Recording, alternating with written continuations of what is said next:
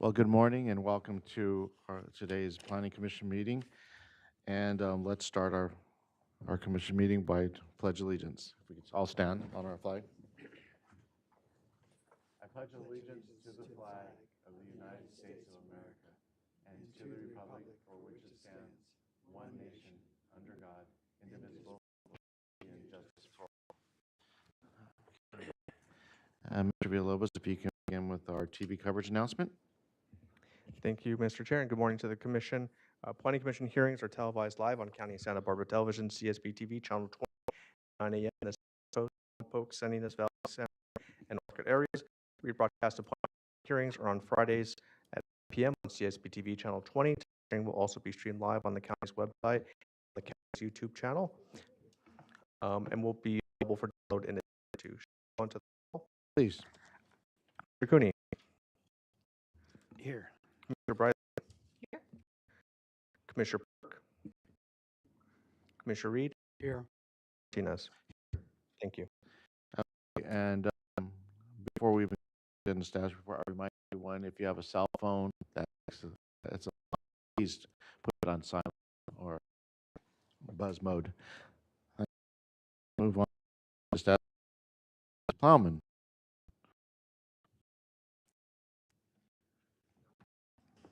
Good morning, Mr. Chair, members of the Commission. We do not have any changes to the agenda this morning. Okay. We have one item on the agenda, the Ag Enterprise Ordinance.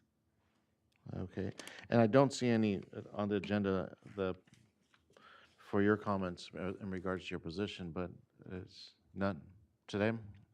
I am serving as your secretary today. Only, okay. Yep, and then I can do a director's report as well. Yes, that's what I was Yeah. looking for. Yeah. And would I do the agenda projection report first? Yes, why don't we do that? I just don't see the director's report on the agenda.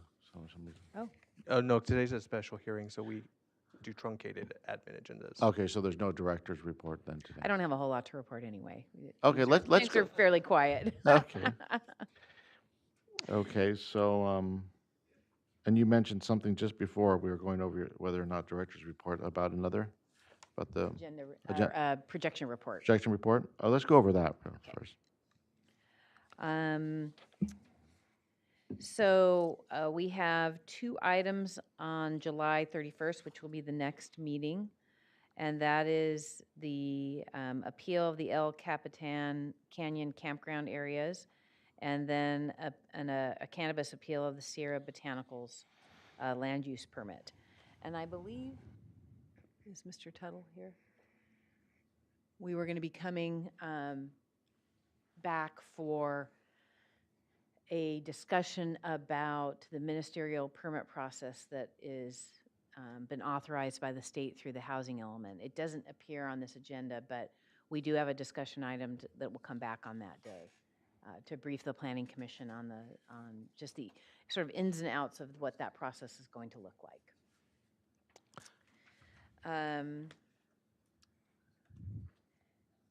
So we do not have anything on the August. There he is.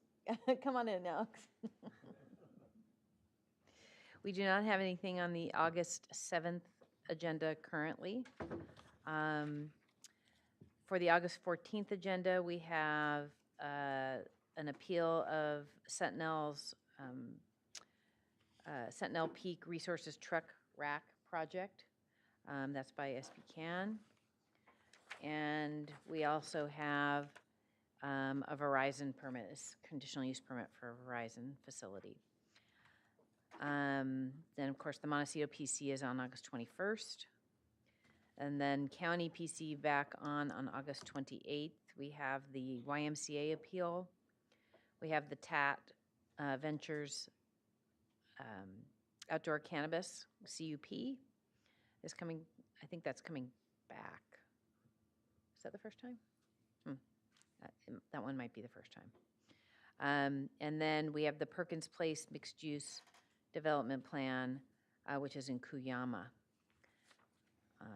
We have nothing yet on the September 4th agenda. We understand Mr. Cooney will be absent there, Commissioner Cooney. We don't have anything on September 11th, and then on September 25th, We have a report on the Strauss Wind Energy Adaptive Management Plan. It's at level 2. We have an SB 35 Coastal Zoning Ordinance Amendment. And then in October, we have, on the 2nd, we have Las Conchas homeowners appeal of a cannabis cultivation. And that, we don't have anything projected beyond that, I think. Oh, wait, we have something for November. On the 20th of November, the Montecito, oh, that's Montecito PC, sorry. Any questions? Commissioner Reed? Oh, I just wanted to make a note, on August 7th, I will not be here. I won't be able to attend. Okay. We have nothing scheduled, but I wanted to Okay. note that. I wanted to ask about August 7 also. The, it's too late for staff to put any matters on there, right? Is it?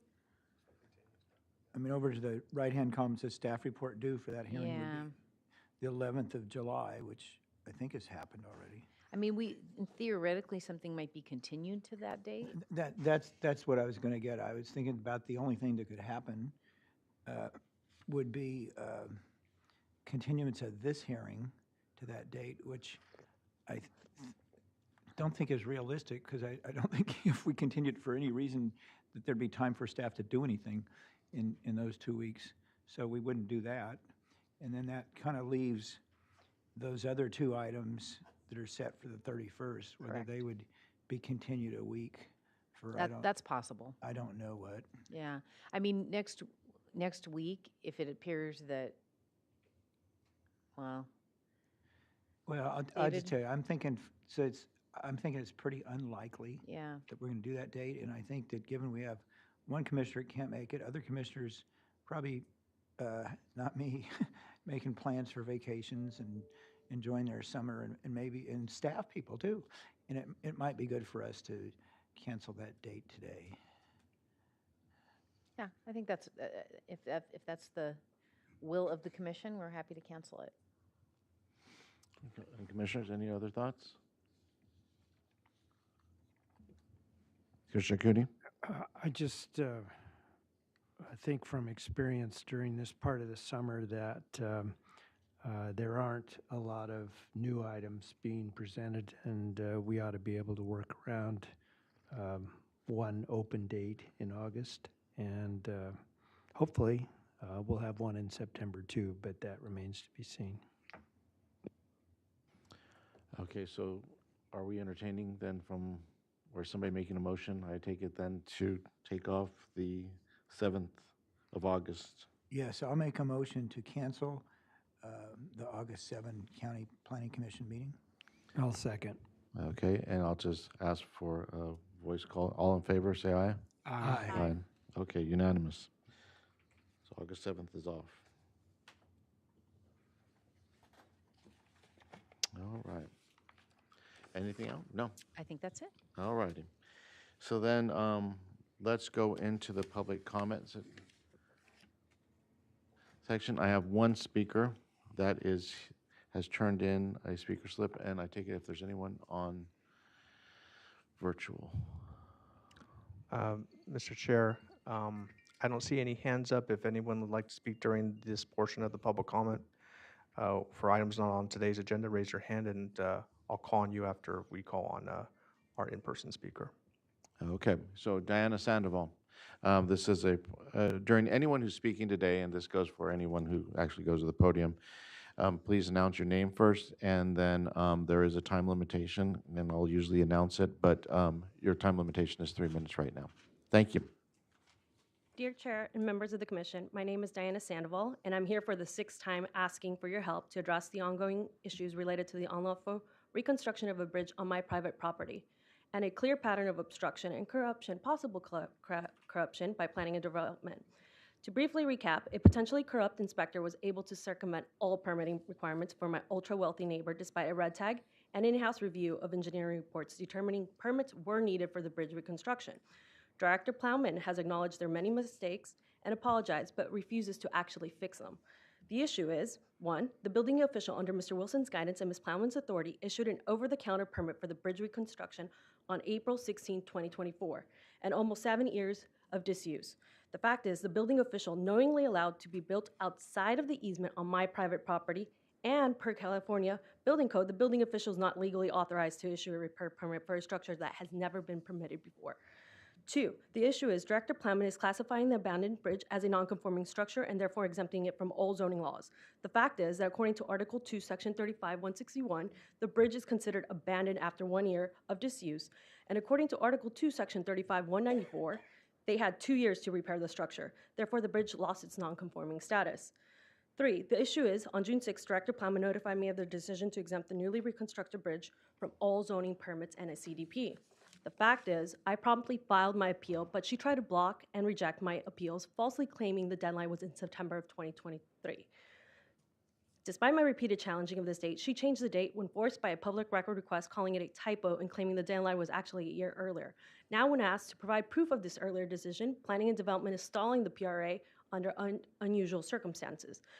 This consistent shifting of the narrative, refusal to provide necessary documentation, and lack of response to critical issues suggest a deliberate legal effort to obstruct and block my due process. I'm asking for your help. Notably, 3 of you are lawyers. You understand the importance of upholding the law and principles of due process. Shouldn't this compel you to at least investigate my serious allegations against planning and development? The county's actions or lack thereof can be allowed to continue unchecked. Please help me by 1, adding my complaint to the agenda, 2, ensuring my timely appeals are processed, 3, review planning and development's exemption from a coastal development permit. The plain English of the exemption of Article 2, 3551B is fairly straightforward for even a layperson such as myself to understand that it does not qualify for this exemption. 4, investigate planning and development's misconduct and possible corruption.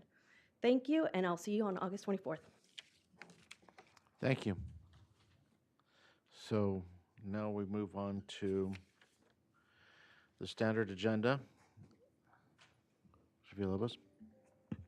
Thank you, Mr. Chair. The following is a hearing on the request of the Planning and Development Department that the County Planning Commission consider the proposed agricultural enterprise ordinance project and recommend amendments to the County Land Use Development Code and Article 2 Coastal Zoning Ordinance.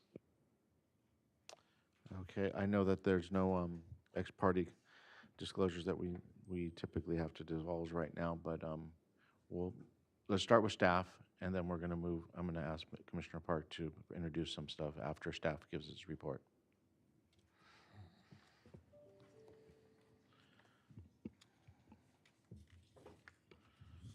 Good morning, Mr. Chair, members of the commission. My name is Julie Harris, and the project manager for the Agricultural Enterprise Ordinance, and I will have a brief presentation today so that you may continue your discussion and make more recommendations on this project. Thank you. So at your last hearing on June 12th, your commission confirmed or reached consensus on several proposed or revised standards that were discussed in the staff report for that hearing. These items are outlined and summarized in Attachment E to today's staff memo, and we'll be able to bring that up on screen if you want to look at it during your discussions. Attachment E also calls out several standards that are still to be determined, which had not reached a final consensus or resolution by your commission.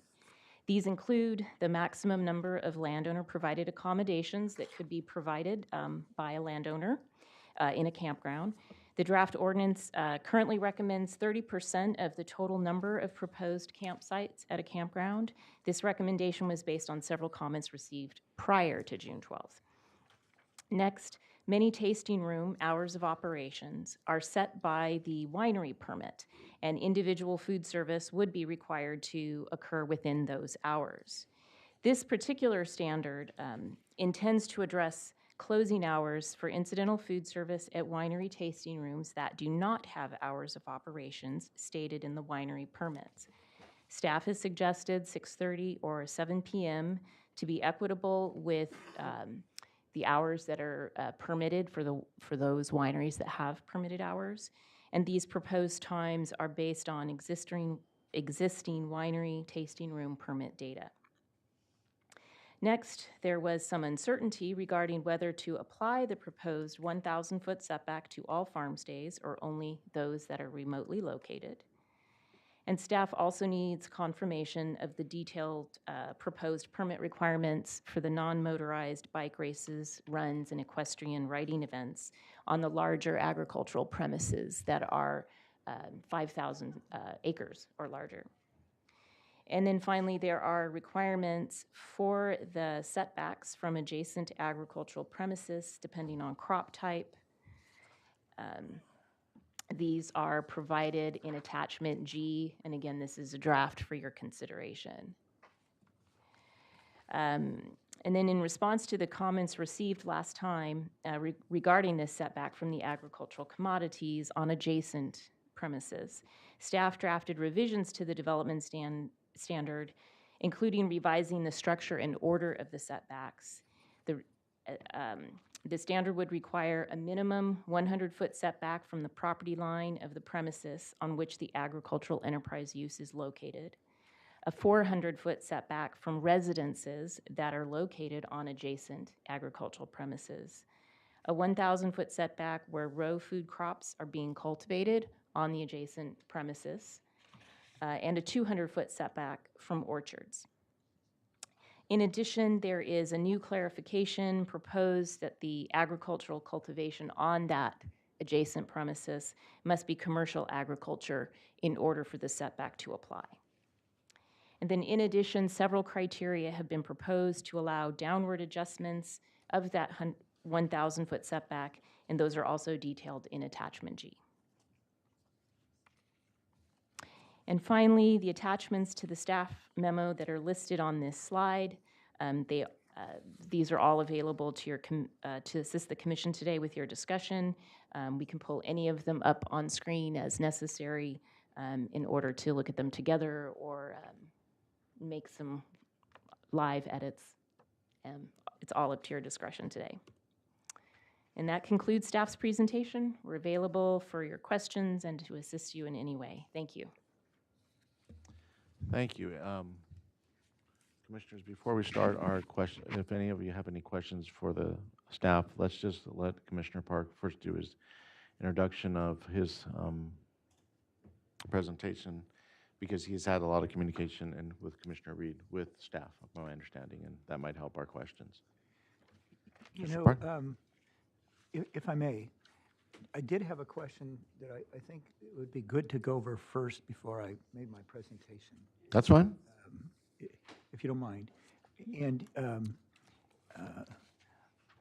I know, Ms. Harris, that staff has worked hard on some very good ideas regarding qualifying how the setbacks would work. And I went over those with you folks privately. And I'm not sure where they are in the documents. Probably it's in Exhibit G, but I wonder if you could just give us an overview of what those are. Commissioner Park, through the chair, are you asking me to clarify the setback details, or are you asking me to tell you where in the land use code they'd be located, the setbacks would be located? Well, not in the land use code, but in the documents before everybody. But I would appreciate it if you right now would summarize what those are. I could summarize them, but you did them and you know them better, so. It would be things like the length of time that it's been in agriculture, the use that's been protected, the size of it, whether the parcel is in commercial agriculture, those things. You know what I'm talking about, right? Thank you, Commissioner Park, through the chair. Yeah, I know. So this is attachment G, and this details the restructured ordinance, and I'm going to enlarge that on the screen.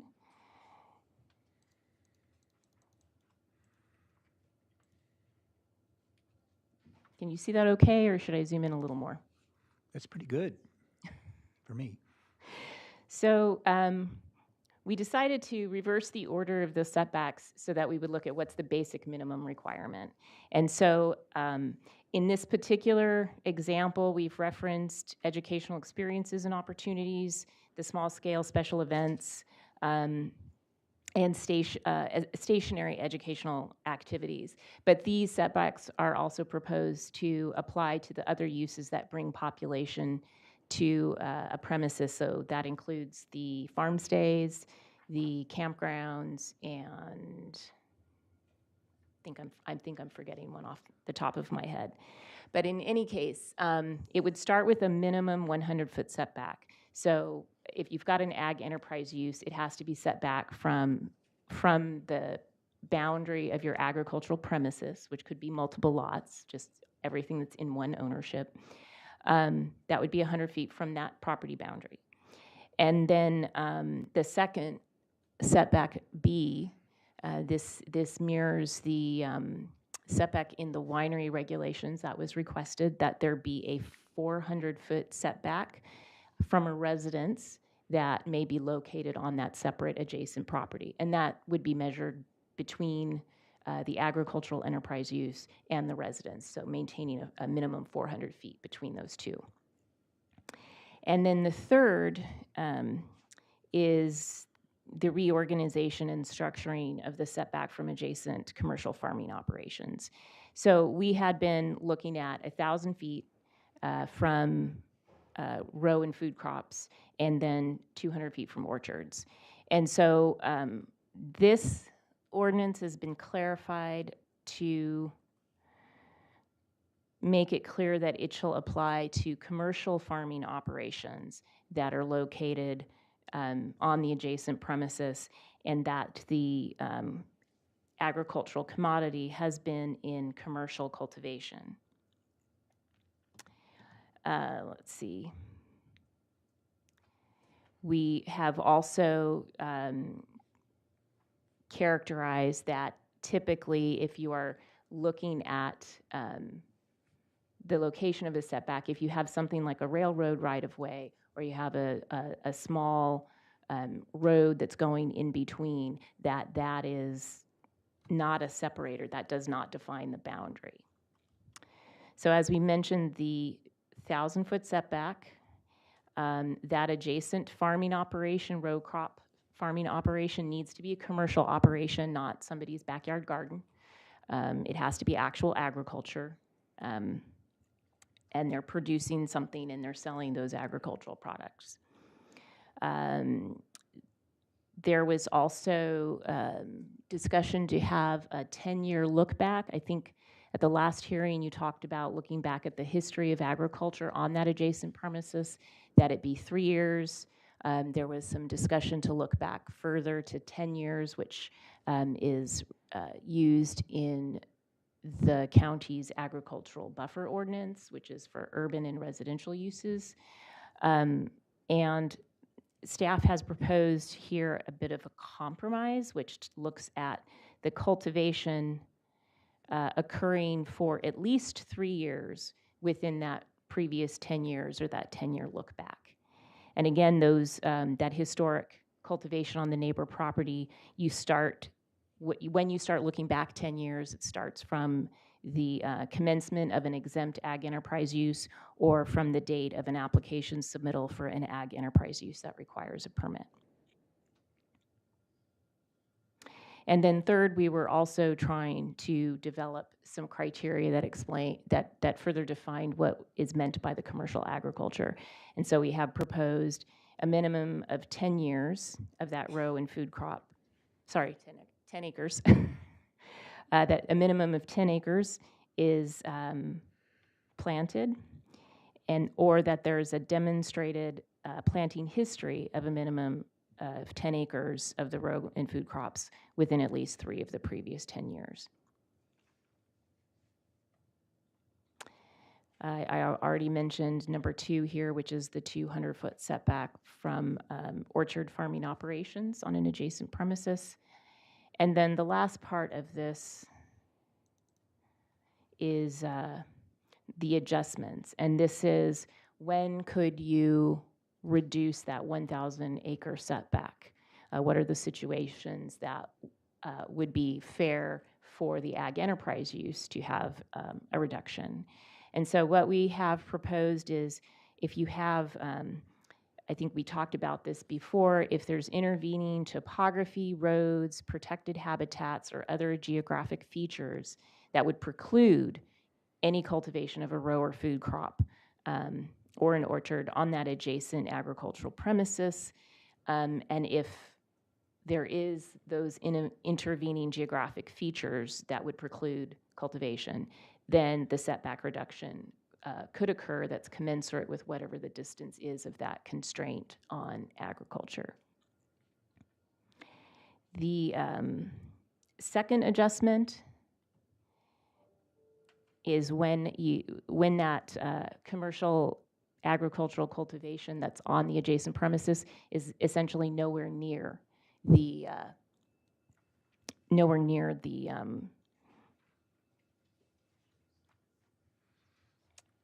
common property line. So if it's 2,000 feet away, if it's a mile away on some very large property, you do not have to apply the setback at all because there is no adjacent cultivation. And then we had two more that we've since proposed. One is that if the premises where the agricultural enterprise uses are proposed is separated from a quote-unquote adjacent agricultural farming operation by a 4-lane highway, then the setback would not apply. So this is when you think about significant 4-lane highways like Highway 101, 135 in certain locations just south of Orcutt, where you have those large 4-lane highways that create a separation. They create a broad separation between uses. We would not consider that an adjacent agricultural operation, and then the 1,000-foot setback would not apply. Could you go back up to subsection 2?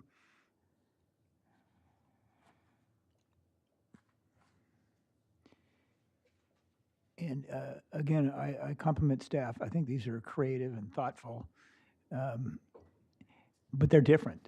They're new.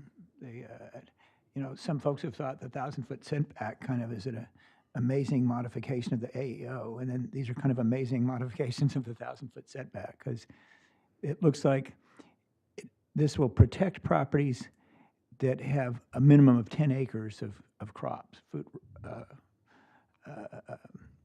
Row crop, right? So that's going to exclude a lot of small farms. I'm not arguing the merits of it, I'm just making it clear. And it has to have been cultivated for at least 3 of the prior 10 years. So that means you don't plant it today and expect it to protect under the AEO, a year from now. And then an interesting one, if you go up to A, there you are, that it's part of a commercial farming operation where the primary land use of the premises shall be the production of 1 or more agricultural commodities for commercial purposes. I've been thinking about what that means, and I'm thinking, well, what if the primary land use is a cattle ranch, and and that's the production of an agricultural commodity for commercial purposes, but then you go and plant a few rows of gourds along the property line and call that row crop and say that, well, that'll prevent any campgrounds nearby within 1,000 feet. So it's the, as I call it, the weaponization or abuse of the 1,000-foot. And I think so it just introduces some ambiguities and some difficulties, but and then you deal with that in your subsequent ones. So I'm pointing that out, and I'm ready to move on to my PowerPoint. But why don't you go ahead, Mr. Reed, if you have questions. Well, I was just going to point out if it's gourds, I don't think it'd be a problem because they're not eaten in a raw state, and usually they're ornamental. But, say he wanted to plant beans or something that people do consume. But I think the main concern is that our ordinance not be weaponized into a tool to prevent adjacent landowners from using it. Somebody hears their adjacent landowner want to put in a campground, so all of a sudden they have a great hankering to become a farmer. And, that's what we're trying to avoid. Yeah. I have a quick question, if I could follow up in regards to this. Commissioner Park kind of answered my question, which it says, okay, if somebody makes an application and somebody just planted a month before that, they're kind of out of luck. But some crops do exist where you have planted them and you cannot do a commercial cultivation of them for a period of time. Avocados, lemons, blackberries. Do we have consideration for that kind of crop, which it is planted for commercial purposes, but it has gone under commercial cultivation? And I applaud the effort. I see the logic behind it, which is planted. You're going to find a lot of people like that. And I know I'm asking the impossible where you see every single kind of view. I mean, but that is one obvious view that I do see out there that can happen. I see that on some of actually the clients that I have as an attorney. And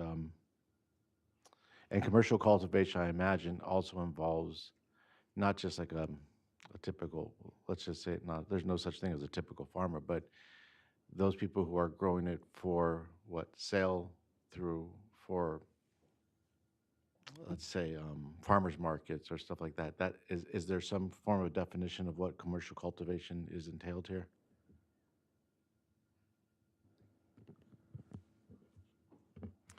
Chair Martinez, we didn't come up with a specific definition. Often from the Ag Commissioner's perspective, they look at is the commodity in normal wholesale agricultural markets that you would sell and see that commodity. Some kind of one-off obscure things that may be more small and locally sold typically are not part of a regular wholesale market. And we don't have a definition at this point, but to try to characterize the commercialness, that's why we looked at having some minimum acreage planted and using at least the 10 acres. And we had considered maybe looking at the uniform rules requirements for commercial ag production.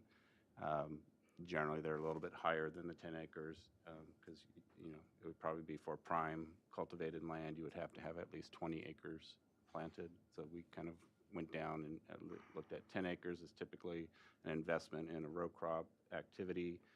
It's not a small personal garden or something, but it's something that you could see that would be part of a commercial operation. So that was at least proposed as one measure of what could be commercial.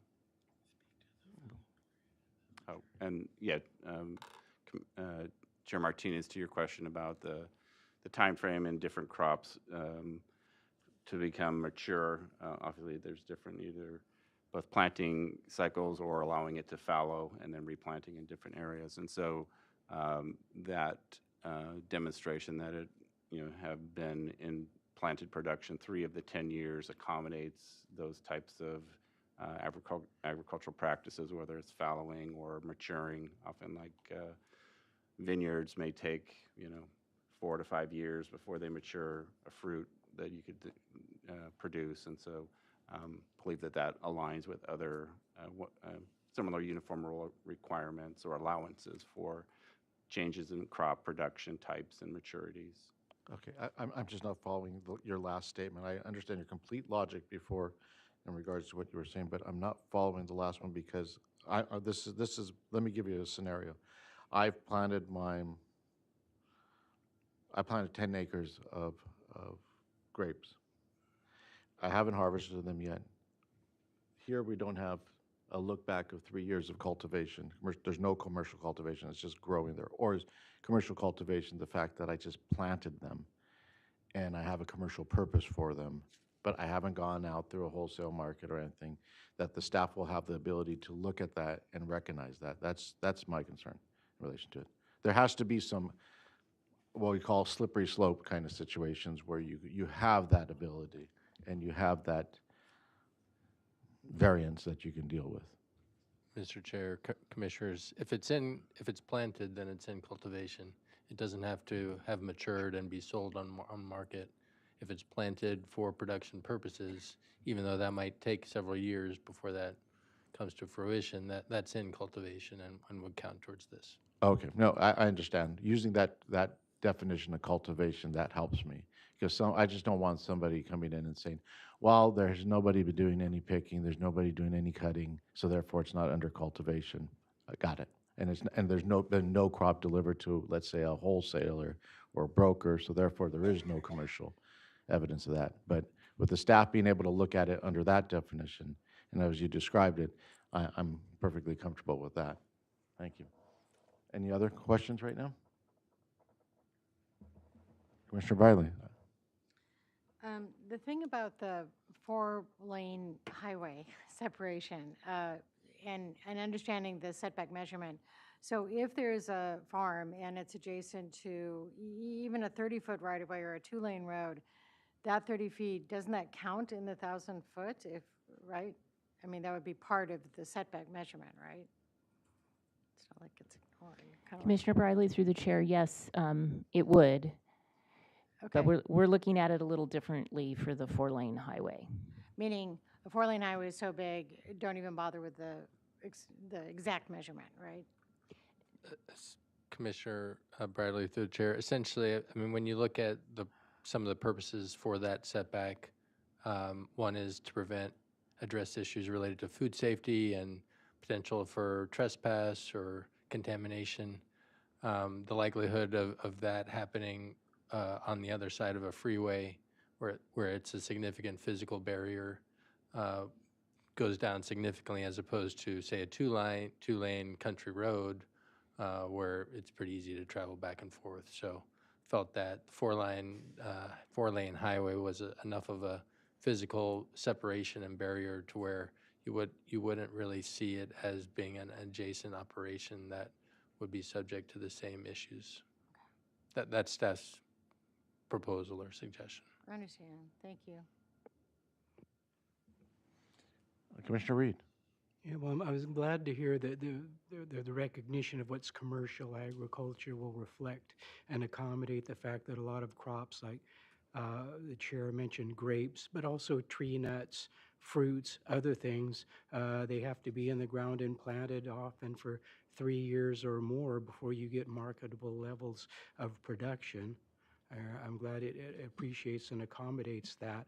I'm a little concerned when you talk about just the absolute size, the minimal size of ag operations, because I know there are a number of some of the smaller organic growers who grow, for the farmers markets and direct to consumer sales, not necessarily, wholesale.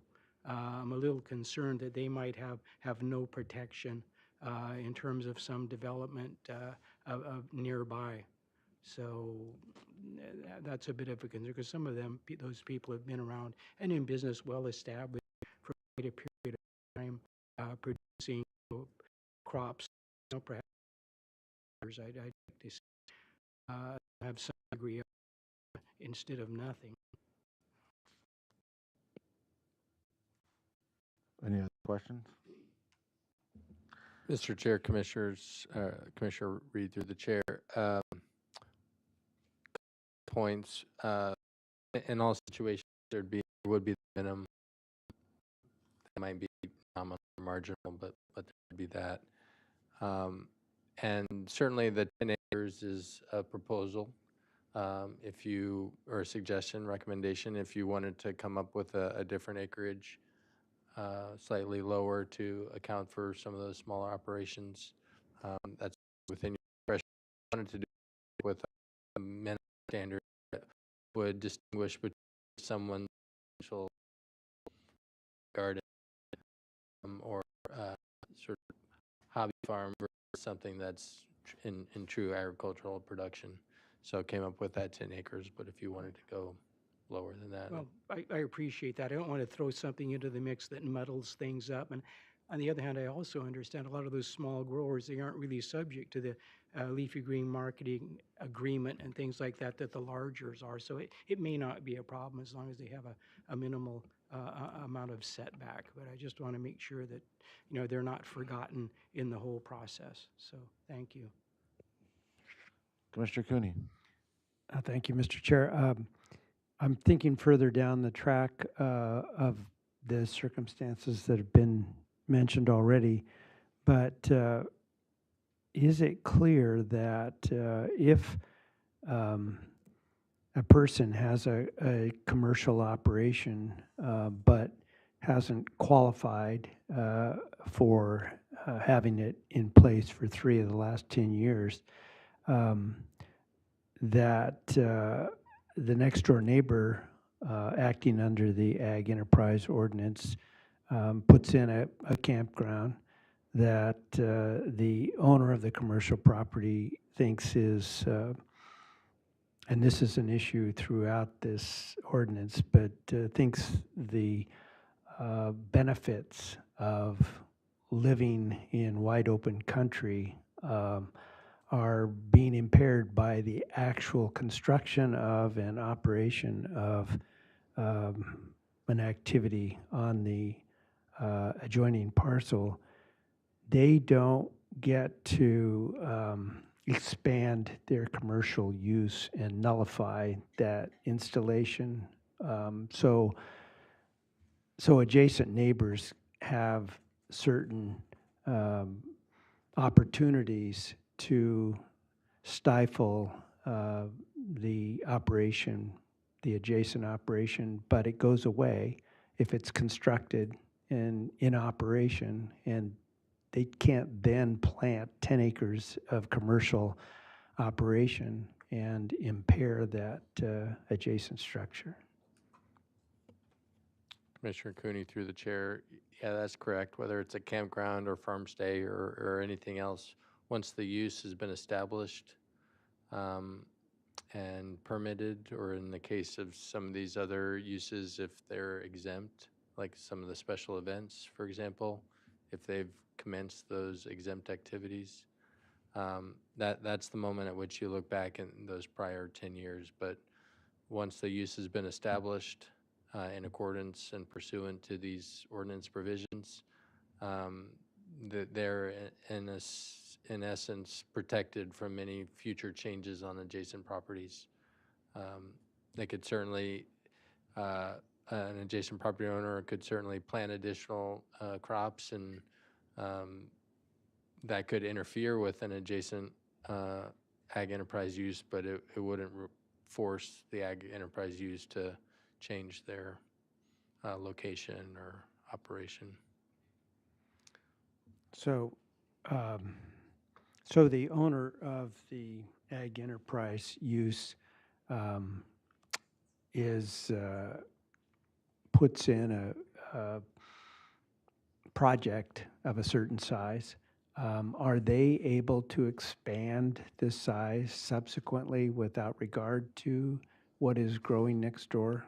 You know, these are kind of real situations that we're guessing at as the ordinance becomes operative, but I think it's important to take them into account now. This is our chance. Commissioner Cooney, through the chair, anytime, say they have 10 campsites and they want to come in and add 5 more, that would require a new permit, and then we'd do that same look back of the 10 years, and if the adjacent cultivation has changed in any way, then they would be evaluated against the current conditions.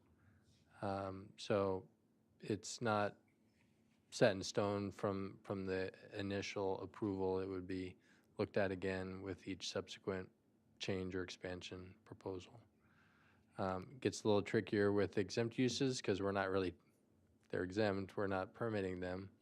But theoretically, the same principle applies. It's for each exempt use that is proposed or established, it would be looking back at what are the adjacent conditions over the last 10 years.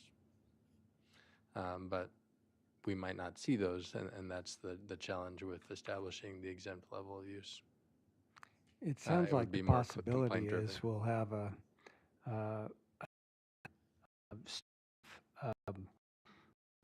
recruitment to be able to handle all these moving targets because the opportunities are open. It's not one time and done. And I'm just thinking of the hypothetical I was suggesting. If someone has grown avocados for their operation would not prevent the ag ordinance use next door. But 5 years into it, the trees are mature and they're operated commercially and everything. So then the adjacent use seeks to expand from 10 sites to 20 sites, double their operation, and they have to get a permit for that. Is the permit concerned with the changes or the passage of time to the row crop block that would be there at the beginning? Commissioner Cooney through the chair. Yeah. Came in, if the enterprise were to come in with an expansion or a new permit to expand their proposed uses, then we would take that point in time, look at their adjacent premises. If they're in cultivation or in orchard, we would determine the appropriate setback based on the conditions at that point in time. Commissioner So Cooney. it is a bit of a moving target. But Commissioner Cooney, I thought I heard you say that the setback would not apply if it had been planted just for 2 years. But that is not the case. The setback will apply because it's been planted and it's maturing and it's in process. So we will consider that commercial cultivation, even though they haven't sold anything yet. So, because we know that there are a variety of crops that take time to mature before they can actually produce the fruit or whatever it is they're growing. So we don't look at two of the past 10 years as even being involved. The setback would be the same. Commissioner Cooney through the chair. So as currently written, it is 3 of the prior 10 years. So if it has been vacant He's right. and they've only recently planted a crop in the last 2 years, they would not have met that 3 of the previous 10-year threshold. Now, if 7 years ago there was something in the ground and that cumulatively added up to the 3 years within the prior 10, then that would count. If you're uncomfortable with that, again, we have room to modify the language. So, but yeah, as currently written, if it's only been in the ground for 2 years and there's no other prior history of cultivation on that, that would not be sufficient to establish that setback. Well, I appreciate the way you're taking these hypothetical situations and projecting them as I am, and I'm not sure whether I'm comfortable about it or not enough to suggest changes or modifications, but I do see them as potential problems. So we'll just leave that now. Thank you. Yeah, and if I may, I know I'm kind of usurping the other 2 commissioners who have their lights on, but that scenario which was just described is a concern of mine, because you have the old legislation, the Right to Farm Act, and somebody's out there, they plant something in all good faith in 2 years, and then all of a sudden they have something that's going to affect their farming operation by our new ordinance. The problem I'm seeing, or my concern is that this is a good ordinance, and by it being introduced, it's being introduced with kind of a you must comply now kind of situation, rather than over the years it's going to mature, and then the reality is that everybody knows how it works and how it's going to affect. So you're not going to have any of these initial scenarios that we're talking about. This hypothetical scenarios that we're talking about are the biggest concerns, because I could see them coming up. I mean, even if I have a strawberry row crop for 1 year, and I bought this land and I invested my money in it and I've drilled a well and I'm doing it, and I have it only for 1 year, this ordinance is going to put some handcuffs on me in relation to the thing. One of the scenarios that I'm thinking is that, for any agricultural enterprise, commercial enterprise that is utilizing water has to report to the Water Quality Board of any water runoff. And that may be something to utilize, because if you're doing it for commercial purposes, you have to report it. you have to comply with the Water Quality Board and all their runoff programs, because that may be an element or a factor to determine whether somebody is doing a commercial enterprise here and now, rather than, because I guess the best word is what Commissioner Reed just indicated, is you don't want anybody to weaponize this ag ordinance. That's not anywhere near the intent. But, being a lawyer, we always look at the devil's advocate and always see that, there's going to be some scenario where somebody can try and weaponize and say, I moved here from the city, and I don't want anybody planting around me, so I'm just going to apply, just to apply. And I'm going to make sure that nobody, not in my backyard, is going to happen around me because I want it the way I want it. And that's the scenario that this ordinance is not meant to be. It's a good ordinance, but I could see that happening, and we're trying to guard against everything, but the reality is you can't see every scenario. And I just want to make sure staff has that ability and to look at those things. And I can only imagine that a realtor nowadays is, they're going to have some disclosures that are going to have to be added to their sales things. I mean, it's that far-reaching in my mind. So, Commissioner Reed? I just had one additional thought for staff, because the question is, you mentioned, is it a hobbyist grower or a real commercial grower on these small plots? For very small plots, if somebody puts in, this would not work for durable crops like grapes, trees, etc.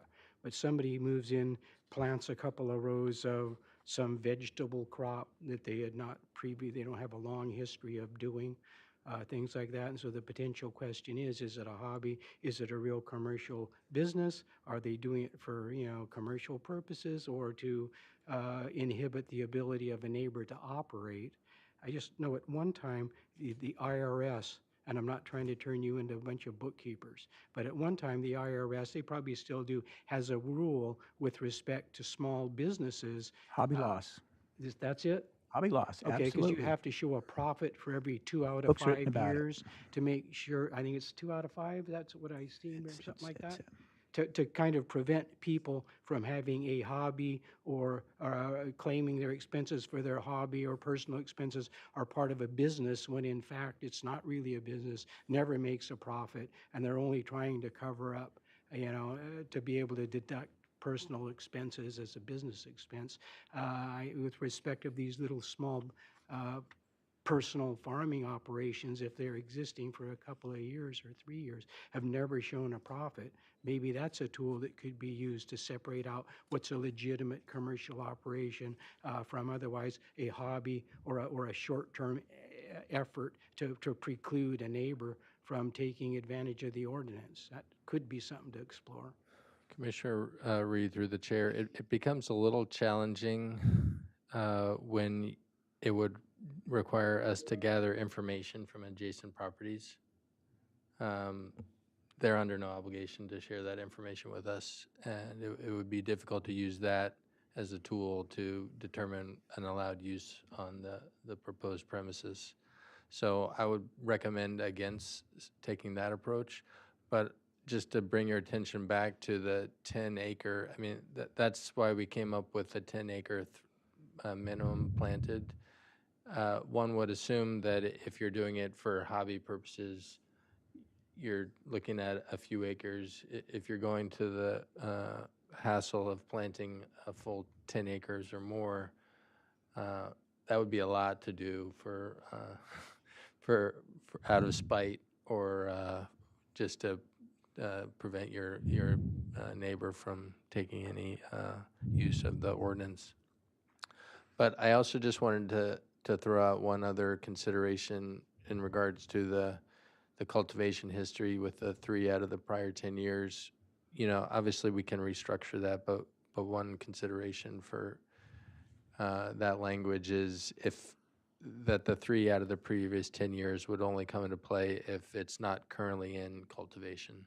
So if it's currently in cultivation, they don't have to demonstrate that 3-year period. But if it's not currently in cultivation, then we would look at that 3 out of the prior 10 years. So that's something we could look at as well. I'm wondering if there's another option where you could have a different standard for crops that require a certain number of years before they mature. I mean, it starts to get complicated, but that's another way you could address that. So, for orchards and it gets quite detailed, but. All right, Commissioner Park. So I'm eager to provide the solution. Can I go to but I'm going to, actually I have to give a trigger warning here that I'm going to use a lot of similes and metaphors and cliches today, and maybe mix a few metaphors, and you'll just have to live with it. But it helps communicate things. But before we go to my PowerPoint, I want to use what's on the screen to illustrate something. And remember, I spent 45 years working for good pay to poke holes in ordinances like this and in trust documents and contracts and whatnot. And if we look at my hypothetical ranch owner, and because they are raising cows, they meet the requirement on subsection A of having the primary land use in production of agricultural commodities for commercial purposes. And they've been growing a wheat barley mix for their hay on a couple of acres forever.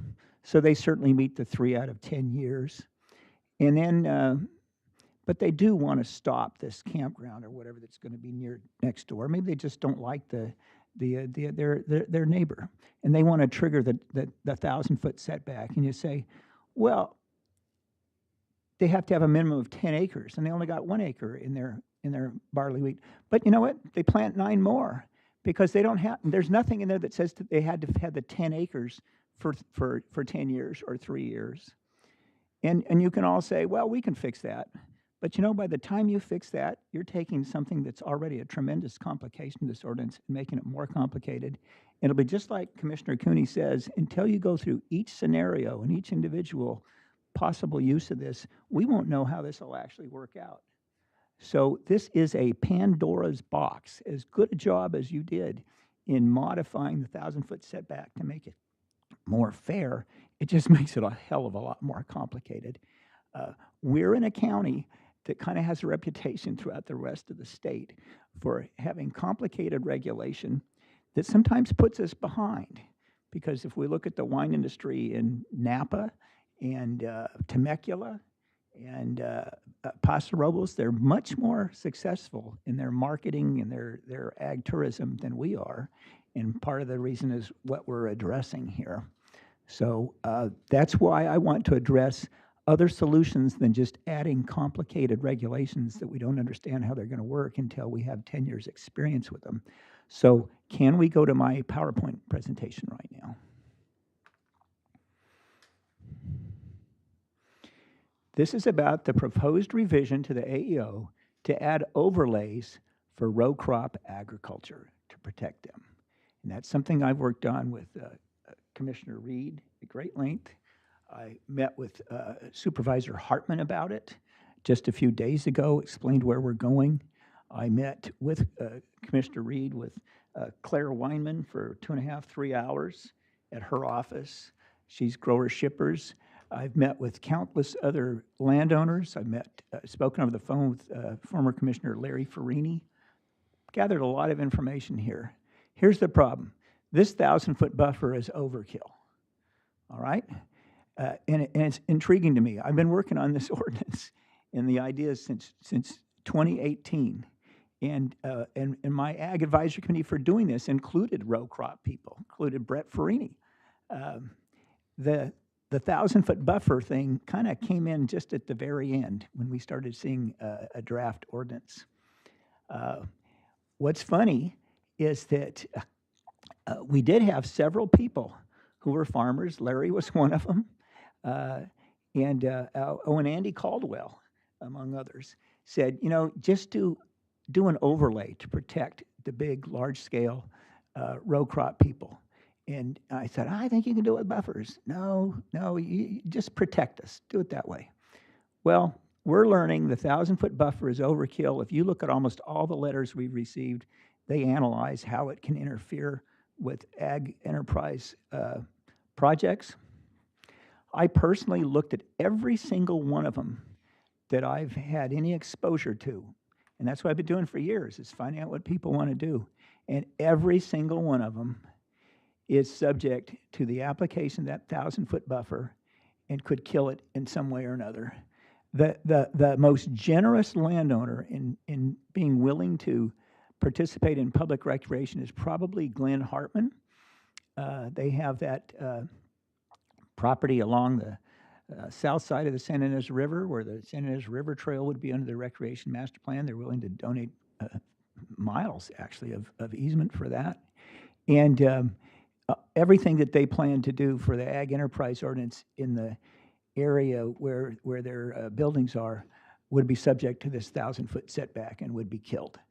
And I can go on and on and on. It's capable of being weaponized. You can use that 1,000-foot buffer because it has such a drastic effect, and design your project or design your agriculture next door in order to kill it. And we've just gone through with examples of just how one could do that through these amendments that staff's talking about. There's poor public support for the 1,000-foot setback, including some row crop farmers. Let me explain that. I had a long meeting with Matt Givens and his father, John Givens. They're very well-known organic farmers. They have a 100-acre parcel. It's on Santa Rosa Road across from Vega Vineyard. If they applied 1,000-foot setback, and it's not their choice, by the way. Remember, we've had that discussion that we can't have consent between landowners. Staff told us that wouldn't work, that this is an ordinance and it applies. It's a matter of criminal law, actually. And if the Givens had that 1,000-foot setback, their presence of their row crop would kill most of the ag enterprise uses on Vega Vineyard, other than the existing wine operation. But more interesting is that Matt explained to me that of their 100 acres, they've got about 60 in production right now. They've got a farm stand. They've got some pasture. And what he'd like to do is actually have a small campground in the pasture. And that would give them a more consistent source of income. And there are other things that he would actually like to do under the Ag Enterprise Ordinance. But with the zoning there, next door is former claim mine, Larry Assine's property. And he's got some acreage, it's about 150 acres, and there's 20 and 40 and 60 Ag 2s. And there's an Ag 2 across the way, Lavender Oak, which is where my sheep go in the winter. And the presence of these small row crop operations, along with the 1,000-foot setback, would kill any other ag enterprise uses that they want to engage in themselves. The Givens would like to do that, but they could not because of the 1,000-foot setback. So it's actually a step back for a lot of row crop farmers. But the worst thing about the 1,000-foot buffer is it does a completely inadequate job of protecting row crop agriculture. And I'm talking about the large-scale commercial row crop agriculture that you have in the Lompoc Valley, you have on the near Los Alamos, but especially in the west and east Santa Maria valleys. Those folks, as certainly the two commissioners on either side of me know, it's not just about overspray. We keep hearing about overspray in 1,000 feet. No, there's contamination, direct contamination, and that leads to E. coli and things like that, and can shut down whole industries. There's concern now that there's an airborne form of E. coli. Claire Weinman was pointing out to us that a proper buffer might actually be a mile or two for some purposes. There's water quality issues. That has to deal with, as Commissioner Martinez was just explaining, now we have state boards that are regulating what your water does after you irrigate and where it goes and what's in it. And so all these things lift the cost of being a farmer. One thing I didn't mention is all the equipment, including pickups for these farms, had to be replaced in the last few years to comply with pollution control measures. Trespass was another issue that got brought up. So they're very anxious about this ag tourism and would like to just not have it be a problem for them. Okay, so this is the problem. Let's go to the solution. Next slide. David. There you go. What we propose to do instead is protect the primary large-scale row crop agriculture areas with overlays. It would provide a much better protection for these row crop farmers, and it wouldn't significantly interfere with AEO users, and it wouldn't have all this incredible complication we're heading into. I loved it when Commissioner Reed, good straight man, brought up hobby loss. And I think of all the books that are out there about hobby loss provisions of the IRC, the Internal Revenue Code. And we start going down and talking about what is commercial agriculture. How do we define hobby? How do we define it? And you'll get a code that's hundreds of pages long. The only person who will understand it will be some P&D planner that doesn't exist yet. And Director Plowman's going to have to go to the board at budgetary hearings and ask for 3 FTEs for specialists in applying the 1,000-foot setback. And, you know, we don't need that complication. I went over it with in fact, I confessed to Supervisor Hartman. I said, you know what, if we keep this 1,000-foot setback, it's going to completely undermine this ordinance. And even though I've been working on it for 5 years, I would vote against it. I'd say kill it and come back another day. So what do we do instead? We do these overlays. And they're going to do much better job for these row crop farmers, which they need. The basic concept of the AO, if you think about it, is simple. We just allow additional uses in Ag 2 zones that don't exist today. So it's permissive. It just says you're allowed to do this. So how do we do an overlay? We simply say, here's the overlay, and you don't get to add those uses to Ag 2 zones in the overlay areas. It's very simple. Should be simple to draft, and it's, I think, simple to understand. It's not one of these overlays that adds a lot more prohibitory provisions and complicating things. It's simple. And then, of course, we would reduce the 1,000-foot buffer outside of the overlays. It would 1,000-feet thing would go away. Let's look at some overlays. I drew some maps on CalTopo. I did the best I could using photographic evidence of where things are and then just my own knowledge. But I admit that these need more work, the boundary lines. We know that with the noticing requirements we have, we would have another hearing on this where people could talk about boundary lines. I've talked with Larry Freeney and Commissioner Reed that we'd like to engage in some explanatory workshops with growers, shippers, and so forth in the meantime between other hearings so that people could really express themselves on exactly where the outline should be. But these are actually pretty good. One thing is, you know, it takes a lot more work when you're drawing a map to exclude certain areas. So if you go along the south side of my overlay for the East Santa Maria Valley, it actually includes Lake Marie. Well, that's kind of stupid to include Lake Marie in an overlay, but I just didn't have time to take it out. And I don't know exactly where the city limits are on the other side, the west side of town, and we'd have to conform that. So we'd do some work with this. Anyway, that shows the 4 overlays. There's a West Santa Maria Valley, East Santa Maria Valley, 135 corridor, that's Highway 135. So that's in between Orcutt and Los Alamos. And then Lompoc Valley at the bottom. And you can see it's kind of 2 lobes. The biggest piece is to the west, but it actually goes up over kind of near the prison in the river. And there's farming in there. And then there's a lobe over to the east, you know, which you would see as you're driving to the mission or into town. And now let's go to the next slide, David. This is the West Santa Maria Valley overlay. And you can see with CalTopo, it actually overlaid map over, over some aerial photography. So you can kind of see where things are. And you might say to yourself, why did Park stop with his northern line there and not go further north where we can see all that row crop? Because that's in San Luis Obispo County, and they need to work that out themselves, not us. And don't even get me started on the Levee Trail. Okay, that's a joke. That's a joke. Okay. So anyway, there's West Santa Maria, and it goes, most of the way out past, well past Guadalupe and into where the road kind of narrows and you go out to the park out there.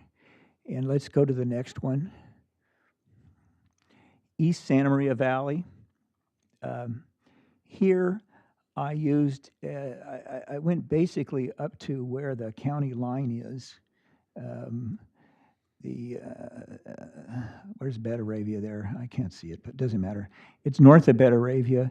I ran the eastern line down the Sisquoc River, and the Sisquoc River, and I did that because on the other side of the Sisquoc River, there's a lot of agriculture, but it's all grapes. Okay, so the Santa Maria Mesa, where you have miles and miles of grapes, and they want to participate in the Ag Enterprise Ordinance. They want to take advantage of that stuff. So it makes an obvious place to split it. I took it down to the, you can see a little lobe going off to the southeast, and I took it down to where the bridge is that crosses the Sisquoc River going up Tepescate, and there's some row crop all the way down there. Interesting how we want to make this work right.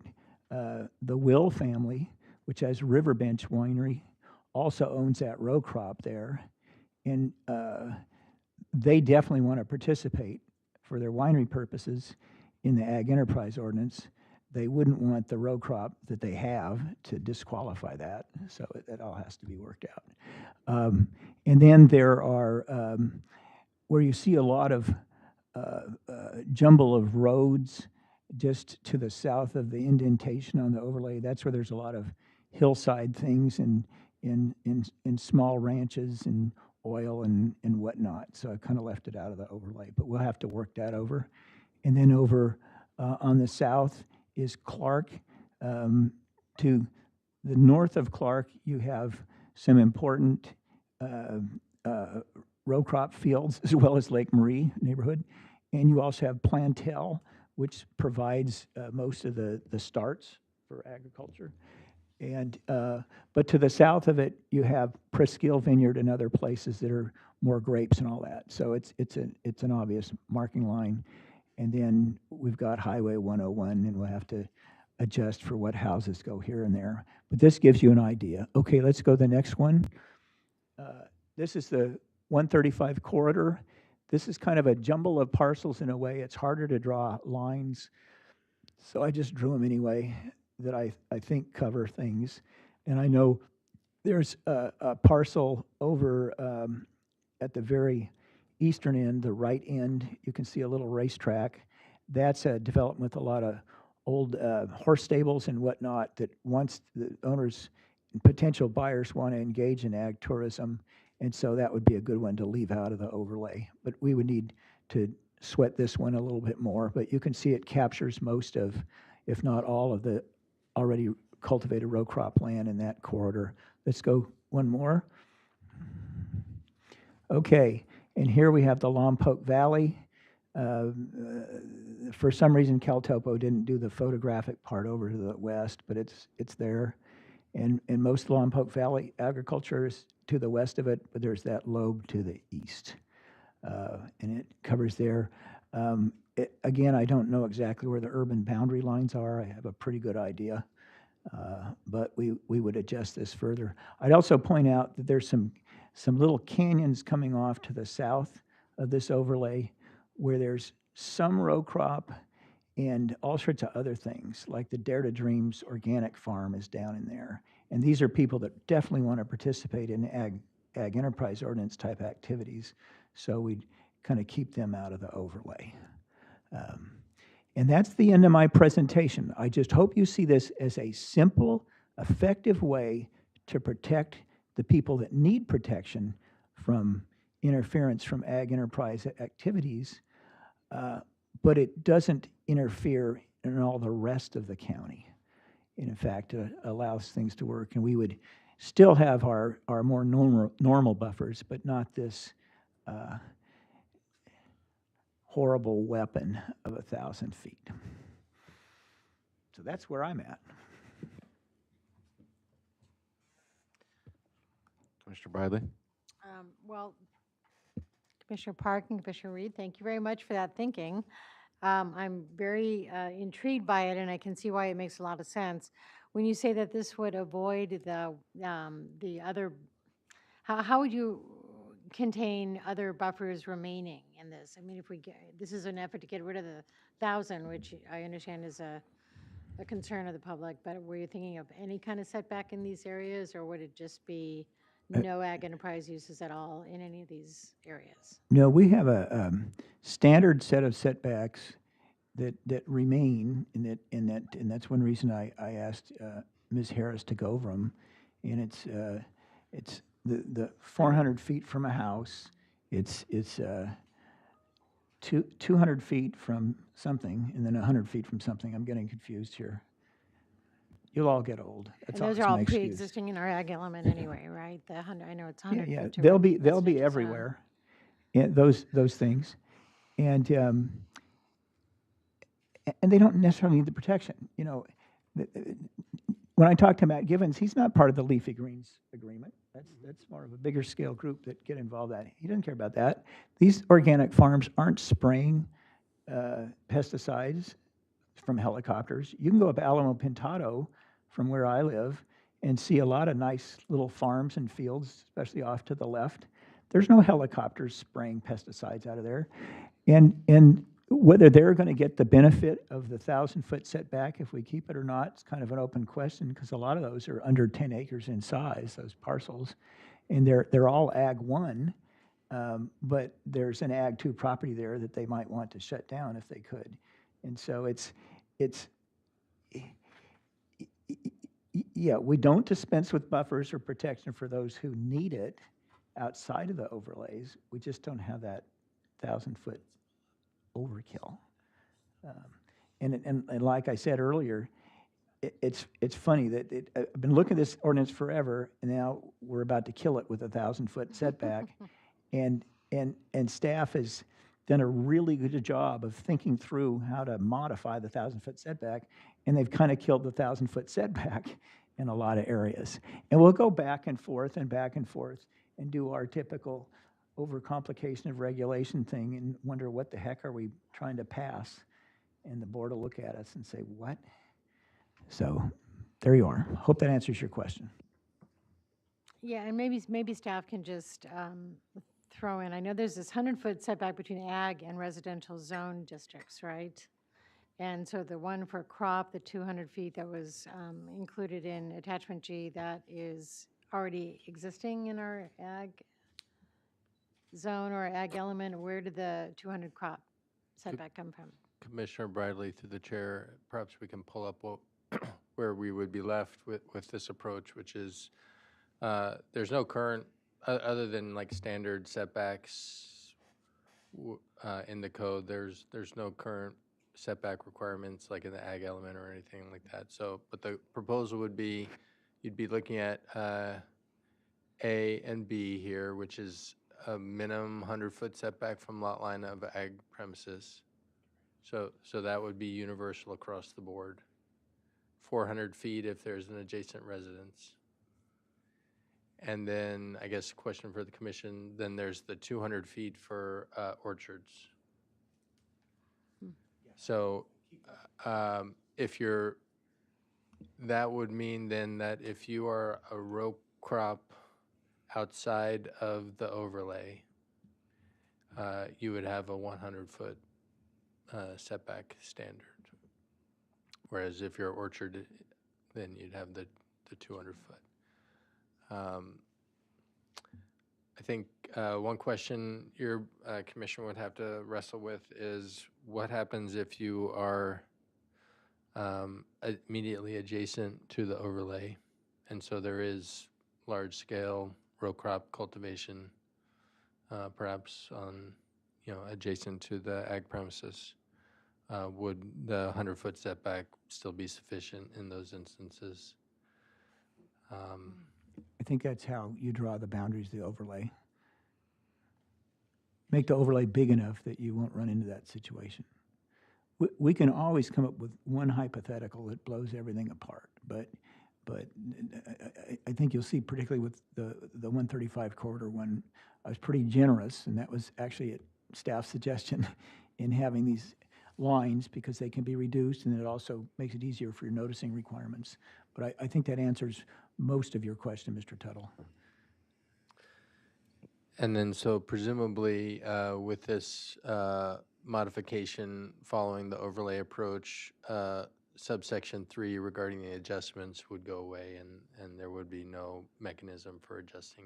You still have the 100-foot in all situations and 200 adjacent to orchards. Looking for simplicity, but you're right. Well, but for everywhere outside of the overlays, this would still be in effect. So why would we get rid of that number 3? That's adjustments for outside of the overlays too, correct? I think the concept being you wouldn't want to adjust any further than the 100 feet and 200 feet are already fairly small, or so you wouldn't want to adjust any further than 100 feet.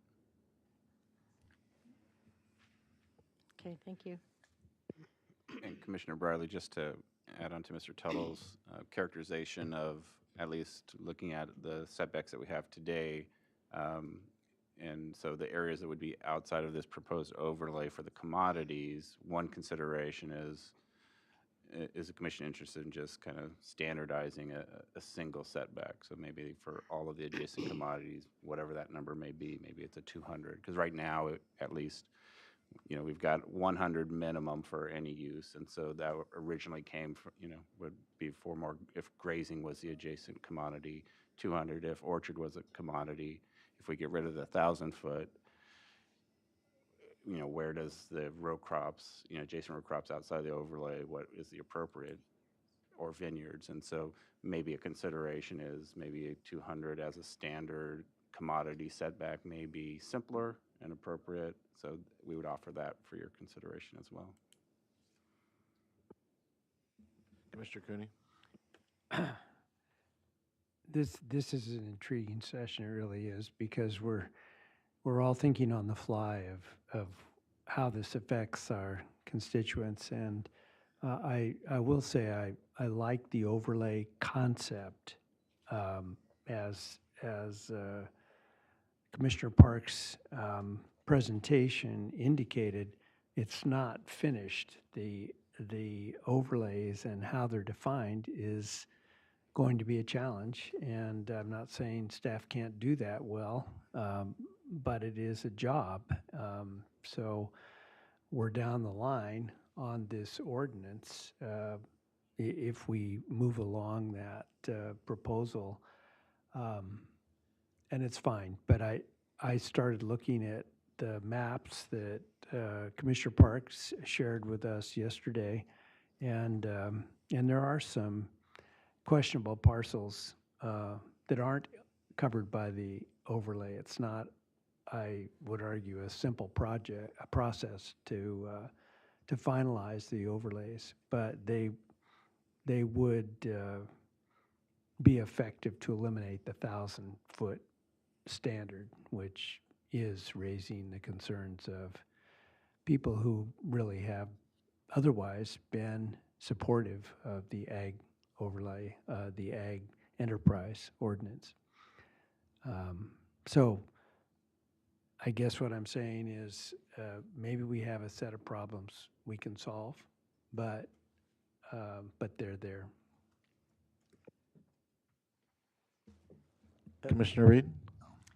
Oh, thank you. I just, yeah, as one of the supporters, sponsors of these overlays, I'd like to make a few comments about the presentation and the basis, and I think the need and the promise that this offers.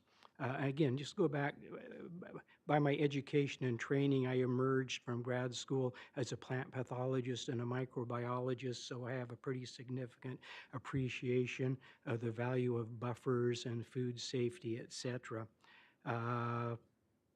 First line says 1,000-foot buffer is overkill. I don't know that I agree quite so much with overkill. I have not been able to spend quite the amount of time I usually would with Commissioner Park in working out the intimate details of this, because I've been out for a couple of weeks with COVID. They tell me I'll be over it in another week or so. No, I've been testing negative for the last 5 days, so don't worry about it.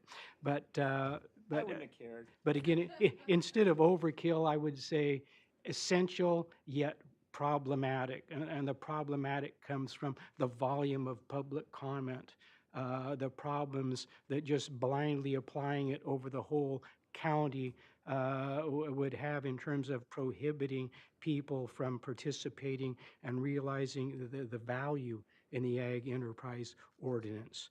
We've seen quite a variety of schematics and overlays showing that, it would pretty much preclude participation in the AEO except for about 3 square feet of the county out in Cuyama, but that's facetious.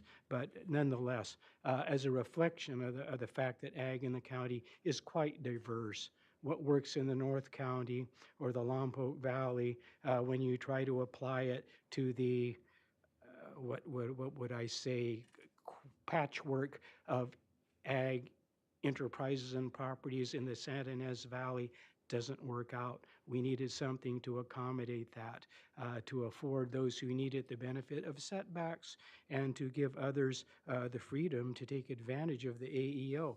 From the beginning, I kind of, asked for and recommended we try to establish some system of coming up with carve-outs for areas like the Santa Ynez Valley and others. And as a result, this is the first thing that is actually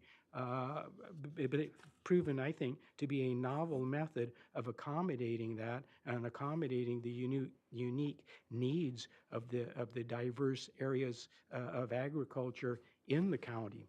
And it also accommodates one of the points that Commissioner Park made about providing adequate protection for row crop agriculture, primarily in the North County and the Lompoc Valley, because the one certainty that faces us is that the number of potential agricultural pathogens and the number of evolving existing agricultural pathogens proves that in some cases it appears even the 1,000-foot may not be adequate. So an overlay is a way of affording areas rich in large-scale row crop agriculture like the Santa Maria Valley and the Lompoc Valley protection against an evolving array of challenges. So bottom line is, I think this is a very effective kind of a first pass at giving a system that offers the flexibility to protect ag where necessary, but to also afford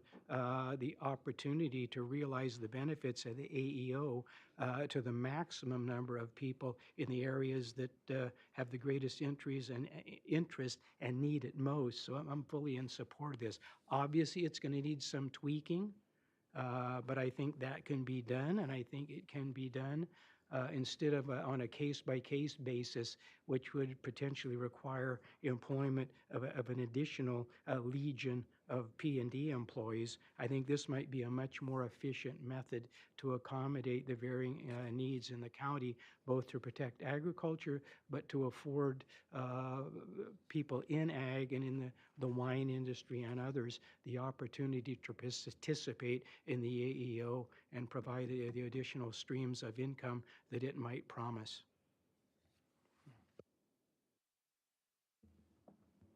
I don't know if staff, are you going to respond to it or?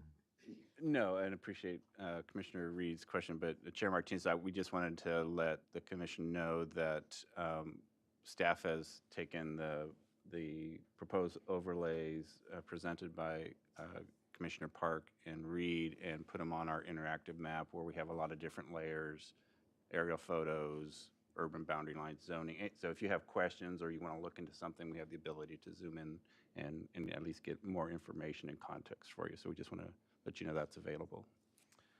All right, so why don't we think about that and take a quick 10-minute break? It's 10:33, so let's come right back in 10 minutes.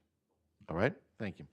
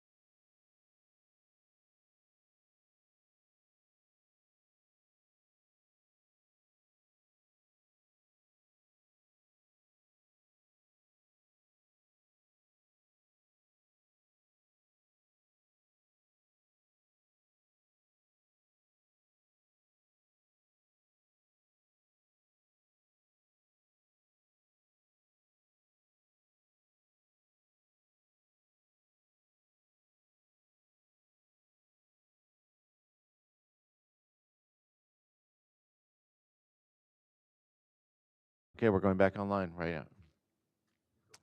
Well, good afternoon. We're back to our second part of our morning session. And what we're going to do now is we're going to get our public comments. And we're going to start with those people that are here. And for those who are online, if you're going to want to speak, you got to raise your hand within the next, let's say next, it's going to take 10 minutes at least to go through those who are here. But the next 10 minutes, raise your hand. If you have any complications, there's a telephone number that you can call. Mr. Villalobos will be the one taking care of that stuff for you. But this is your opportunity. After that 10-minute period of time, no more online, and there's going to be no more here. So I got all the speaker slips here. And generally, the rule is, again, state your name before you start speaking. You're limited to a 3-minute period of time in which to speak. And if you go over the period of time, I'm not trying to be rude, but just to keep things moving, I will interrupt you. So first up is Susan Petrovich. Thank you, Mr. Chair. My name is Susan Petrovich, and I've given you a little one-pager that has some technical things in it, so I don't want to address that. But I do want to take us back to the beginning, and that is the Ag Buffer Ordinance that the county adopted many years ago. And the 3 out of 10 years test seems to violate that, because just as one party can weaponize the ordinance, so can the other. And so you may have a property that is not now in cultivation, and the owner wants to put it in cultivation, and suddenly we've got this obstacle. We never intended, this whole ordinance was to augment and help agriculture, not take away their agricultural opportunities. But someone did point out to me that the setbacks, because they've been arbitrary, there's no real basis for the numbers, really prevents a large number of smaller farmers from using the ordinance, simply because their properties aren't wide enough. So I suggest that there should be a significant reduction in the setback if the operator / applicant builds a fence that is dog-proof, so that people and dogs can't just get into the property. The setback would have a lot more effectiveness too, or the fence would have a lot more effectiveness within a setback, simply because it's harder for people to jump a fence than it is to walk another 100 feet. So I would just ask that you look at that, because I think it's maybe a way to help these people participate without doing any harm. In fact, I think it's for the better, because we all are worried about contamination and theft. There's a lot of theft going on in the agricultural lands already. We don't need to make it worse. Thank you. Thank you. And our next speaker will be Dennis Bozanich.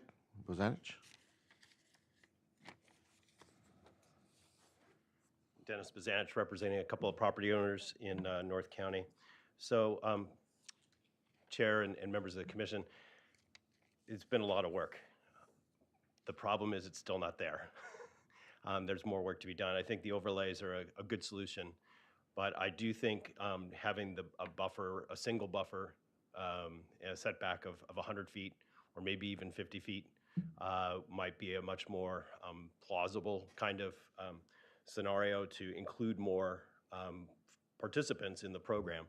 This is about economic development at the end of the day. This is about providing another revenue stream for property owners, and it barely does that now, but to then exclude them because of the size of the setbacks is going to be frustrating for everybody. I'll just say that. I think we had hoped it would be more. We would hope there would be more incentives for folks and more opportunities to develop their properties. And this feels like just barely something, but not enough. So we would hope for more. Thank you. Thank you. And next up would be Amy Steinfeld.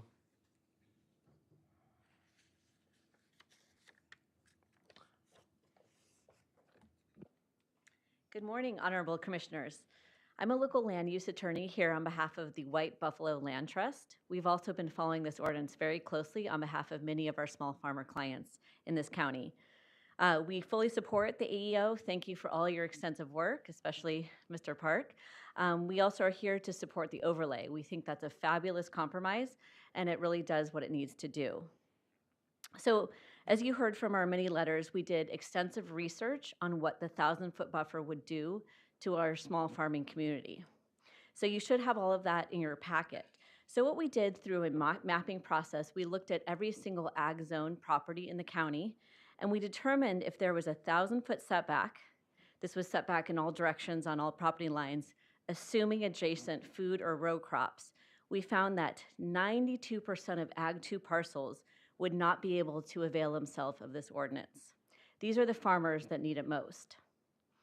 Should a 1,000-foot setback requirement be implemented, it would also only allow about 37% of Ag 2 100 parcels to participate in the AEO, and it would even eliminate about half of the Ag 2 320 parcels.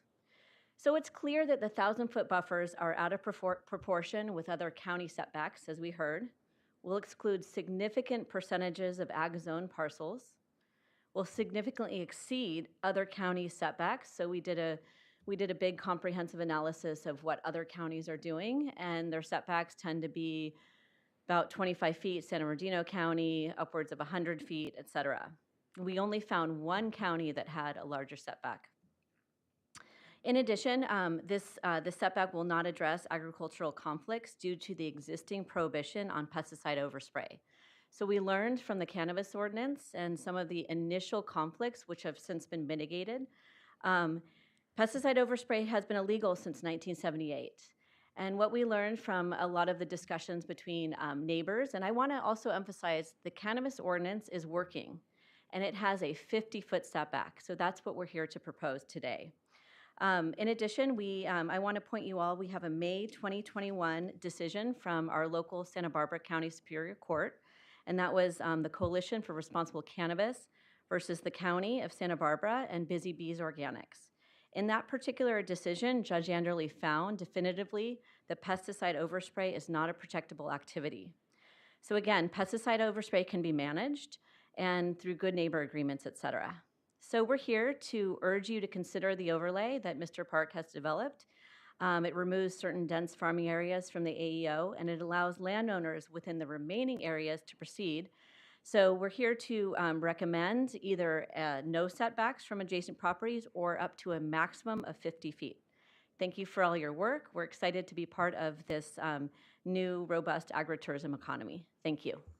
Mr. Chair, I have a question for the speaker. Yes, Commissioner Bryan. Thank you, Ms. Steinfeld. Your research was very interesting. Thank you for pulling that together. So if the commission was between a choice of going forward with the overlay or just sticking with the ordinance with revision to the setbacks, some of the other public comment that we've heard is just get something on the books because this has gone on for a long time, but we understand why if we've been watching it closely. Are you concerned about a delay in the county's adoption of this if we move toward the overlay concept and it takes a couple more months? Where does that stack up with your clients? Thank you. Great question. So at this point, we'd rather get it right. I think a few more months can't hurt. And in addition, if it removes some of the opposition, we would rather proceed with an ordinance that includes an overlay and that has either 0 or up to a 50-foot setback in all other areas of the county. So we're willing to wait a few more months and be patient, but many of our clients would like to see this ordinance go into effect by 2025 so they can start planning for the 2025 tourism season, which really runs from springtime to summertime. All right, thank you. Commissioner Park.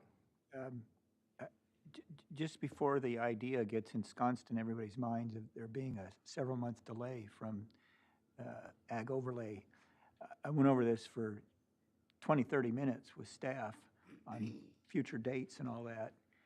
And we figured there'd have to be at least one more hearing after this one to go over language if we just didn't even have the overlays.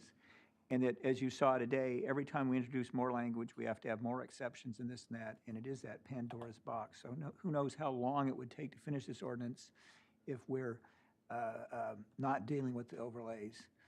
But in dealing with the overlays, we discussed when we makes sense to come back, and it would be August 28, that the overlays could be developed, researched, and we would fine-tune the maps, and maybe one more hearing after that and get this ordinance out of here. So that's the aim, and that's what I've discussed as well with Supervisor Hartman, is to get this all done by the end of 2024, so it's in effect for 2025. I think the overlays are actually going to speed up the process. Thank you. Thank you. Next is Sepp Wolf.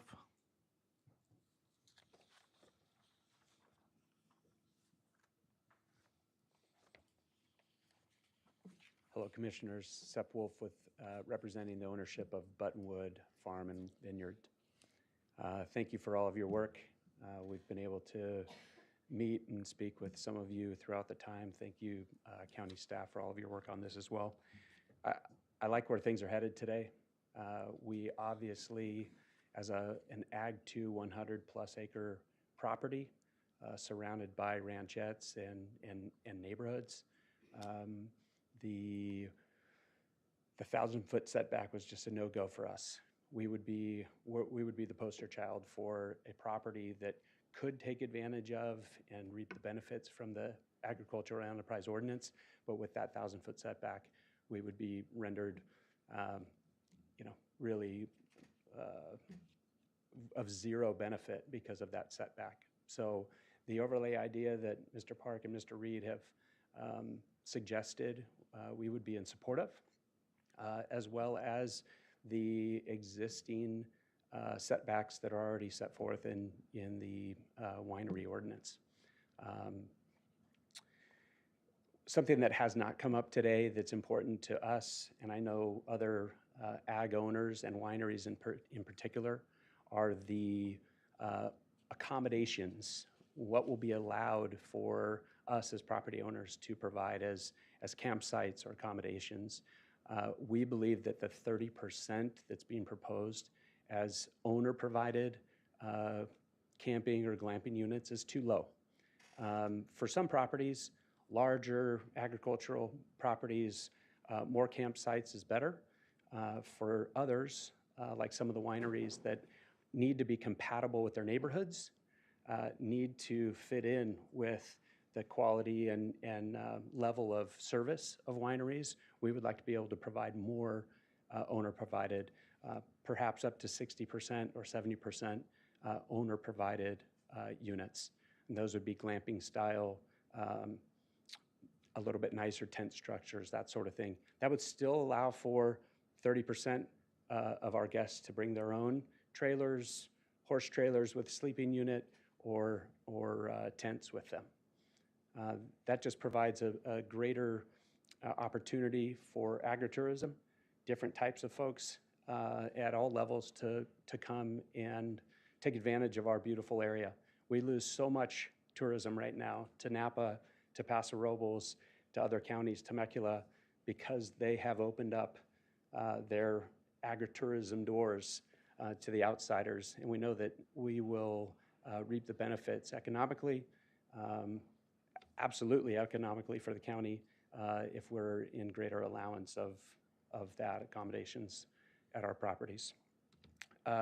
Generally, Thank you, Mr. Wolf. We got the 3-minute right there. No problem. Thank you. Thank you for expediting the passing of this AEO. We have Ms. McCone, Galleria McCone. Macon, I'm sorry. I'm doing that all the time. One of these days I'm going to get it right. I swear. Hi, good morning. Galleria Macon, representing several landowners, and want to support the overlay concept. I think that's great. I know it could get tweaked a little bit, but I think the August timeline is very positive. And in terms of setback, I want to just not lose sight of what we're trying to do with this ordinance and bring people to the farms and have them be immersed in the farms, and to have a 1,000-foot setback around them seems like it's against what we're even trying to do. I mean, the people coming to these farms are trying to experience what that, what there is to offer, looking at vineyards and being in the orchards, and like that's really a beautiful part of what this is trying to accomplish. And you know, otherwise they can just go to a hotel somewhere else and be protected. In terms of the owner-provided accommodations, I think originally it was up to 100%. It could be owner-provided, and then it went down to 30. I think a good compromise would be the 60%, and I think the property owners that I'm representing would be okay with that, and especially the wineries. And I think that's it. Thank you. Thank you. We have Chip Woolbrandt.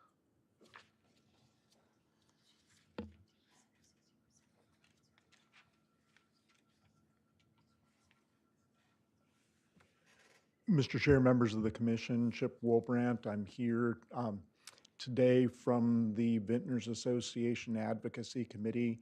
Allison Laslett is traveling up in the Napa area and was not able to be here today.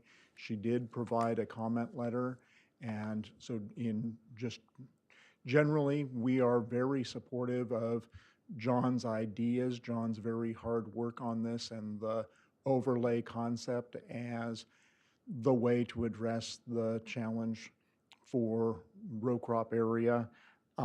We think that 200 feet, and we, as I understand, orchards include vineyards. We think that that 200 feet is a fine number and provides plenty of setback for us.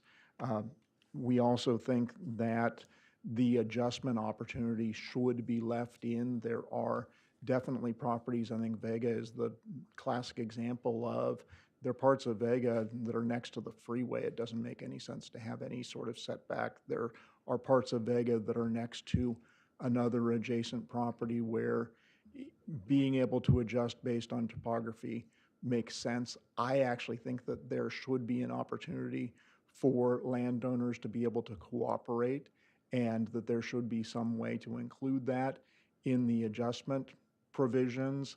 I don't think that that's illegal or impossible. I think it could be worked out. And then incidental food service continues to be an area where I would ask that the Vintners Association be able to work with your staff and work out some language that actually works. We've been doing it now all through the COVID and COVID recovery period. We have no complaints, no problems, and I think there is a simple solution to the how incidental food service can be provided, and it mainly involves us meeting environmental health requirements and fire requirements. And otherwise, we look forward to continuing to work, and I think that the overlays can be worked out very quickly, and this can move forward very quickly. Thank you. Thank you. And we have our last public speaker here present, Sarah Rotman.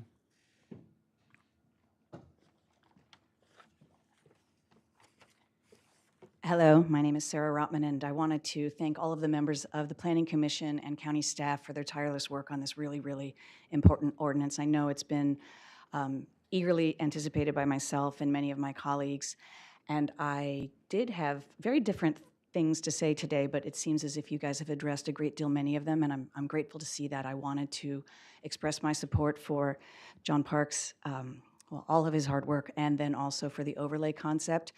And honestly, I changed my comments today because of a comment, and I apologize for my blurting out, 200 feet isn't small, but I would like to really make all of the members of commission and county staff aware of the fact that, you know, my farm is Ag 240. We have 63 acres. We control farms on both, you know, on every side, but not every side, but on one side we rent. But a 200-foot setback would annihilate my farm. It would require I have a 10-foot section in the middle of my farm on both sides that is impossible to utilize. So I think with a 200-foot setback, although that may sound small on paper, that would still probably remove 100% of the Ag 240 properties from the equation, and it would probably remove more than half of the Ag 2100, which would basically negate the opportunity for this ordinance to be utilized by the majority of the farmers that really, really are looking forward to it in great anticipation and really need it to remain economically viable. So I think Susan Petrovit had a wonderful idea for solving the challenge of conflict, because again, I also understand how important it is to maintain neighborly relations.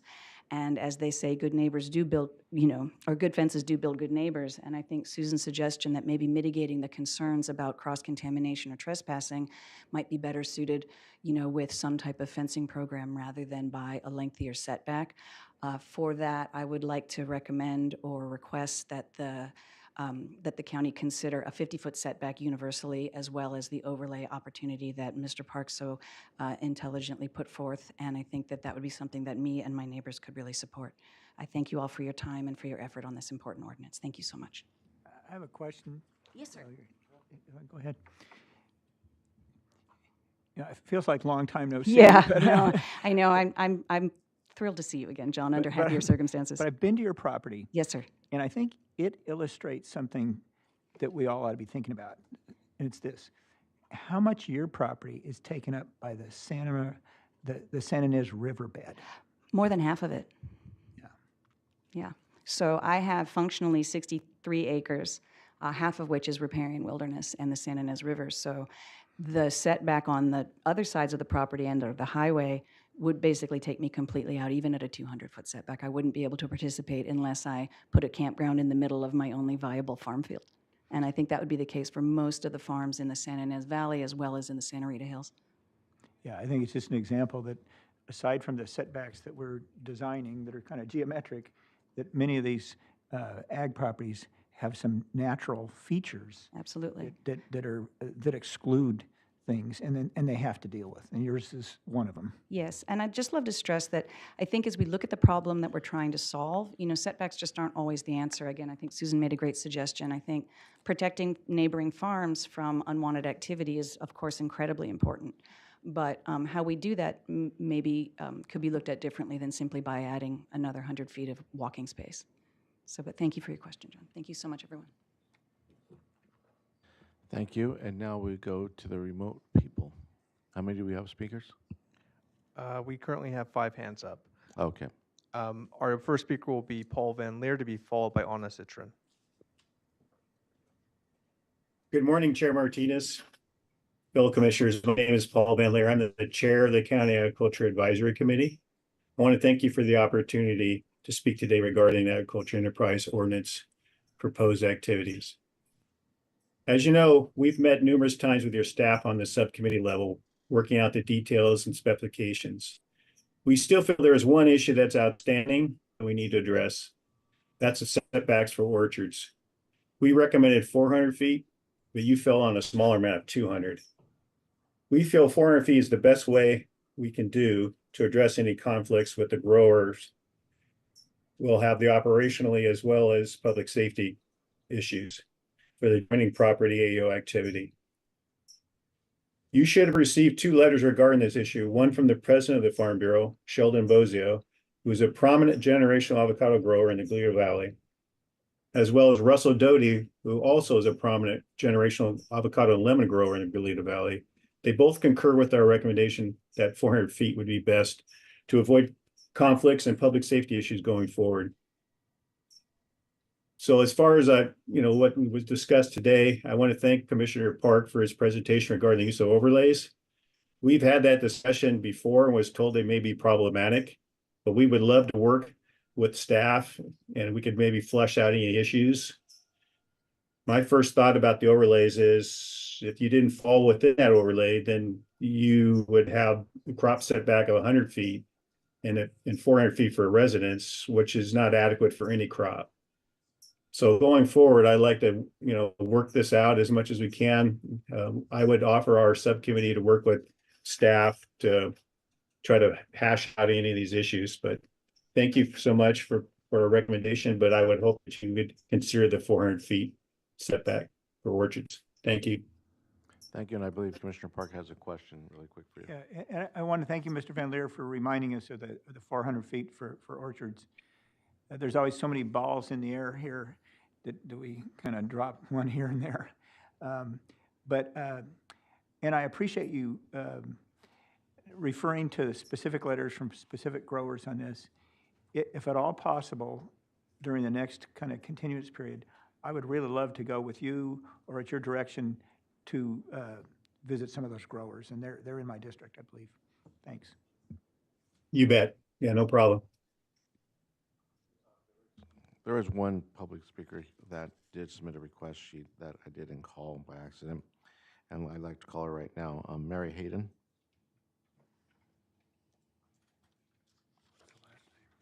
Hayden. Yes, good morning. My name is Mary Hayden. I co-own and operate the Ted Chamberlain Ranch, which is a family-owned property in the San Ynez Valley. Talking completely different about setbacks, I'd like to bring your attention to attachment F, which is the agricultural enterprise use matrix. And on page 5, it includes events. And in the blue, it talks about events on properties of 5,000 acres or more. And in our initial proposal, we asked for 10 events, 5 days per event.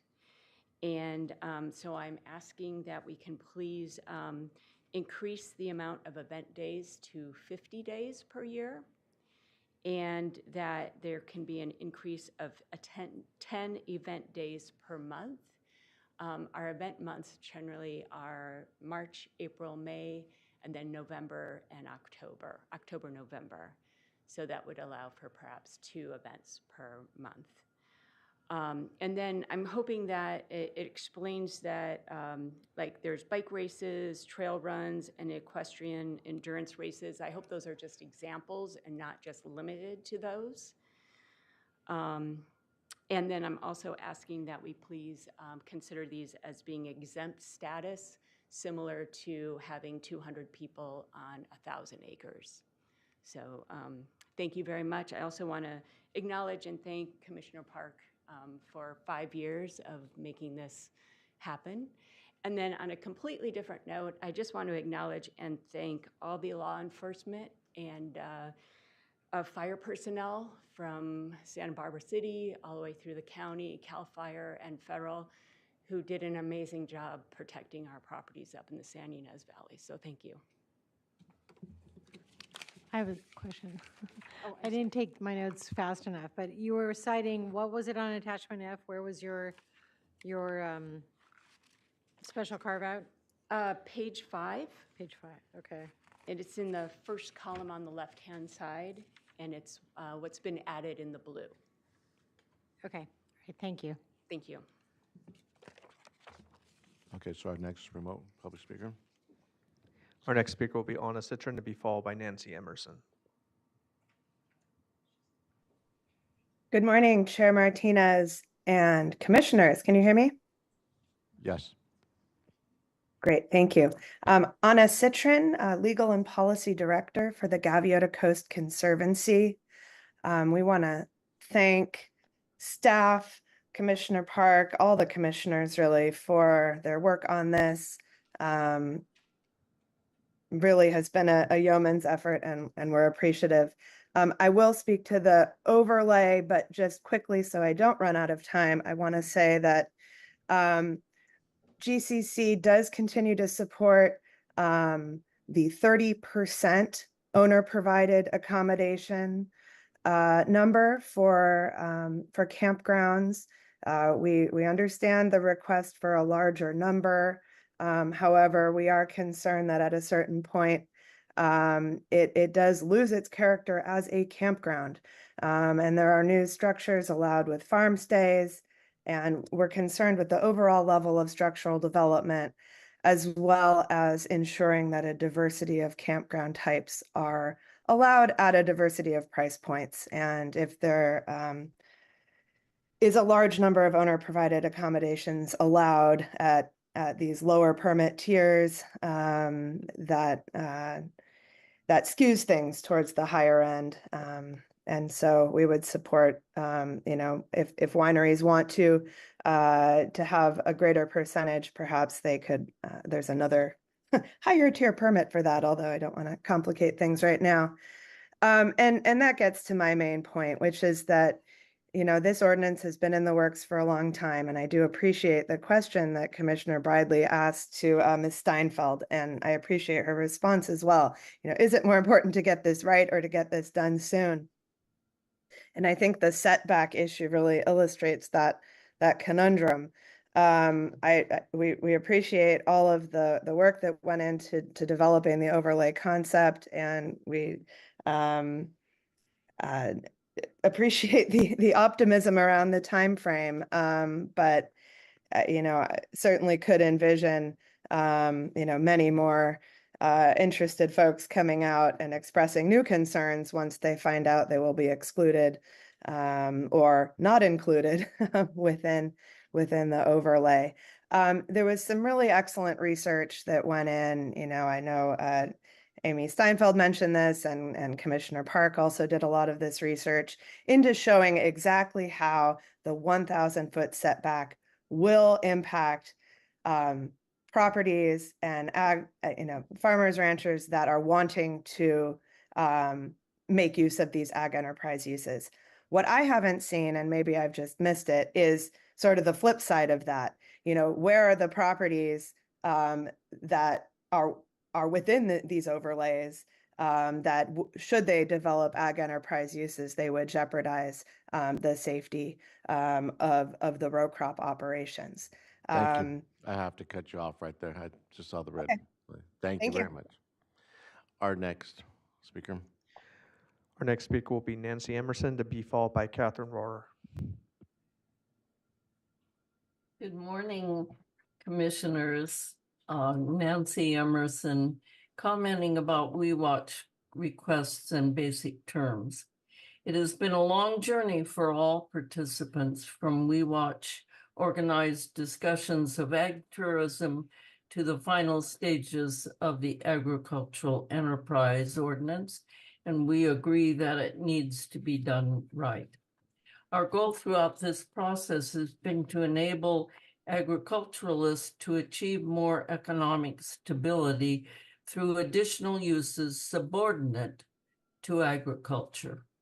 And two, to assure that those uses do not destroy the existing rural quality of life for their neighbors.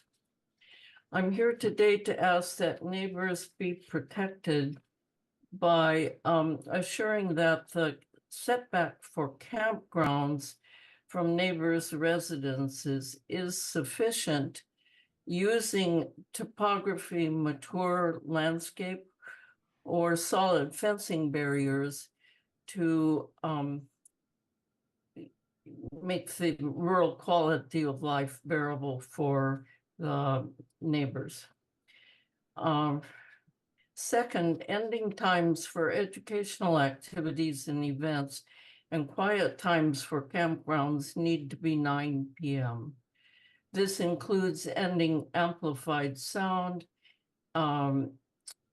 agricultural land and narrow county roads are no place for late night parties.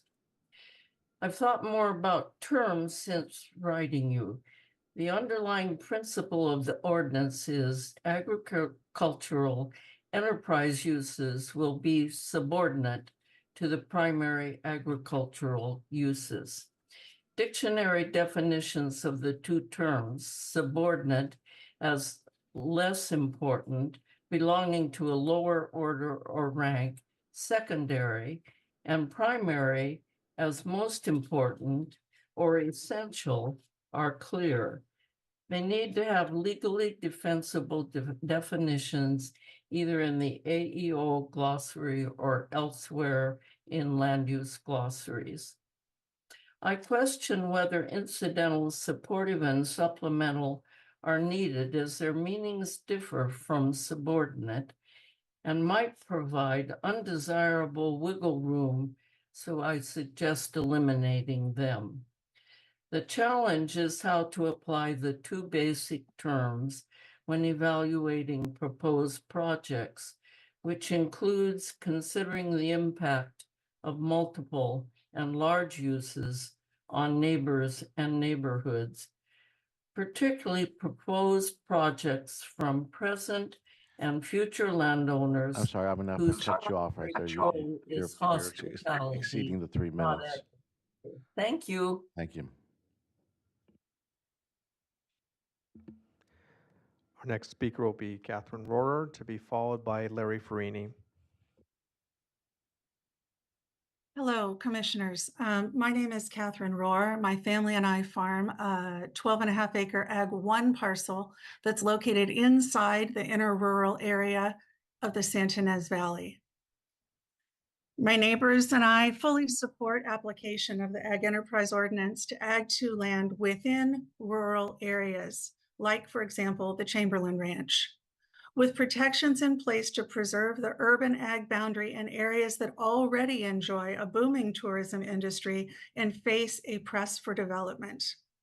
I appreciate Commissioner Park's thoughts regarding overlays for row crop areas in North County, indicating where the AO would not apply. But I also appreciate Commissioner Reed's acknowledgement that the Santa Ynez Valley presents a wholly different situation. And I note that we need an altogether different type of overlay to protect the ag urban boundary that is so precious here. It's appropriate to apply the Ag Enterprise Ordinance not in the midst of existing developed areas. And it should be applied to parcels that are actually and predominantly being farmed or ranched.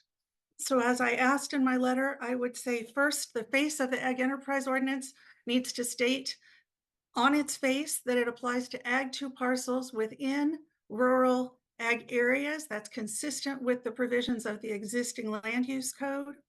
Number 2, the face of the Ag Enterprise Ordinance needs to state, then recognize the existing design control overlay in the Santa Ynez Valley and expressly exclude from its operation those Ag 2 parcels that lie within the existing design overlay. That too is consistent with the provisions of the existing land use code. And then sort of secondarily, really, I query whether this ordinance or why this ordinance is applying to Ag 240 parcels. They represent just 4.5% of all Ag 2 land in the county. And at least in our Santa Ynez Valley, which is all I can really speak to, many of those are not at all in a rural area. Instead, they're immediately contiguous with and encircling the urban, inner rural, and existing residential neighborhood areas. And so I think the simplest option, of course, would be to say it doesn't need to apply to Ag 240, but that's probably not realistic. But I think it is at least realistic to exclude or place an overlay on Ag 240 parcels that are contiguous with the inner rural and existing development residential areas and the urban areas, obviously, as they are here in the Santa Ynez Valley. And that's really our hope, to preserve the urban ag boundary here. Thank you for your consideration. Thank you. And our next speaker is? Our last speaker will be Larry Farini.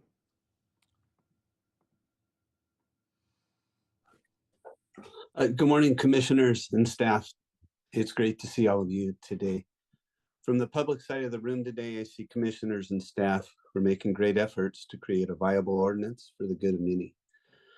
Public comment has been very constructive, and I agree with the majority of these speakers. As Director Plowman said, this can get quite detailed. I think we can all agree on that.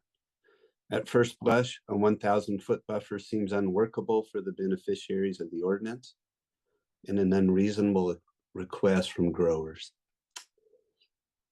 The buffer distance conundrum is not an overspray issue. This is a regulatory compliance issue. CDFA requires various distance buffers for applications of various agricultural chemicals. This is some of the fear of the commercial type growers, is CDFA changes those regulations or expands those buffers from time to time. So it may make us appear unreasonable, but we really don't know what's coming down the track from CDFA next year on a certain chemical. They typically expand those buffers. I hope that the commission can move forward with staff and the Ag Advisory Committee in working out an overlay scenario that will help streamline the ordinance. Thank you. Thank you. And now we're back to staff.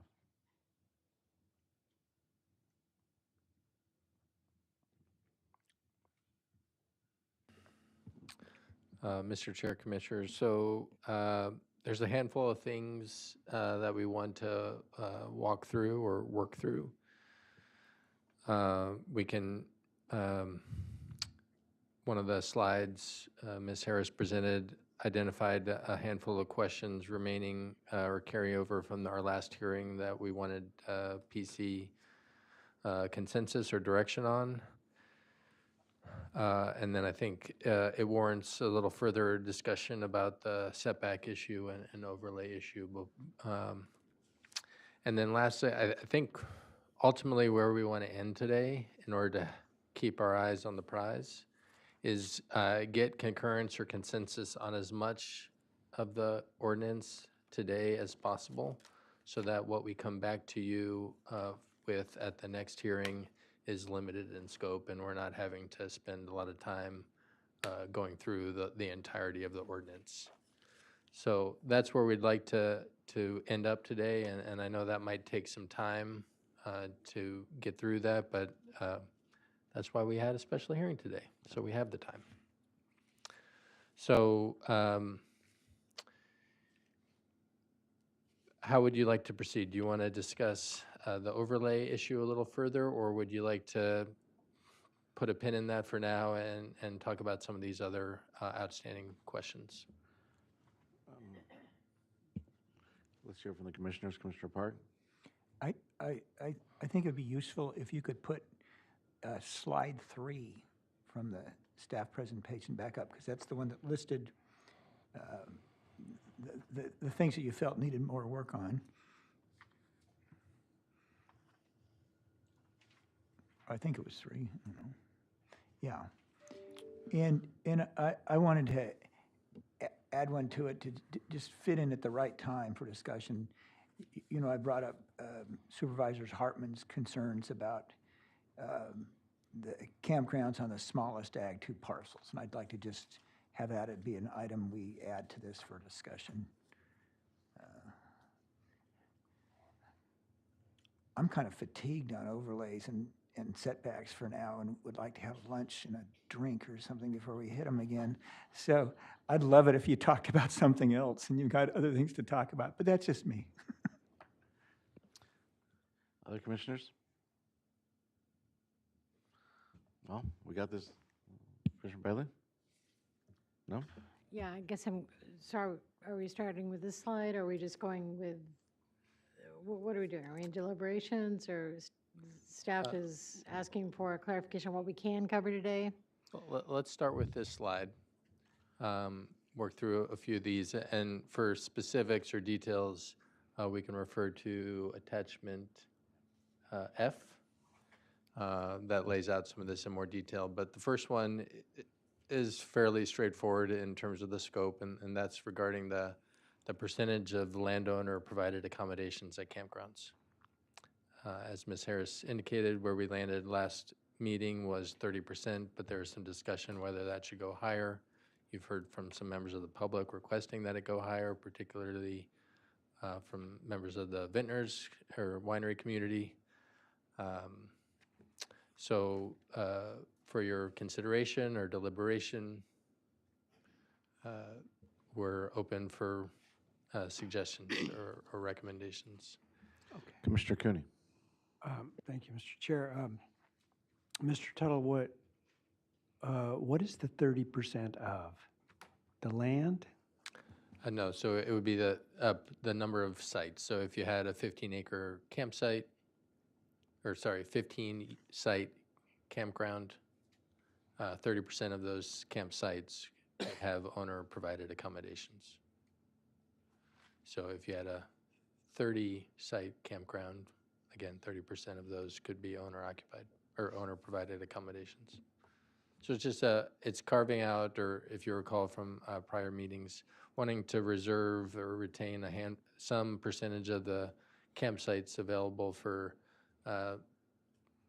more economical or inexpensive forms of camping, whether it's bring your own RV or bring your own tent camping. Recognizing that owner-provided accommodations, if you try to reserve if you've tried to reserve one at local campgrounds, they can cost practically the cost of a hotel. So providing cheaper accommodation options. So I actually haven't, I'm okay with the 50% on this one. I don't know if you want to toss it around this way and talk about it on a, bullet by bullet item, or how do you want to proceed? Well, it's for discussion, and it's obviously staff is looking for direction in regards to this. So, And can I just explain why? When I've done the site visits with different farmers, not nearly as much as Mr. Park has, but a fair amount, there's a lot of ag land that's not going to even use this. And so if 50% of a winery or a crop area or some kind of an organic farm is going to be used for campsites that they, as owners, provide, I don't think that's going to degrade the farming experience at all. And there's still half for the public. So I think that's an even split. Again, the concept of this ordinance is to try to diversify income for farmers, and this is one way to do it. I think it could be a really charming way to do it. I don't think that farmers would do things that are not rural in character or anything like that. They want to have people come and enjoy the farm. So that's one of the reasons why I would be comfortable with the 50%.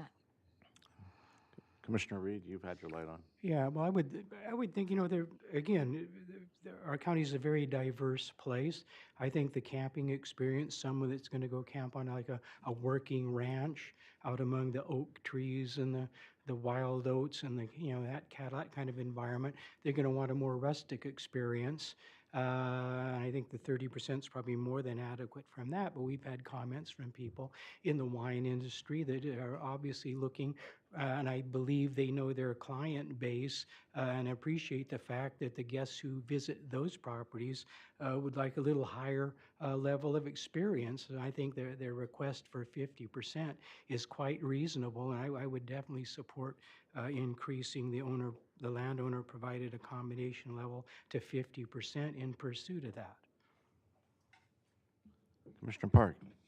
I wanted Commissioner Bradley to go first, and there's a reason why. I've had strong feelings about it not being 100%, and I'll get into that in a moment. But I didn't really know what was the right number, and staff proposed 30%. I thought, okay, sounds good. But we had discussion, I think, at the last hearing, and I think you, Commissioner Briley, voiced support for 50%, and it kind of got me thinking about it. And I thought, well, why not? And then I did talk to a number of owners about just what would they do and what the mix is, and now I'm kind of supporting their compromise number of 60%. But let me tell you why.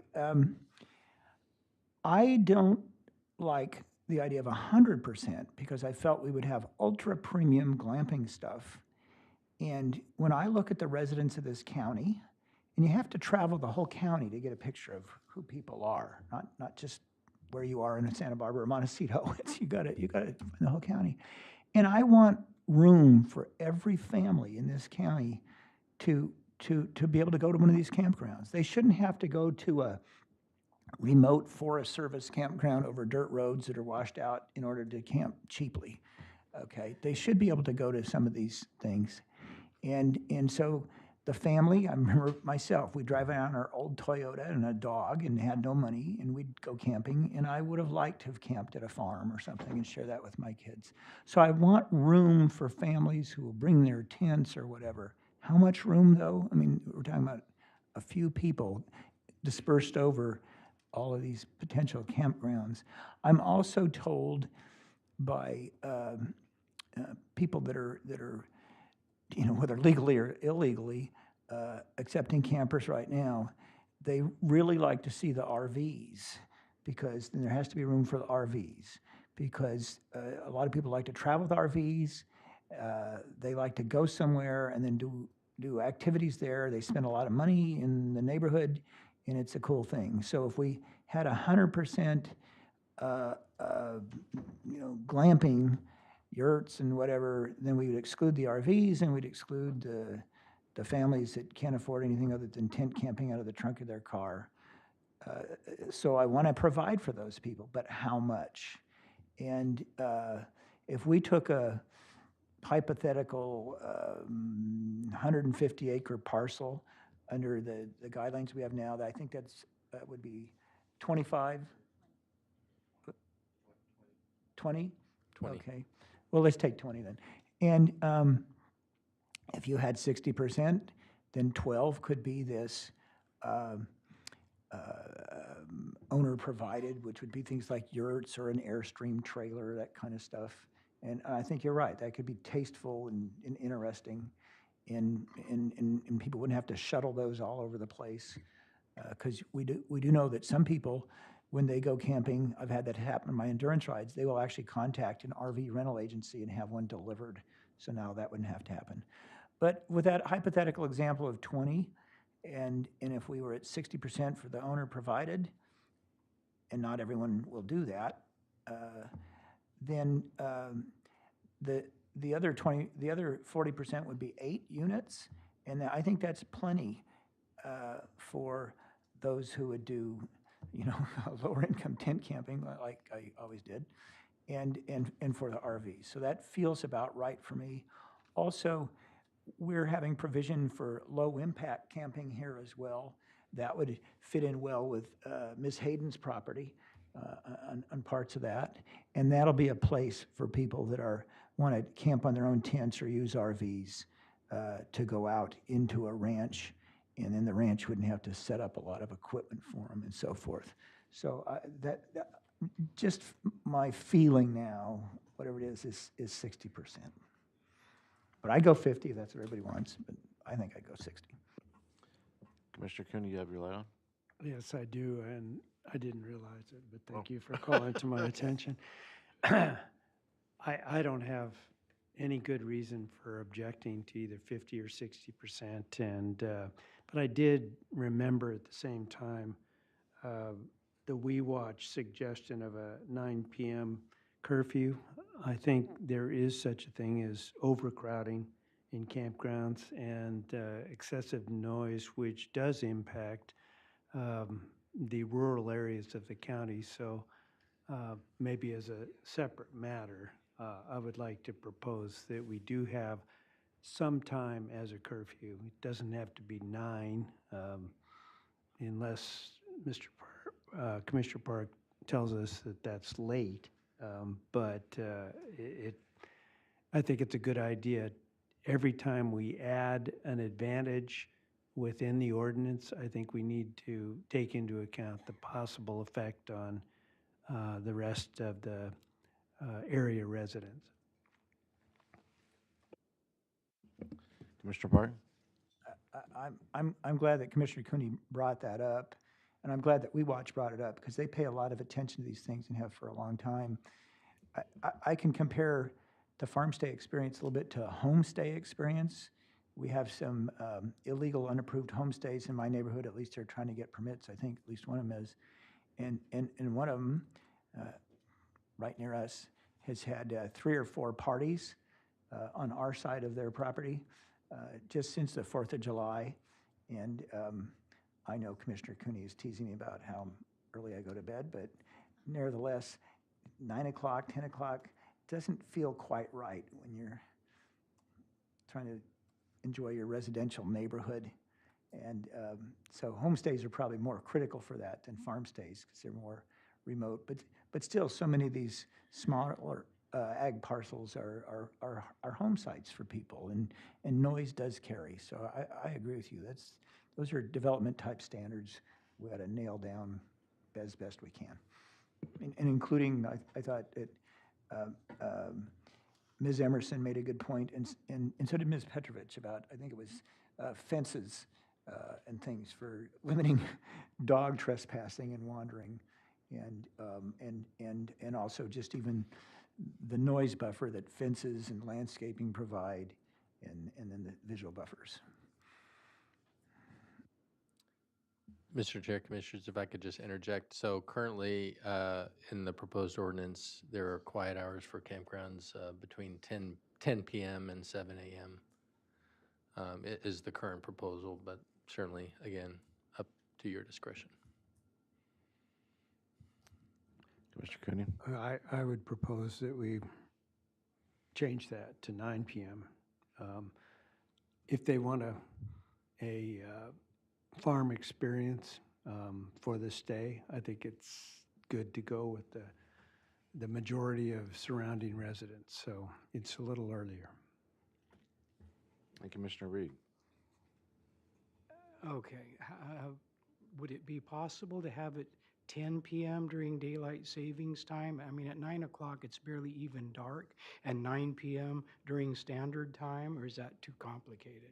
That would be my suggestion.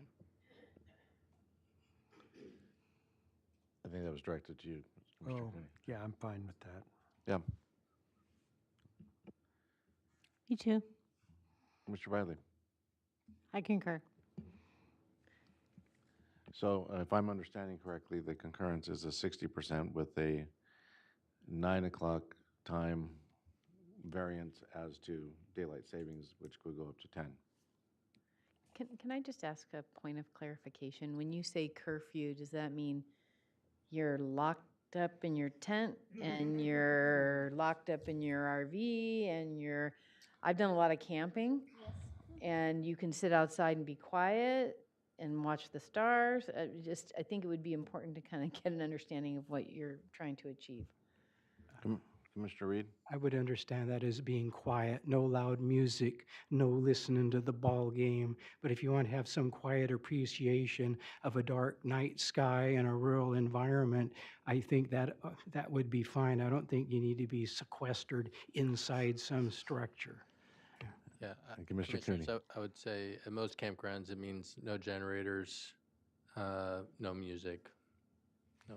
Yeah, it's noise that's the evil here, not the people. So I just think that it goes together with the number of people we're authorizing. And since we're talking about 60% now, that's an important issue to control noise. Commissioner Biley? I've been to lots of campsites where the spoken voice is exceedingly high, but I don't think we need to legislate for that. I think that's a neighborly issue that you deal with on your campground. So I'm fine with the 9 o'clock. Thanks. 65 dBA. Yeah, I know. I'm gonna go camping with my noise meter. Not. Okay, so I don't think we need to take a vote on this thing because it seems like the consensus is to direct staff on that. Commissioner Reed? Yeah, just again, I would be in support of just being quiet and a little reserved. I don't want to criminalize some guy trying to let his kids cook a few s'mores at 9:15, you know? Yeah. So on to the next one then. So the next one is incidental food service at tasting rooms that don't have their tasting room hours established as part of their permits.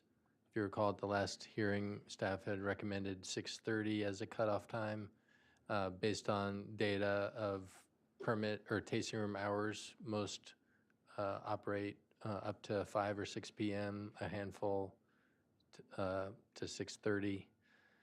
So that's where we had landed with the 6:30, but there was discussion about perhaps extending that further, and we just caution going too far beyond that just for parity purposes with those wineries that have established permit hours. So 6:30, 7 o'clock was staff's recommendation. Commissioner Park? I think that's too early. Let's not presume that somebody who now has the legal authority to have incidental food service wants to have the same closing hours they had for their wine tasting before they had that. And they may want to conform their wine tasting hours to when they could serve food. And I note from hosting many family wine tasting tours and seeing people in the valley, a lot of folks kind of would like to go beyond 5 o'clock when they typically close, and that's what happens. And then you get this kind of gap between the restaurant hours and the wine closing hours. So I think if we went to a later hour, wineries will want to keep their tasting rooms open, and they'd like the opportunity to do that. I favored allowing all wineries to have a universal closing time, so this would be more clear.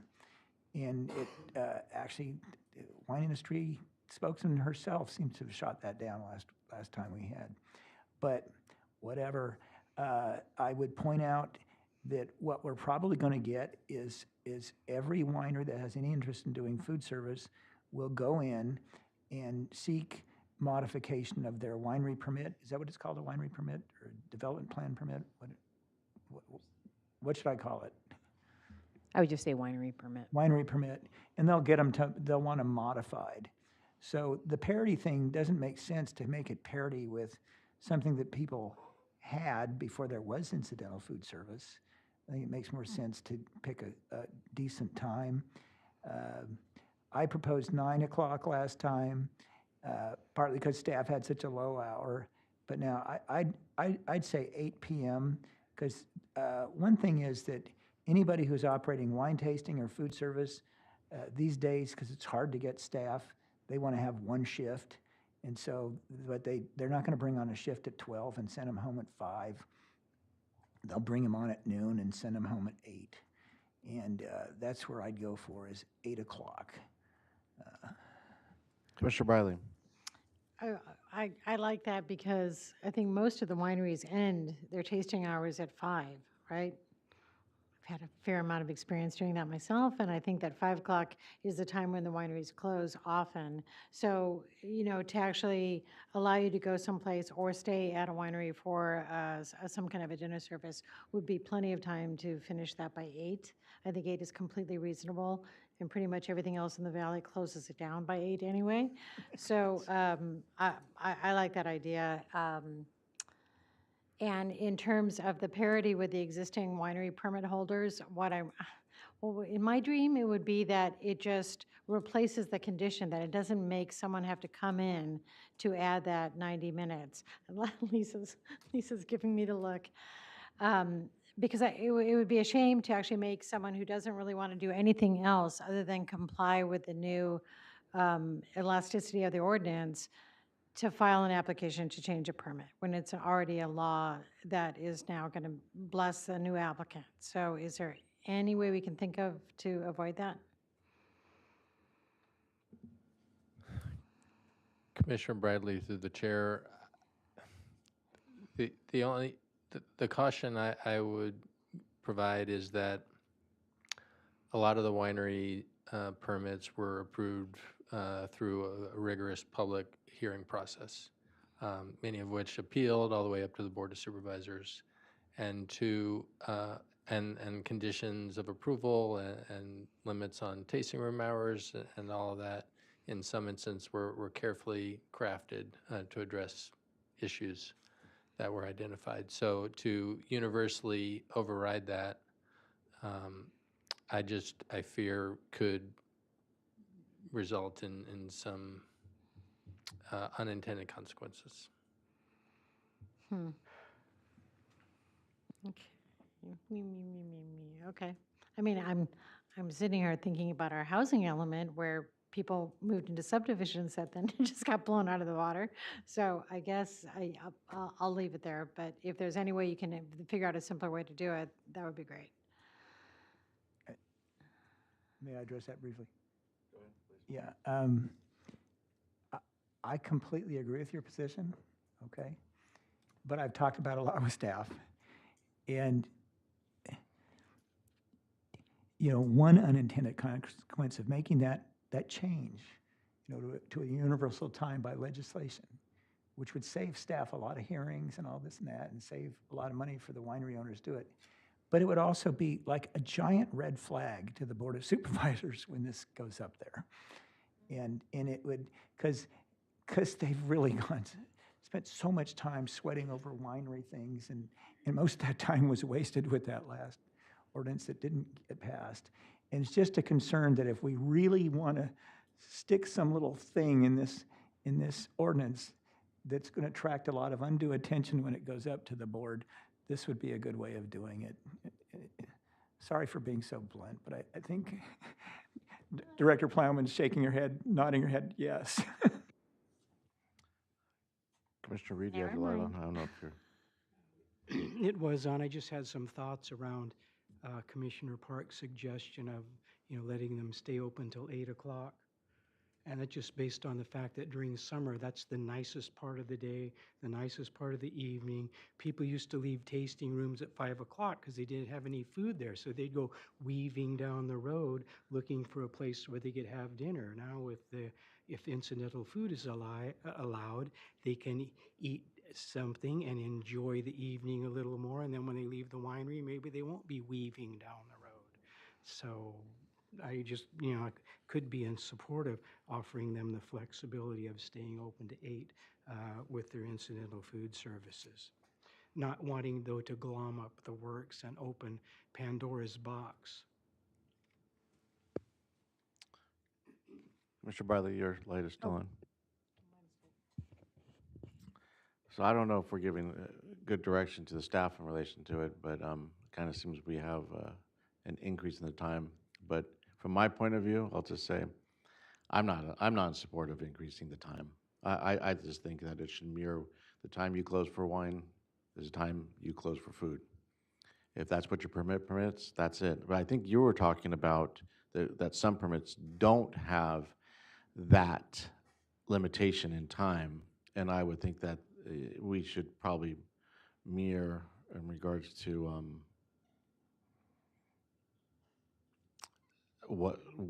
I imagine there's some permits that go till 5:30 or 6 in relation to it. I'm in favor of those timing in relation to it, and I'm just thinking in relation also to the restaurateurs that have the brick and mortar, that they've in the restaurant business, they have that anticipation and they exist for that anticipation, and it's a hard enough business as it is.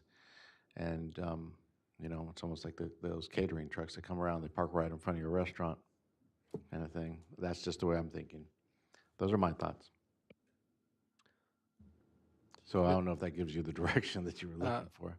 Mr. Chair, Commissioners, yeah, just so that we can, just want to make sure there's clear understanding. So, as mentioned, I think based on our research, roughly 2/3, 70% or so of wineries have established tasting room hours in their permit, and those would not change. The incidental food service would have to comply with those with those hours unless they were to come in and request a modification to that winery permit, which for some could be as simple as a substantial conformity determination. For others, if they wanted to do more, maybe it could be more involved. But we are talking about those wineries that don't have established tasting room hours embedded in their permits. And I think based on our research, there was roughly 15 or 18 wineries, somewhere in that range, that fell into that category. So what I'm hearing, general consensus is for those wineries, there would be an 8 p.m. cutoff. Not universal I know I'm in the minority consensus, there. but majority. Any other comments on regards to this? Commissioner Cooney? Yes, I'm fine with the proposal for those winery permits that are not limited, in which case some speedy process is available to them, but at least it gives their neighbors an opportunity to object if there's been a bad actor. I love permits, and I love all the people who issue them. So I don't want to give up an opportunity if there is one. So anyhow, in all seriousness, I support the conformity to the 8 o'clock hour for wineries that that are not limited now by their permits. All right, so with that, I would suggest we break for our lunch break then and come back at 1 o'clock. Thank you.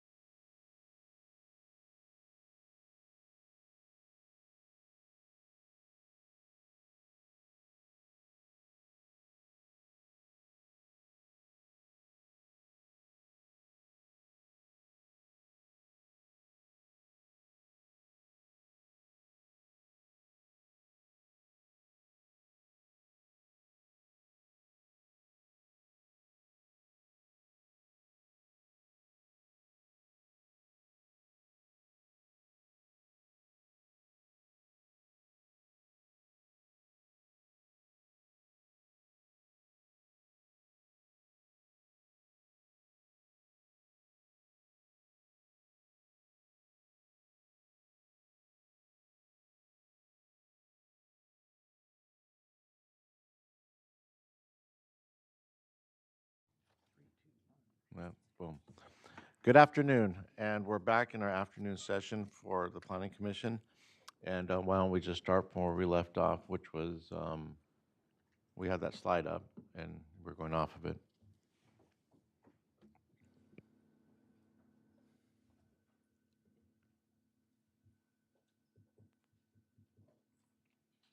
Mr. Chair, Commissioners, so I think we wrapped up the discussion of incidental food service.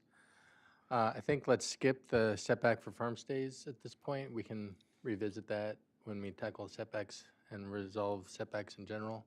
So I think that takes us then to the next item, which is the non-motorized races, runs, rides, et cetera, on the larger premises. If you recall at the last hearing, there was a concept to allow additional opportunities for these types of sort of race or endurance type of events on larger premises. The request at the time was 10 events per year, up to 5 days per event.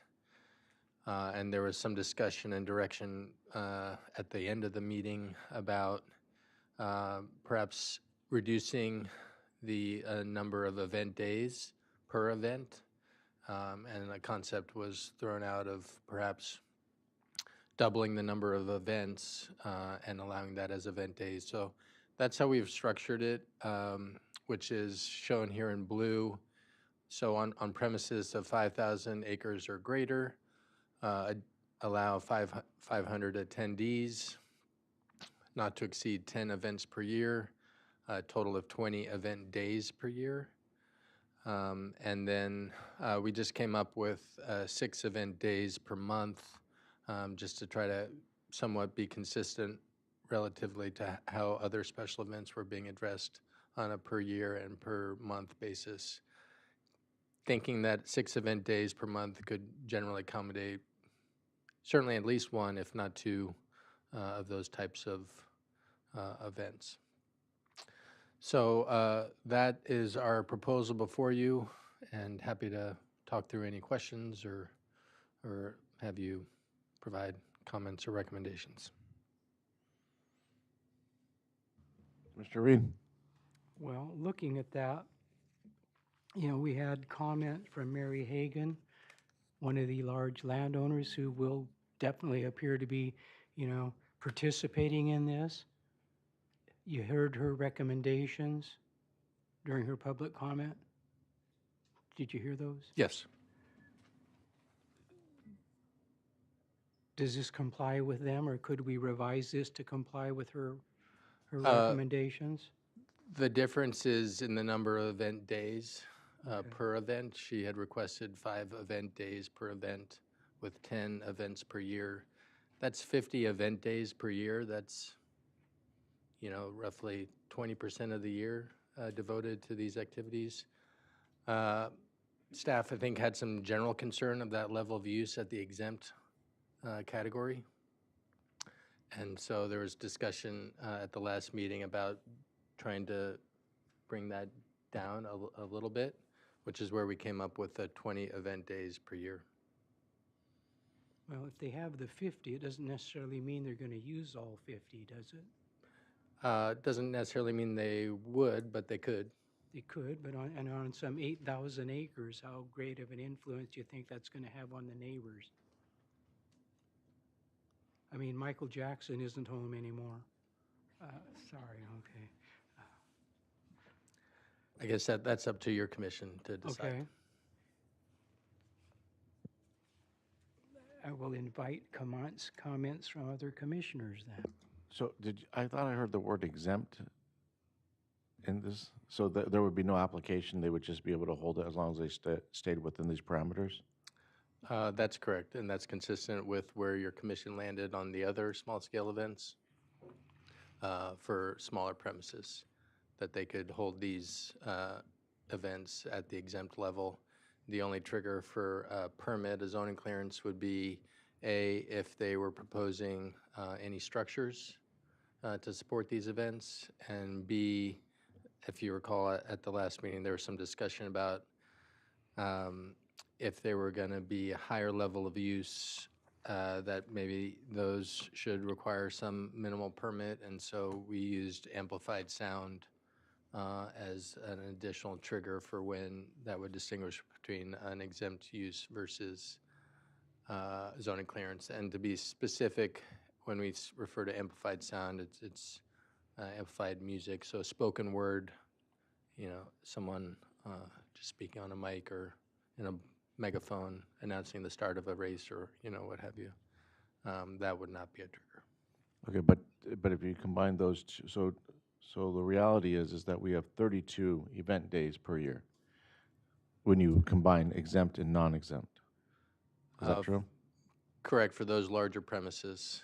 For the smaller, those have a 200 attendee max for those 12 days per year.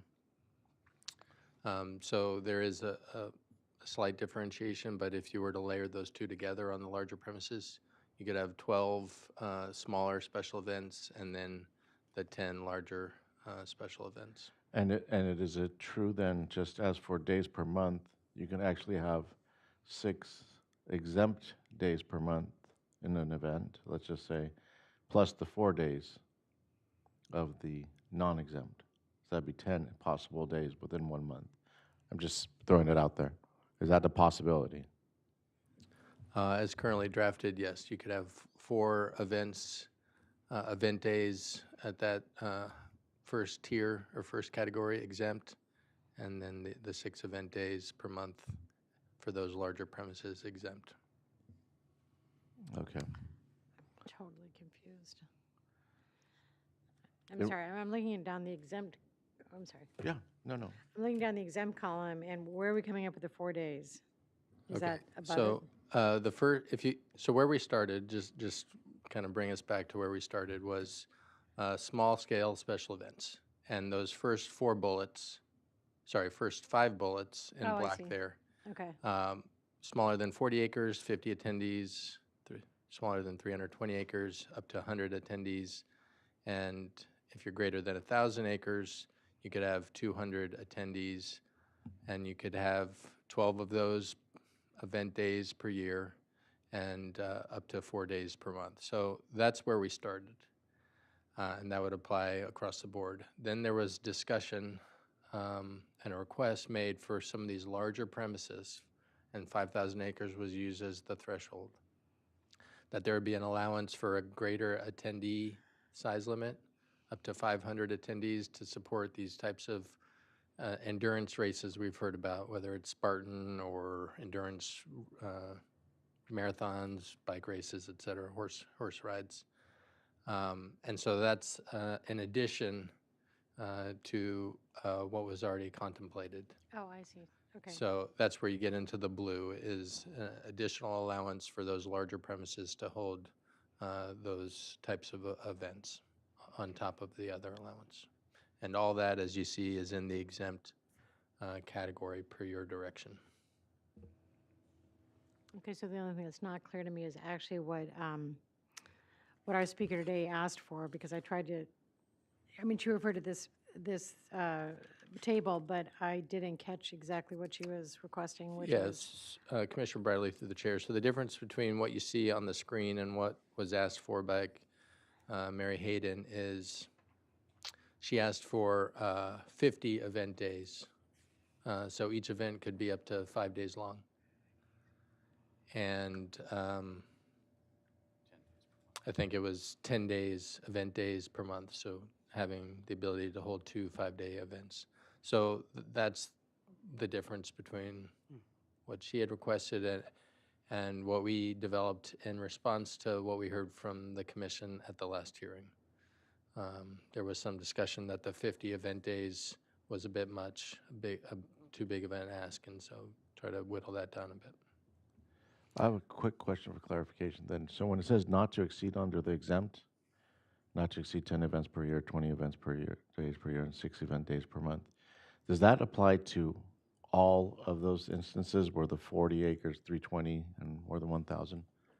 No. Or is it just to the 5,000 acre one? Just to the 5,000. So the smaller events have the 4 event days per month. And those smaller events think of like your wedding.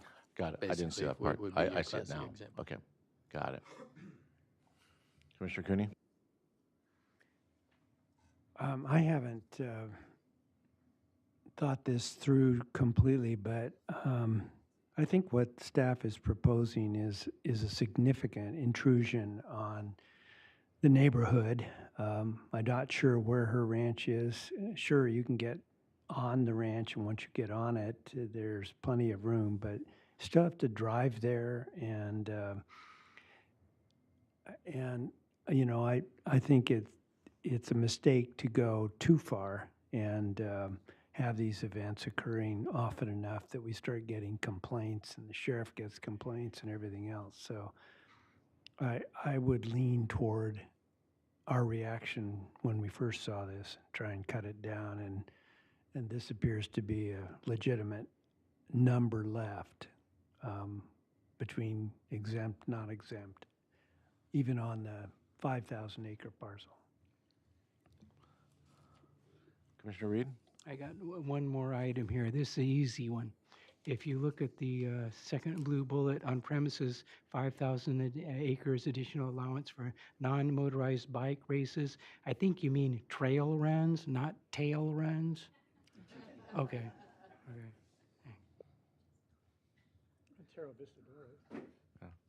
Commissioner Park? You know, I've been looking at this, and I was thinking of Ms. Hayden's comments. I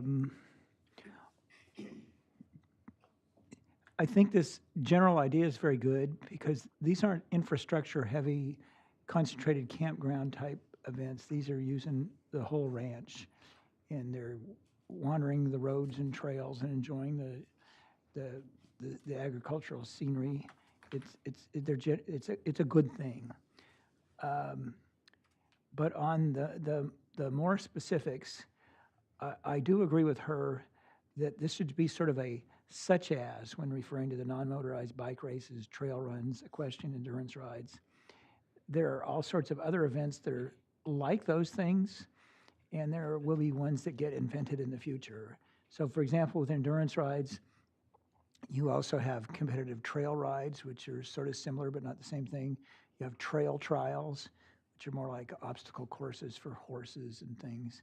And so I think we need to have this be language of examples of things as opposed to the only things. Then moving down on the 10 events per year, that seems about right, and we fixed on that. Then we get the issue of how many event days per year. What I see is that the bike races are typically 1 day. Trail runs typically 1 day, except that you get into the 100-mile runs, which sometimes will be on ranches and start and stop at ranches, and they'll be 2.5 days. Equestrian endurance rides, I've put on a 3-day ride for well over a decade, but that's about as long as they've been around here. I've seen 5-day rides elsewhere. They're kind of dying out. So I don't know what the 5-day events would be. My feeling is 20 is a little light, but I'd go to 25, maybe 30 for event days, certainly 25. And I think that Ms. Hayden makes a compelling case that, you know, these are seasonal. You know, you have the kind of the spring and you've got the fall, but you're not going to use the winter or the summer. I put on an endurance ride on June 28 and 29. It was lovely temperatures at 80 degrees. A week later, less than a week later, in more or less the same place, 100 degrees in a 40,000 acre fire. So you just kind of use your time. So I think it should be more event days per month, 10 or 12, so that they can concentrate them in the months where it's good. And I boosted event days to 25 or 30. And like I said, kind of adjust the language so those are examples of things, not the only things. I could go with that. Mr. Gooney? Well, that's within bounds. You know, I was thinking about the fire at the same time, and the difficulty of fire personnel, the number of people that were moving around in the valley throughout, even on Rancho San Fernando Rey. And I just am cognizant that putting a lot of people into one property at one time should be monitored. And it's just a question of how intense the use is. So I don't have any quarrel with the dates and times and number of events that Commissioner Park has proposed. I had one more question. Sure, but I'm Commissioner not Riley, go ahead. So because it's exempt, it wouldn't require a fire protection certificate for these events? Commissioner Bradley, through the chair, not necessarily a fire protection certificate, but I believe the requirements of the code, even for the exempt uses, would require a fire protection plan. So they still need to coordinate with fire and environmental health, as the case may be. We would just have no way of knowing if they actually do. Right, because it doesn't Because come back to you for the it permit. doesn't come to us. So Right. it's sort of on your honor system and complaint driven if issues come up. So Okay. that's been the ongoing challenge with these exempt uses is there's a lot of trust that goes into it. And then we deal with the complaints afterwards. Okay, and my other question, I should have asked it earlier, is how many parcels in general do you know fall into this large size category? I mean, I appreciate that she's been here representing the Chamberlain Ranch, but do we have a lot more, or? Commissioner Bradley, through the chair, we had looked at the number of large premises that are at least enrolled in the Ag Preserve program, which isn't all encompassing, but it's pretty representative. And I think it was maybe a little somewhere in the 15 to 20 parcels that, or 15 to 20 premises that were of that size or greater. Okay. Okay. Somewhere in that range. Thanks. Don't quote me. Commissioner Burr? It's fewer, because we were remember we were looking at 3,500 acres at first, or 4,200, and this is 5,000. And you can almost name them. It's going to be between half a dozen and maybe up to 8 or 9, 10. Well, I would say that I'm fine with the recommendations that of Commissioner Park, but I'm having trouble now in regards to for the exempt things, and this is what I'm hearing you say is this is something you're not monitoring, you're not going to know about unless you hear a complaint, and then you have to try to find out the essence of the complaint and how many days have actually been utilized in the past. Am I stating it correctly? Mr. Chair, Commissioners, yes, that is correct. Isn't there some mechanism where, I mean, here we are in the ordinance. Yeah, that providing for- mechanism is a zoning clearance. Okay, so when somebody wants an exempt event, they apply for a zoning clearance? No, I'm saying the mechanism for us to be able to track and monitor is shifting these from an exempt category to a zoning clearance. Otherwise, if they're exempt, I'm following you. I understand what you're saying. But that doesn't, one problem when you require a zoning clearance is you got to specify, you mean a zoning clearance for the landowner, on an annual basis or whatever, or even forever to do these things? Or do you mean a zoning clearance for each event? And you got to specify which is which, because it makes a hell of a lot of difference. If a landowner has to go get a zoning clearance, which none of them want to do when they're in that big ranch, but if they do, you still won't know what happens event to event. Okay, if they get a zoning clearance to put on events of this nature, you will not have a report of each event. Unless, I know when I'm dealing with the ranches, I advise them at certain levels, always make your activity director give a notice to the fire department.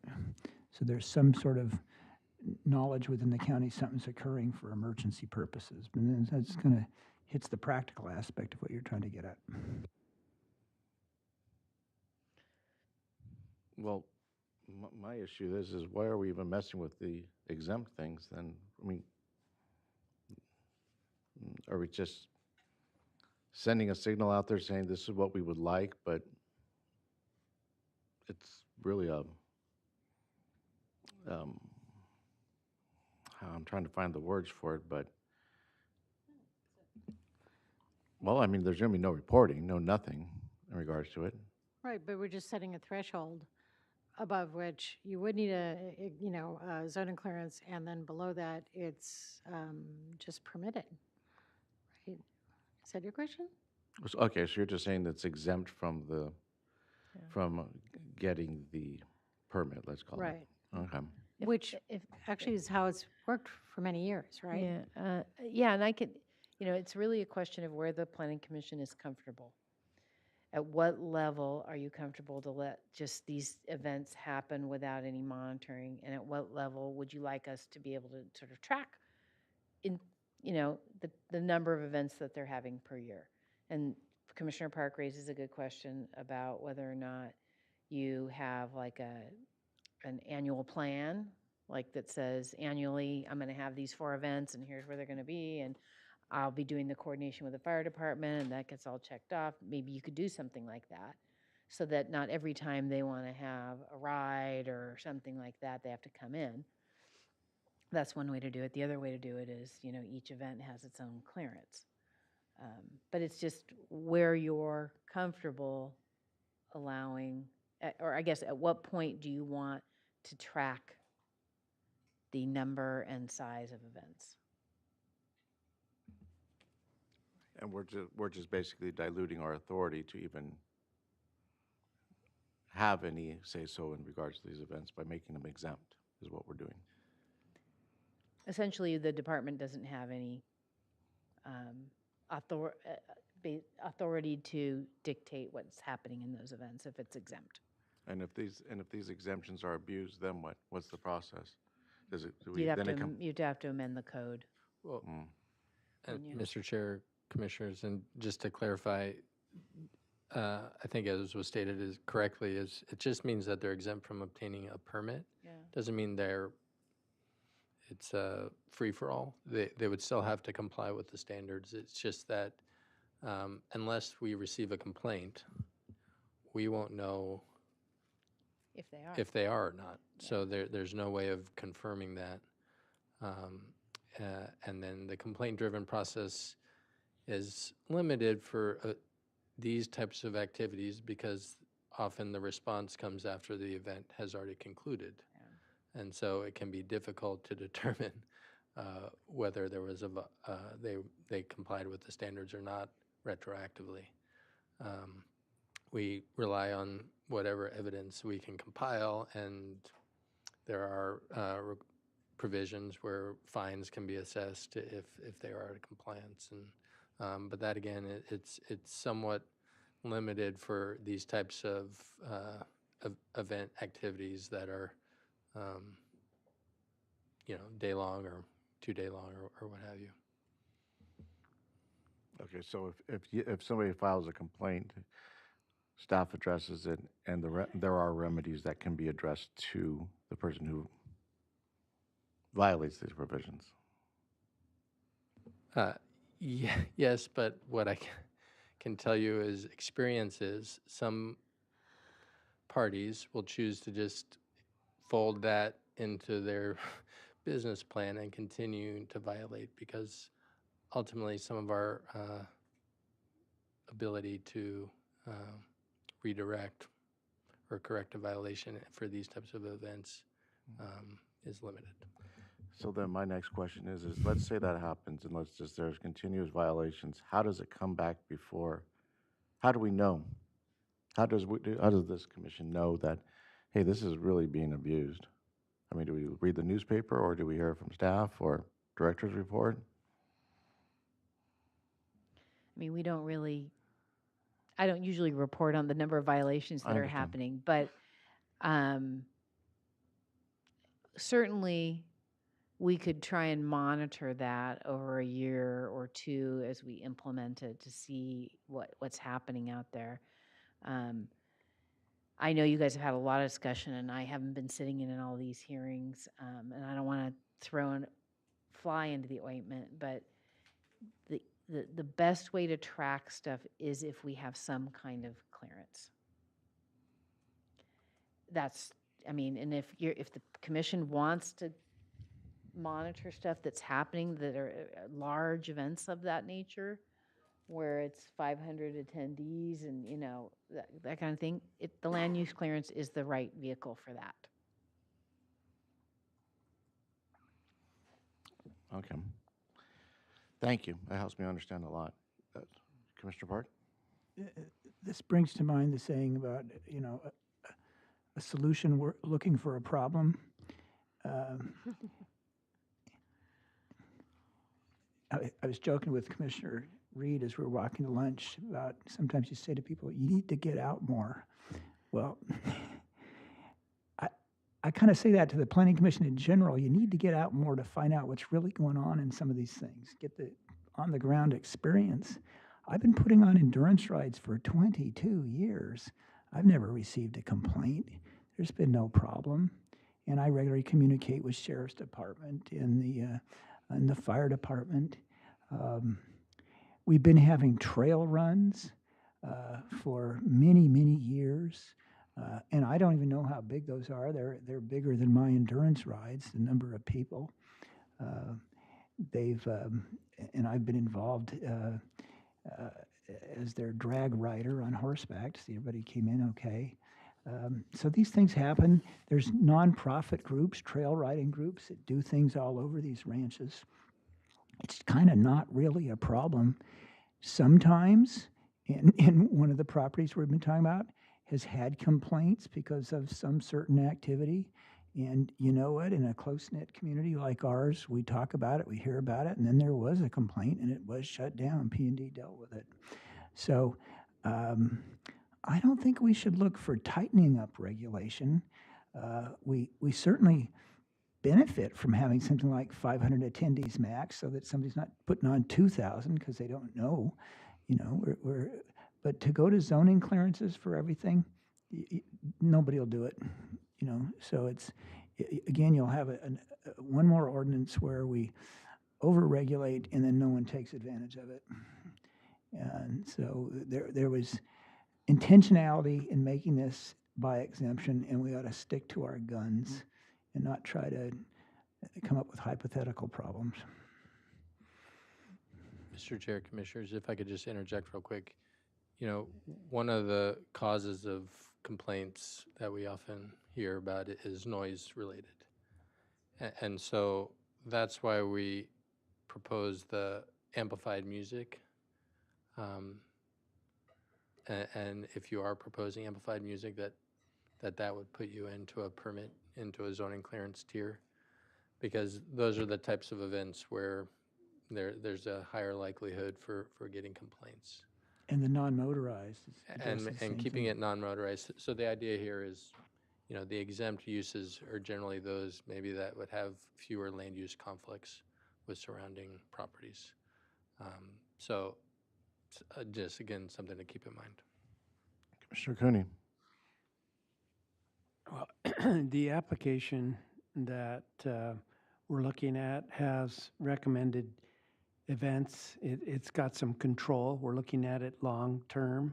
And the applicant said, no, I want not only to be exempt, but I want to double the amount of time that we can use for this. I don't know if it's a financial motive, but I'm coming out on the side of everybody who wants to use the open space in the valley and not just one particular operation. So I would say that what is written in blue is what we should stick with, and don't add a condition that they have to get a clearance.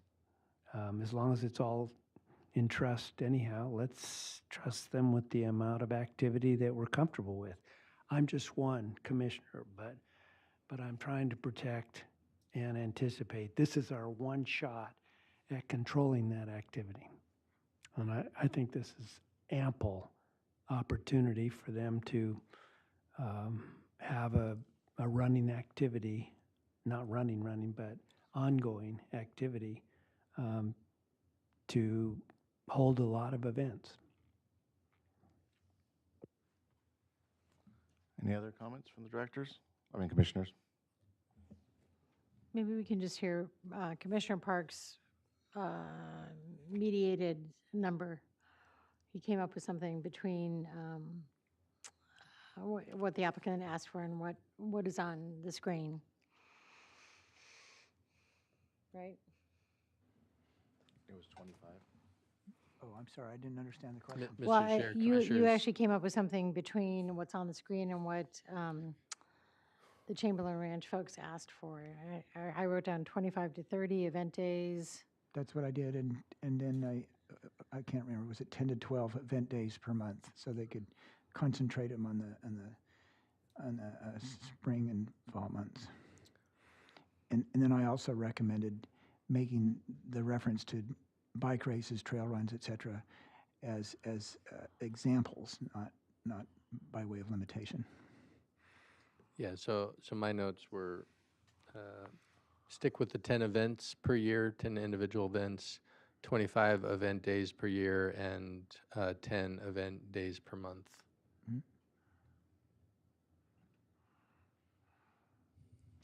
And making it an EG, not a IE.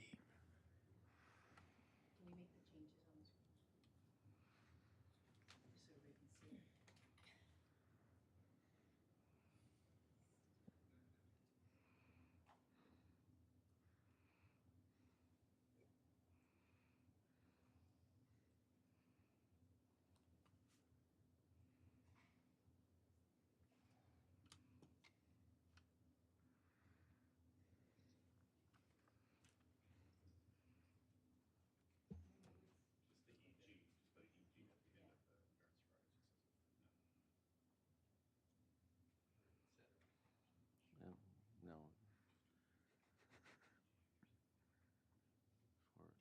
It's after. We got the general gist of it, yeah. Yeah, do it. All righty. So comments on what Well- we just up there then? Commissioner Bailey? I'm actually okay with this. I was thinking I was leaning toward Commissioner Cooney's position, but especially given the seasonal factor and especially considering that there may be less than 10 of these sites in the entire county, I would actually be okay with that and really appreciate staff's pulling out the amplified sound as, as a threshold to bump it over to zone and clearance. So I would be okay with that. I thought that was Commissioner Cooney's position. Does this contradict what you requested, Commissioner? No, but I'm asking Commissioner Cooney. I didn't mean to override what his thoughts were. Does this contradict what you favored? I thought that you were in favor of this with these. I'm fine with what's up there, and I think Yeah. we ought to move on. Yeah. It's something that I tap into sources I have in the valley that are more experienced with what kind of operations do exist and what kind of problems are caused, and if they're there, we'll deal with them. Good. Let's move on. I'll just say for my own sake is that I appreciate what Commissioner Parker was saying about the trail rides and stuff, but using that language we have expanded from those quiet and nature activities, I'll call them. And I don't have any problems with the 25 event days or the 10 event days per month and stuff. I just announced my concern. So there we go. Commissioner Reed. Okay, I'm in favor of what Commissioner Park proposed, the 25 event days per year, the 10 event days per month. Perhaps it's my post-COVID brain fog. Could you explain again what the heck that after endurance rides, et cetera, or in other words, or e.g., what does that mean? That's kind of fuzzy and Should be open-ended. just et cetera. I know et cetera, but I mean, what's Commissioner et Reed- cetera mean? Commissioner Reed, through the chair, it's just a placeholder to make it clear that it's not just bike races, trail runs, or equestrian endurance rides. It would be those or similar activities. Why don't we say or similar activities? Well, again, this is just Okay. a placeholder. Okay. When you see the draft language at the next hearing, we'll have. We'll Okay, clean yeah. it up. Yeah. All right, yeah, Yeah. it seems a little fuzzy in its current It's, state. yeah, it's just a reminder for staff. I think grammatically it should say, or additional allowance for example. That's what I think. You guys will get it. Okay. On the next one. So I think we're back to setbacks. If we want, if we're ready for that.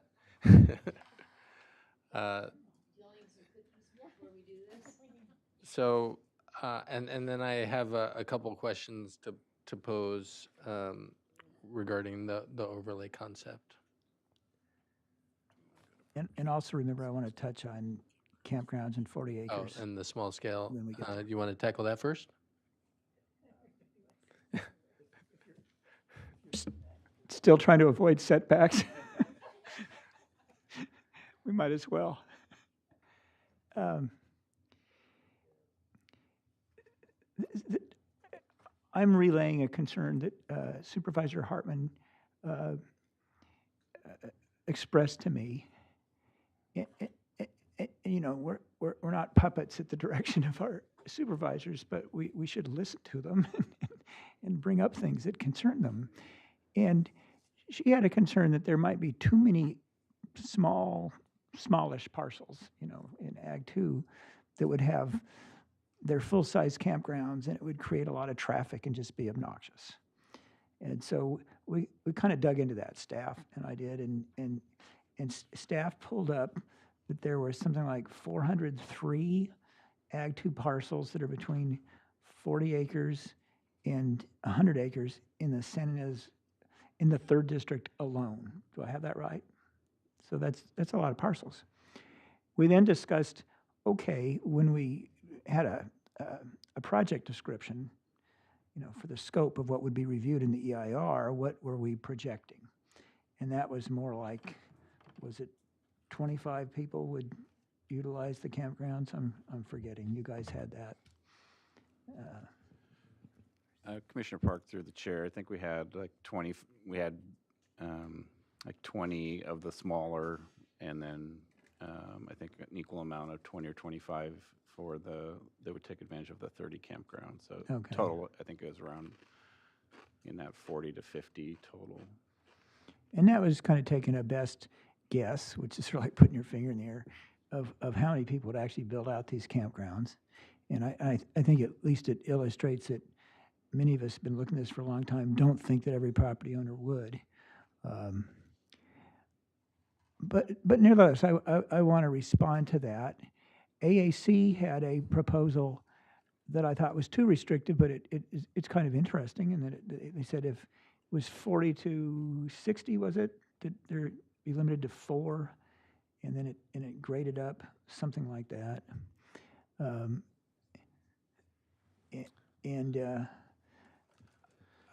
I discussed with Supervisor Hartman, you know, the possibility of just saying no campgrounds if it's under 100 acres. Then I realized that would be a disaster for all of the winery parcels that want to do this, because many of them are under 100. They're Ag 2, but they're under 100. So I can see leaving it as it is, and the board can adjust that, or I could see further splitting this up to something like 10 sites if it's 40 to 60 acres, and if it's 60 to 115 sites, some kind of adjustment like that. And staff pointed out something to me that I think is of note, in that the Gaviota ordinance that all this is based on, it currently states, I believe, 10 campsites, okay? And 10 is kind of in the range of the low-impact campgrounds that, you know, that new state law will address. So there's precedent for having that smaller number at smaller acreages. So I wanted to bring this up for other commissioners so that I can, one, think about it some more, but also at least give a try for thinking about what what Supervisor Hartman is concerned about. Excuse me. Commissioners?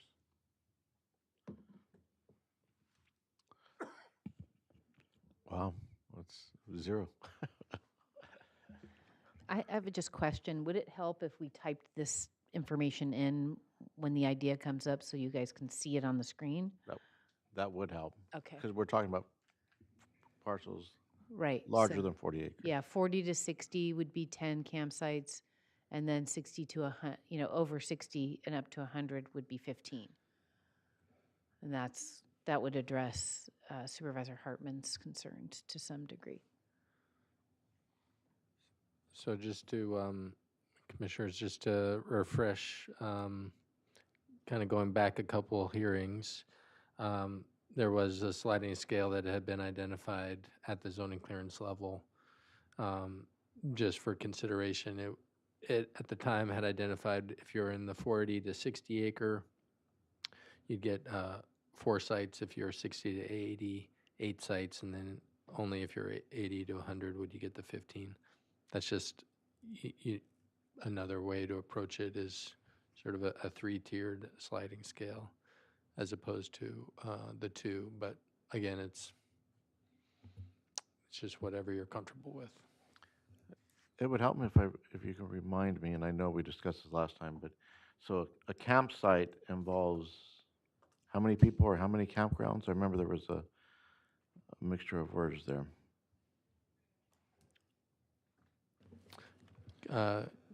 Mr. Chair, Commissioners, so a campground would be comprised of individual sites, and each site could host up to 8 people. So for example, we're looking at 40, 60 acres, up to 10 sites. That means there would be 2 campgrounds, and each campground can have up to 10 No, campsites? it would be 10 sites total. You could have 2 5-site camping areas, but it would be a total of 10 sites on that premises. So 80 people. 80 people. So each site, multiply that by 2 for campgrounds, in other words. No, it's 10 sites total. They could be split into 2 different camping areas, but a total of 10 sites for the premises. So you can have 2 5-site campgrounds or 1 10-site campground, but the total of 80 people for a premises up to 60 acres. That's the max. Okay.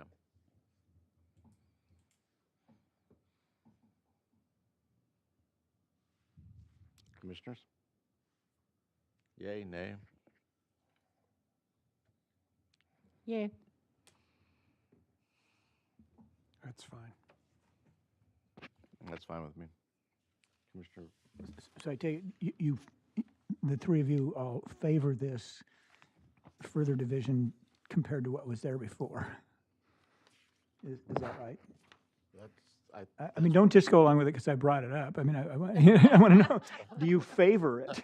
Because I'm not sure myself. Well, to me, it just defines the smaller acreage and what can happen there. So it just helps. Mhm. Commissioner Reed? Yeah. Force you. I could agree to that. I mean, I could accept that. But may I make a caveat? We've done this following public comment. The landowners who'll be most affected by this will be the wineries. And they've been following this and thinking they were going to get 15 sites for each thing over 40. And I think they're going to want to say something, and it might just have to wait till the next hearing. I don't know. Because most of the public have left already this hearing. There's at least one winery spokesman here that is here. Do you want to get public comment again from him right now, or wait till the next hearing? I'd rather wait for the next hearing. I mean, Yeah. let's allow people to digest what we're being said here, and then they can come with a complete knowledgeable thoughts and So- communicate them to us. So we should just be prepared that something that we've felt, kind of makes sense. We might get 30 people. Yeah, what's march new? into the room. What's new? With tars and feathers. That's, And, that's why we I'll have say our it was res- your idea, Vince. That's why we have our reserve parking in the back. Yeah. Commissioner Bradley? No, I didn't have anything. Oh, okay. So staff received the direction. Okay, great. So on to, Okay, let's dig in. Overlay and setbacks. So, focusing on the overlay concept and a couple of questions and want to share our understanding so that we're all on the same page. So the concept of the overlay is if you are located within the overlay, then you would be prohibited from enjoying the ag enterprise uses. However, want to make sure that I gather I think there might be a couple of the uses, sorry, my brain just froze for a second.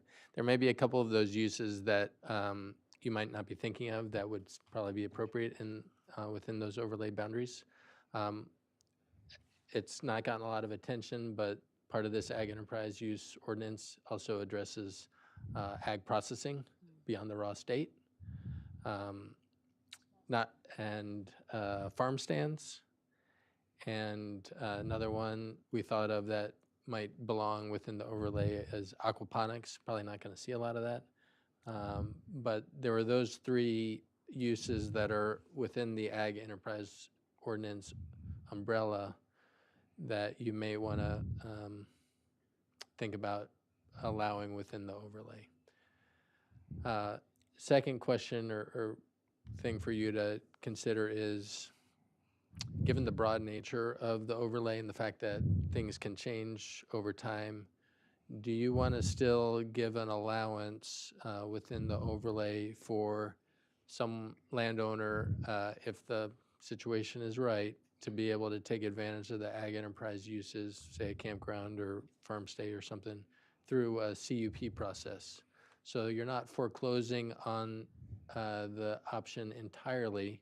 You would just make sure that they go through the full kind of discretionary public review process that could bring to light any potential issues and conflicts that may come along.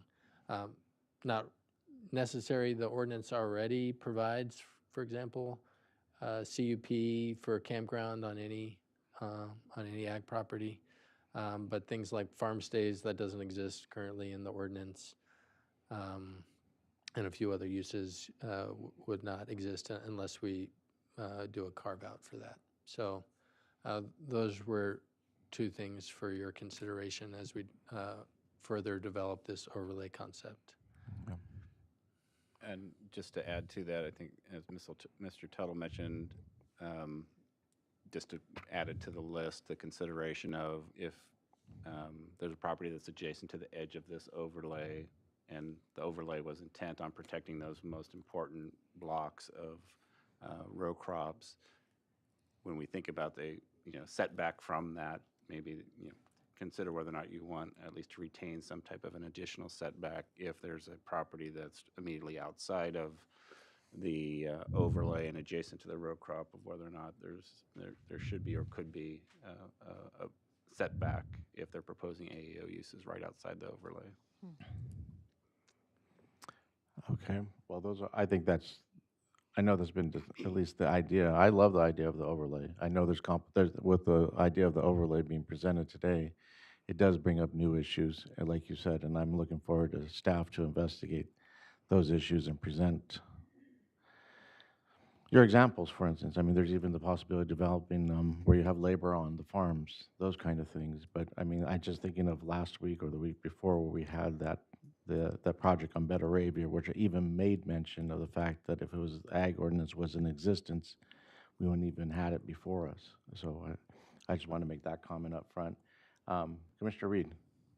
Oh, I just want to say I appreciate your comments about allowing even in overlays some types of activities permitted under the AEO, because I actually woke up last night and had some of the same thoughts running through my head with respect to small scale processing, particularly if an owner wants to process some of the materials he grows on his own land there, like to allow that. And with respect to farm stands, I think about this one pretty well-known family that for years, their kids, when they were like 4-H age up through high school, grew field corn and had their little stand and sold corn for many years. But if it was in the overlay, I wouldn't suddenly want to criminalize that just because it was in that area. But I think certain activities, if the owner wants to do it on their own land, even though they're in an overlay, I would fully support their ability to be able to do that, and hope that the overlay could be done in such a manner it would not prohibit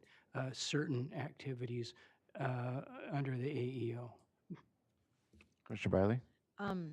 I agree. And what about composting? Would that be one of those farm-like things? Commissioner Briley, through the chair, our understanding, and perhaps Commissioner Park could speak to this, is that there are concerns with composting with regard to food contamination. Oh, okay. Sure. I love the idea of throwing in a CUP as the option. You know, if anybody wants to do the more intense things on these row crop areas and the overlays, it's not that we're saying no, never. It's just saying that you have a different permit path. So I think that's great. And Mr. Leckey just informed me that with composting, you can already do that just through a CUP that's already provided for in our ordinance. So there's just a couple of the ag enterprise uses that there is no permit path unless we create one. So I think I'm hearing consensus on that concept. Yeah. Commissioner Park? Um, Oh, I'm sorry, Commissioner Briley, you haven't finished? Go ahead, look, Commissioner Park. Well, you might as well finish Yeah. with your comment. Well, it has to do with process before our next hearing in terms of getting it out to people and how those lines are going to be drawn and notification of all the folks that now are in the overlays.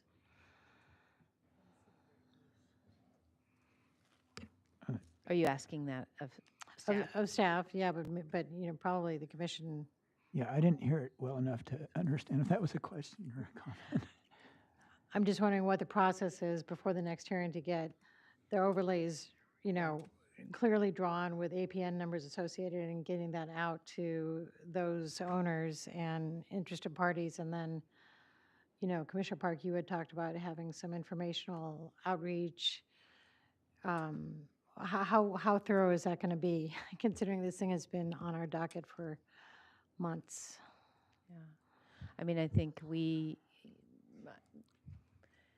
once you exceed a certain number of parcels, right, then we do a display ad, right? Huh. We don't mail individual notices. And I think in this that's right. case, 1,000. 1,000? We think it's 1,000. Yeah. So it's possible that this would be published through a display ad in a newspaper. But certainly we can get the word out to the Ag Advisory Committee and the Farm Bureau and whatnot so that there can be more outreach. And Commissioner Park and I imagine Commissioner Reed will be working together to try and talk to the agricultural community. But we have a month to get this thing tuned up. And the Planning Commission can take an action. And if there are objections beyond what we hear at the PC, they can be heard at the board as well. So it's not the end of the line. But that's, I think, hopefully that answers your question. Mm-hmm. Yeah. And just to add to what Ms. Plowman had mentioned, looking at the polygons that Mr. Park had drawn, you know, I think at this point, if the commission has any adjustments, it's better to be more generous in the boundaries, because that's what we're going to kind of publish. You can always shrink it and adjust it. And of course, you know, this is very gross level. We'll clean it up and exclude the urban areas and the city limits and, you know, other zones that wouldn't be included and covered by the overlay. And just to note, on this map, the very dark blue line on the left-hand side is the coastal zone boundary. So that is just outside, west of the city of Guadalupe. So that would be splitting the overlay, so we'll have to also create an overlay for Article 2 if that's ultimately in the interest of the commission. But so it'll be both in the LUDC as a zoning overlay and in Article 2. Commissioner Cooney? Okay, so I'm going to operate on the assumption that this is how we'll go forward. But back to the conditional use permit question, if I pick up the newspaper and I see my small farm is in the overlay, I'm being told that I couldn't have a ag related purpose, regardless of being 1,000 feet away from the boundaries.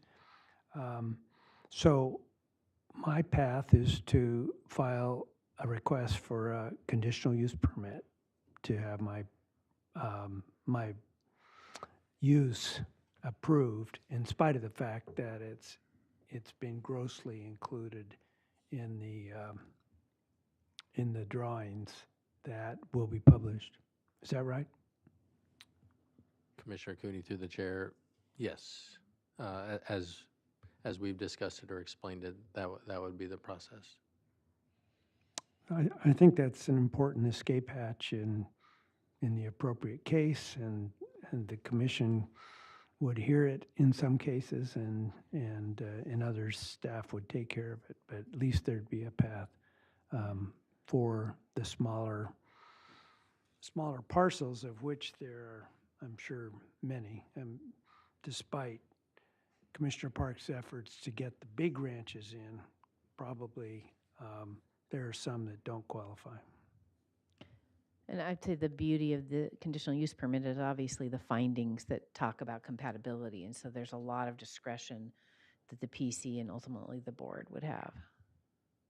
Yeah. And not to get too deep into the weeds, but as you are all most likely familiar, we do have both major CUPs and minor CUPs. Minor CUPs typically go to the zoning administrator. Major CUPs will go to the planning commission. So I would assume we would use a major CUP approach with these. But if your commission would prefer to delegate down to the zoning administrator in these instances, we can set it up that way as well. Often these that are heard at the zoning administrator often get appealed back to your commission, so sometimes it's easiest to skip that step. Commissioner Biley, you're still. Well, I was just going to make that point, right? Minor CUPs are appealable to us, not to the board directly, right? Okay, so. Major. I was asking about minor. Oh, Minors go to you and then the board. Yeah. Commissioner Park? Yes, staff brought up three things that they wanted to suggest regarding overlays, and I want to address each of those three. First was some AEO uses that might be suitable in the overlay, and you included aquaponics and ag processing, and I forgot what was the third one. Oh, farm stands. And then you also brought up the CUP issue, and also brought up, would you have a buffer beyond the boundaries of the overlay? And I wanted to address each of those three. But just in the sense that you want a larger overlay area that can be cut down for planning purposes, it's useful to apply the same concept for these kinds of things. Because if we're at a workshop, okay, and there's an idea out there that's up on the board that says CUPs in overlay areas, well, it'll draw comment, and some won't like it because they'll say, oh, you're going to allow this. And some will be happy with it. But if we don't have it up there in the first place, we're just missing an opportunity, and it's going to be a little confusing to people. So I don't know if I want to know what the farmers in those overlay areas think of the potential for a CUP for a campground. I would make a vote on it, but I favor you including it So it'll be a discussion topic. And the same thing with aquaponics. I'm not exactly sure what those are. I know one thing that people are looking at now is tower systems for growing leafy greens and all that. So does aquaponics include all that or not? I don't know. But there may be farmers that want to go to that in the future. So I don't see any harm in including it now, and we'll hear it at workshops if somebody thinks it's a bad idea. Same thing with the ag processing. And then fruit stands are already there, food stands are already there, and I think we might as well legalize them. I don't see the harm. So I'd go there. And then as far as what about ag enterprise type uses like campgrounds, farm stays, et cetera, on the edge of an overlay, Mr. Lackey suggested perhaps you'd have a buffer beyond that. Then you're introducing two dissimilar systems and you have both. I would just make the overlay a little bit bigger. And then you're still just dealing with an overlay. Make your overlay a little bit bigger so it buffers out those properties. And I hope that's enough for staff to work from. Commissioner Park through the chair. Yeah, I think that's enough direction for us to work with regarding the overlay.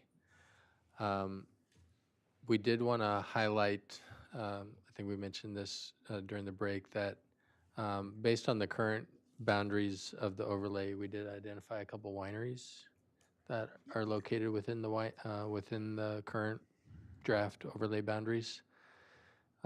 We can certainly endeavor to manipulate the overlay to exclude the wineries, but it might be challenging. You might end up with little kind of donut hole type situations, and I think we'd appreciate your thoughts on what efforts we should take to address those scenarios as we continue to refine the overlay concept. Well, one thing we should do is find out what those, if those wineries are still in operation, or if they expect to be, and then and find out what they want to do. I mean, we're not saying that the winery has to go out of business. We're just saying that maybe you don't have a farm stay there or a campground. But we just need to find out. So I mean, I wish I could answer your question better, but I think that's need to find enough. I out. mean, we're going to look to see where areas that we might want to recommend that get excluded because they're of a nature that are not row crops and they have they could really benefit from some of these uses like farm stays or whatnot. So we'll bring back some options for the PC. There were three. You had Sierra Madre, Cottonwood, and what was the third one? Well, that one big one on the north, on the south side of Wicked Gary Road is like the former Deerbird vineyard. The C2 Cellars at the junction of Highway 1, kind of over by Harris Grade Road. And Okay, it's in that district. Okay, thanks.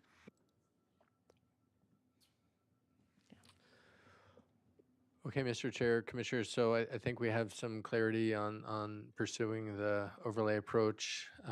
Now I'd like to circle back to how we deal with setbacks outside of the overlay. Okay, I have one quick question.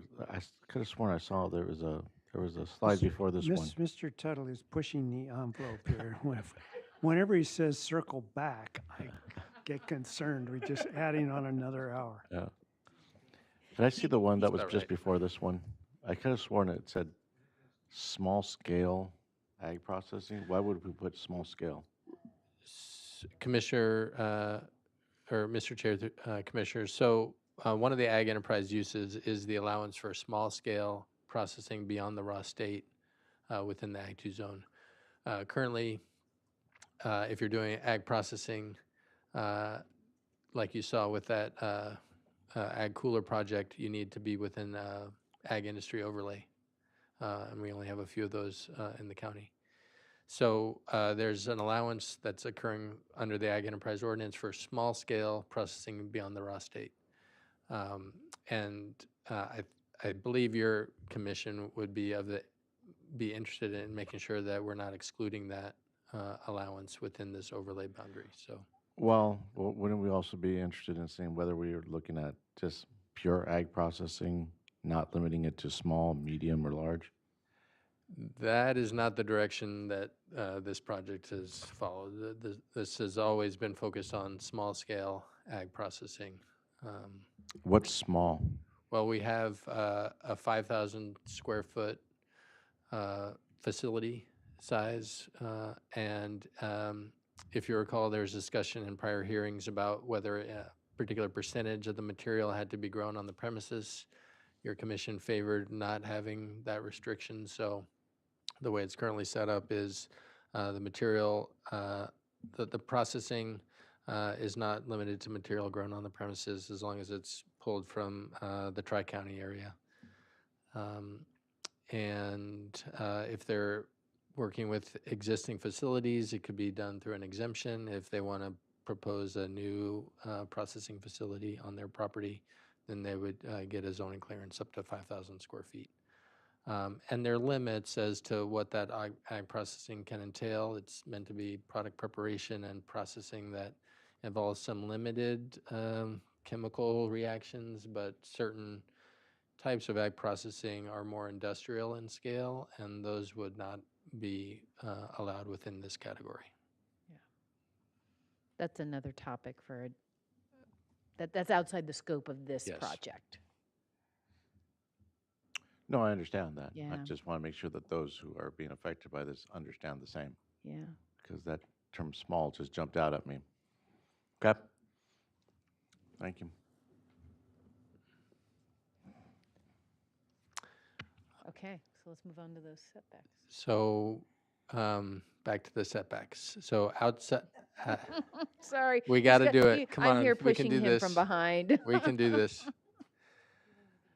You can do it. Back to the attachment G, go back to attachment G.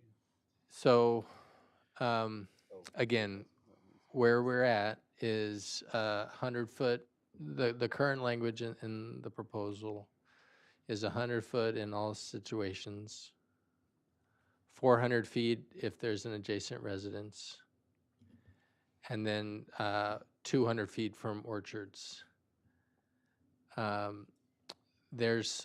You heard various comments today, some requesting down to 50 feet, others, like the Farm Bureau and Ag Advisory Committee recommending or requesting 400 feet from orchards. You also heard whether we should continue to allow for adjustments, whether that be for topographical barriers or fences being a reason to adjust downward. But we do need to hammer or to get clarity and direction on how we want to approach this. And just a reminder, these setbacks would apply, to the various ag enterprise uses, farm stays, campgrounds, special events. I do have some concerns about a 50-foot setback. That's when you're talking about the size of some of these activities or the intensity use with some of these activities, 50 feet would not be much separation. But obviously that's up to your discretion. Now, just a point of clarity, this would be applying to those properties that are not within the overlay. Correct. Okay. So I think the questions for your commission are, do you want to have one universal standard that applies in all situations, whether at orchards, vineyards, row crops, nothing? That would certainly be the simplest, but we can continue to differentiate between the different uses on the adjacent properties. I just wanted to remind or refresh the commission from some prior hearings. We did try to see how it compared to current winery ordinance regulations pertaining to setbacks, and just to reiterate what the current winery ordinance provides in terms of setbacks for wineries is it's winery facilities, if they're open to the public, need to be 200 feet setback from property lines if they're open to the public. And if there's adjacent residence, it's the 400 feet. If they're open to the public, 400 feet from adjacent residence. Otherwise, if they're not open to the public, it's 200 feet from adjacent residence. So that's where like that 400 foot from residence came from. That was pulled from the winery regulations as an example. And the 200 feet open to, if a winery is open to the public, that's the current setback requirement. Just for reference. And just to add something, Mr. Chair, members of the commission, Sarah Rotman came and spoke today, and so I brought up her parcel to look at it, and at the front of her parcel, it's 800 feet, and towards the closer to the river, it's about 1,100 feet. So that just gives you an idea. This is a 63-acre parcel. She's got row crops to her east, and I think to her west as well. So that just gives you an idea of what kind of constraints a smaller parcel might experience, and just gives you some context. And one other thing to remember is, in addition to these general setback or buffer requirements, that parcel, it was described, apparently has Santa Ynez River or riparian through it. There's a separate setback requirement for all ag enterprise uses that involve structural development or stationary activities, so special events or campgrounds, et cetera, that they be set back 100 feet from environmentally sensitive habitat areas. So we're not talking about that here. That's a separate standalone requirement applicable on a case-by-case basis. What we're talking about here are setbacks, general setbacks in other instances from adjacent properties. Okay, Commissioner Cooney? So what we're doing now is acting as if we didn't have the overlays, and we're just looking at the distances from the property lines. And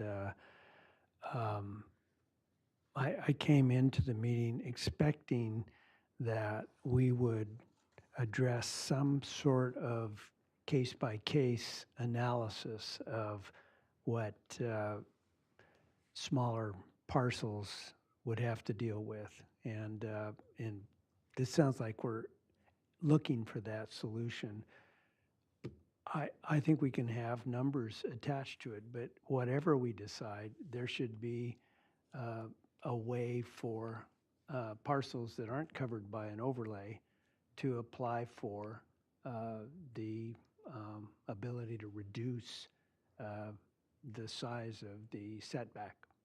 So if it's 200 feet from orchards or 400 feet from orchards, whatever we decide, I think there ought to be a pathway for an applicant to come in and ask for consideration to be able to reduce the distance. And for the reasons you've mentioned, you know, there are natural features, there are rivers, there are highways, there are all kinds of things. So I think whatever we decide, we need to have that kind of a fallback.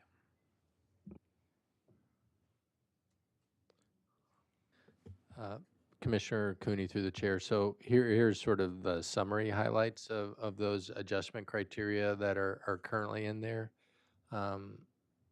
So, you know, we've talked previously about if there's the intervening topography, roads, habitat, geographic features that prevent cultivation, that could be one reason to reduce the buffer.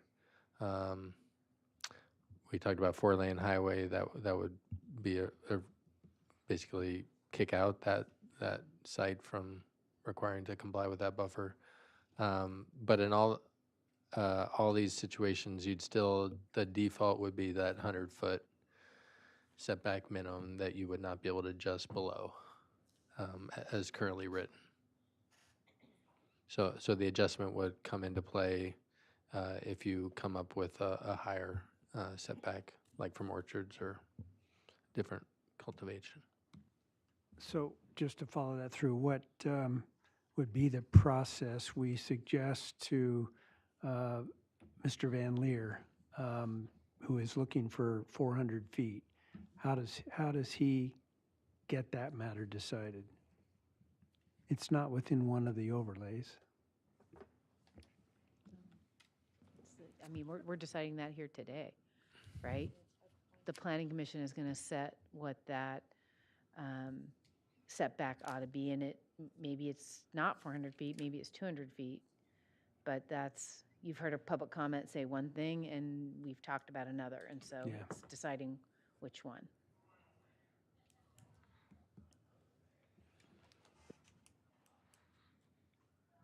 Well, just to finish my position, it would be that I'm going to go back to the setback. Go back to the setback. The testimony of Mr. Van Leer mentioned other prominent avocado farmers, and that is their suggestion as well. I think before we open those ranches to any kind of other activities, we need to have a starting point, and I'm fine with 400, not more. Commissioner Reed. Okay. A couple of remarks. So with respect to the 50-foot general setback, no way. I don't, and a 100-foot general setback, okay. 400-foot from residences, fine. 200 feet from orchards. Isn't it my recollection that when we started out, we were going to have 400 feet setback from orchards, but we had comments from some orchard people, I think in Goleta, that was excessive. We needed to go to 200, which we accommodated. Now we're getting more comments going back to 400. Is that correct? I mean, that seems to be what I remember over several meetings and discussions. Commissioner Reed, through the chair, I hesitate to speak for the public comment. I think you've heard a variety of public comments, including mixed comments from orchard growers. Some, I think, like Mr. Van Leer, have fairly consistently advocated for the 400 feet. You've heard from others suggesting a lower amount, like 200. So I just don't think there's universal consensus, even from the operators, as to what the appropriate setback is. Right. Well, I appreciate your diplomacy. Given that, the president of the Farm Bureau and Mr. Van Leer have great experience with respect to orchards, I wouldn't have any problem accommodating their wishes to go back to 400 feet, although I'm sure the moment we do, we will hear again from the same people that wanted the 200 feet before. So I'll support whatever the other commissioners want to agree on with respect to that one. Now, looking at the 1,000 feet from row crop, food crop cultivation, I know it says food crop. Well, they're very diverse. If somebody's growing corn or a winter squash or something that's washed and peeled and never eaten in the raw state, I would be open to negotiating, obviously, a downsizing of the setbacks. And even with the 1,000 feet, I notice since we're in an area like Santa Ynez Valley, in which grapes and those sort of things predominate over row crops, I notice you say allow adjustments on the bottom. How about negotiated arrangements between adjacent landowners? Maybe that's a box we don't want to open. Apparently, we don't want to open it, but we need to protect the row crop people. But for the row crop people in the overlays, they're getting an exceptional degree of protection. So I might be open to supporting a compromise on the 1,000 feet, just in the areas of the small properties like Santa Ynez Valley. I'd have to see what it's going to look like before I said a definite yes. But so those are kind of my fuzzy feelings at the moment in this evolving process. Commissioner Parton. The whole point of the overlays is to kill the 1,000-foot setback. I mean, I'd like to not even see it up there right now because it's irritating. and it's communicating that there's still some ambiguity here. We've done a lot of effort to find a better solution. So we shouldn't be talking about 1,000 foot anymore. And I'm going to tell you, I'm going to vote against this ordinance if it's in there, because it just is insane. And I certainly wouldn't go to the effort to have overlays into 1,000 foot. It's the worst of all worlds. Now, that being said, if you don't have 1,000 feet and you give 200 feet for orchards, should you also give 200 feet for row crop, or do they have the 100 foot? You know, because some row crop people say, well, we're just like the orchards. I think Commissioner Reed is absolutely correct about the communications we've received from orchard people. The first time we heard this, there was only one communication at all from orchard person, somebody in Goleta, and they said they didn't like setbacks at all. They weren't necessary for orchards, okay? Then we started hearing from the Ag Advisory Committee that they're a good idea, but they also wanted, you know, several hundred feet for cattle operations and grazing, which I just thought was ridiculous. And so I've been a little skeptical. Now we heard from the Farm Bureau, so that's finally another source, and then some actual farmers were named. I don't want to change the 200 feet until I go talk to those people and find out what they really want, what they really need. My mind would be open to go to 400 feet, but I want more information for myself. And I do think it is anomalous that we would go back to 100 feet for the row crop. So my mind would be open to increasing that somewhat. Certainly no more than the orchards. And I don't even want to see 1,000 foot ever again. Then Mr. Reed touched on something that Ms. Petrovich and Mr. Wilbrand have referred to, and so have others that have appeared before us. And it's been kind of a common theme. It's something about that ag people think is just a great idea. Claire Weinman did, and she had a name for it when she talked to us, where you basically have owners of adjacent parcels, okay?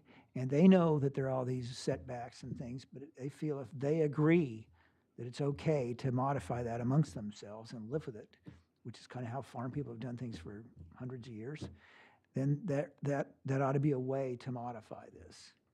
And it's, you know, it seems like a good idea. I've got some very good land use attorneys that keep bringing it up, and farmers keep bringing it up. So I want to bring it up one more time. I know that staff told us, I think, that no, we just don't include that kind of thing in our ordinances. But can we somehow? Because that'll actually solve a lot of things. But what was the name that Claire Wyman gave I think that? she said private agreement. Oh, I thought it was something niftier. But Well, okay, so we're going to move on. Mr. Bidley. So in the planning world, long ago, when I was a transportation planner at the city of Santa Barbara, you couldn't put no parking stalls on your block unless you had a certain percentage of the owners agree to it. It's kind of a similar situation. And so they made a petition process at the city, and if everybody came in on the west, block of Chapala and said, okay, we want resident parking only, then they got it. And I think that's the same concept here. If there is a way, but maybe the only way that's ever going to come to fruition is through a CUP process, right? As part of an evidence that says, hey, the neighborhood actually agrees that this would not be conflicting with community compatibility, so we would approve the CUP. I can understand why the county doesn't want to invite that as a standard submittal, if you will, to reinterpret what's written in the code, which I think is what, Claire, I understand Ms. Wyman is saying, hey, this happens all the time. Well, it does, but not when you're adopting a law that regulates all the parcels in your county. So I appreciate both sides of it. And I've seen that I thought the housing element was bad. I think this is even worse in terms of the diametric disagreement between, very valid interest groups. And I have to say, though, I'm going to go back to the intent of this ag enterprise ordinance, which is to give ag a leg up. I spent some time not talking to maybe different people than Commissioner Park that said, if we don't do something to help ag, it's going to go away. I mean, it's very, very dire in a lot of people's minds. So I appreciate the strike that 1,000, never want to see it again. I would go for not more than 200 feet from any crop. When we hear from Sarah Rotman today that if it's 400, she's out totally. If we have 200 on either side of her, she maybe has a slip of 100 feet left in the middle of her farm. I think the 200 feet is plenty generous, and maybe it should be 100 feet. I don't know. And it means that I would have to face Mr. Van Leer and Sarah Wyman and say, I hear what you're saying, but at this point, other farmers in the county need to have some way to diversify their income. And that means it's going to get a little bit away from just pure farming, which is what they've articulated. So I am in for not more than a 200-foot setback for any crop.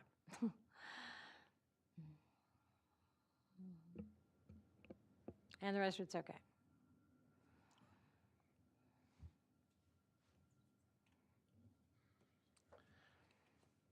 Okay.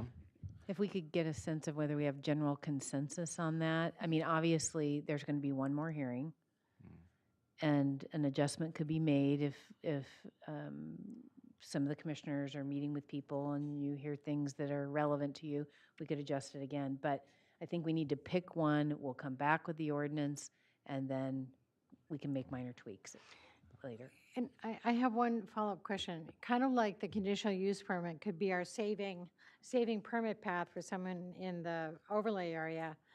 If someone doesn't want to meet the 200 feet, then couldn't the code allow them to ask for a CUP to have a lesser setback? Kind of like a modification or variance? Commissioner Bradley through the chair. I mean, theoretically, we could set it up that way.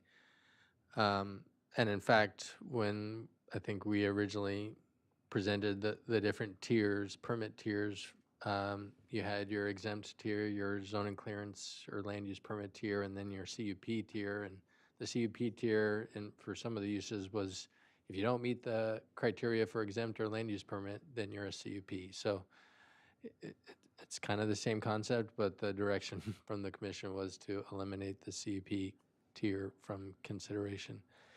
Now, regarding the buffer adjustment concept and whether or not private landowner agreements could be used to reduce the buffer, I think what you've heard from staff in the past is we cannot abdicate our authority to private agreements. We're a regulatory agency. This is code that we need to regulate and enforce, and we are the decision makers in that regard. That said, we have identified a list of criteria that can be used for determining whether a buffer adjustment is appropriate. Intervening topography, intervening roads, other things of that nature.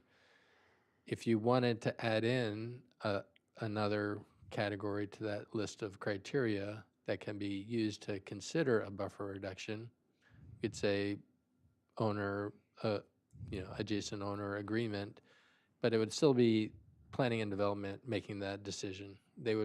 The applicant would present evidence and material to the county, we would review it and make the decision. So we are not giving up our authority to a private agreement, but we would be taking that into consideration if you wanted to add that to the mix. And, I mean, presumably that's in a zoning clearance process, right? That would be in the zoning clearance process.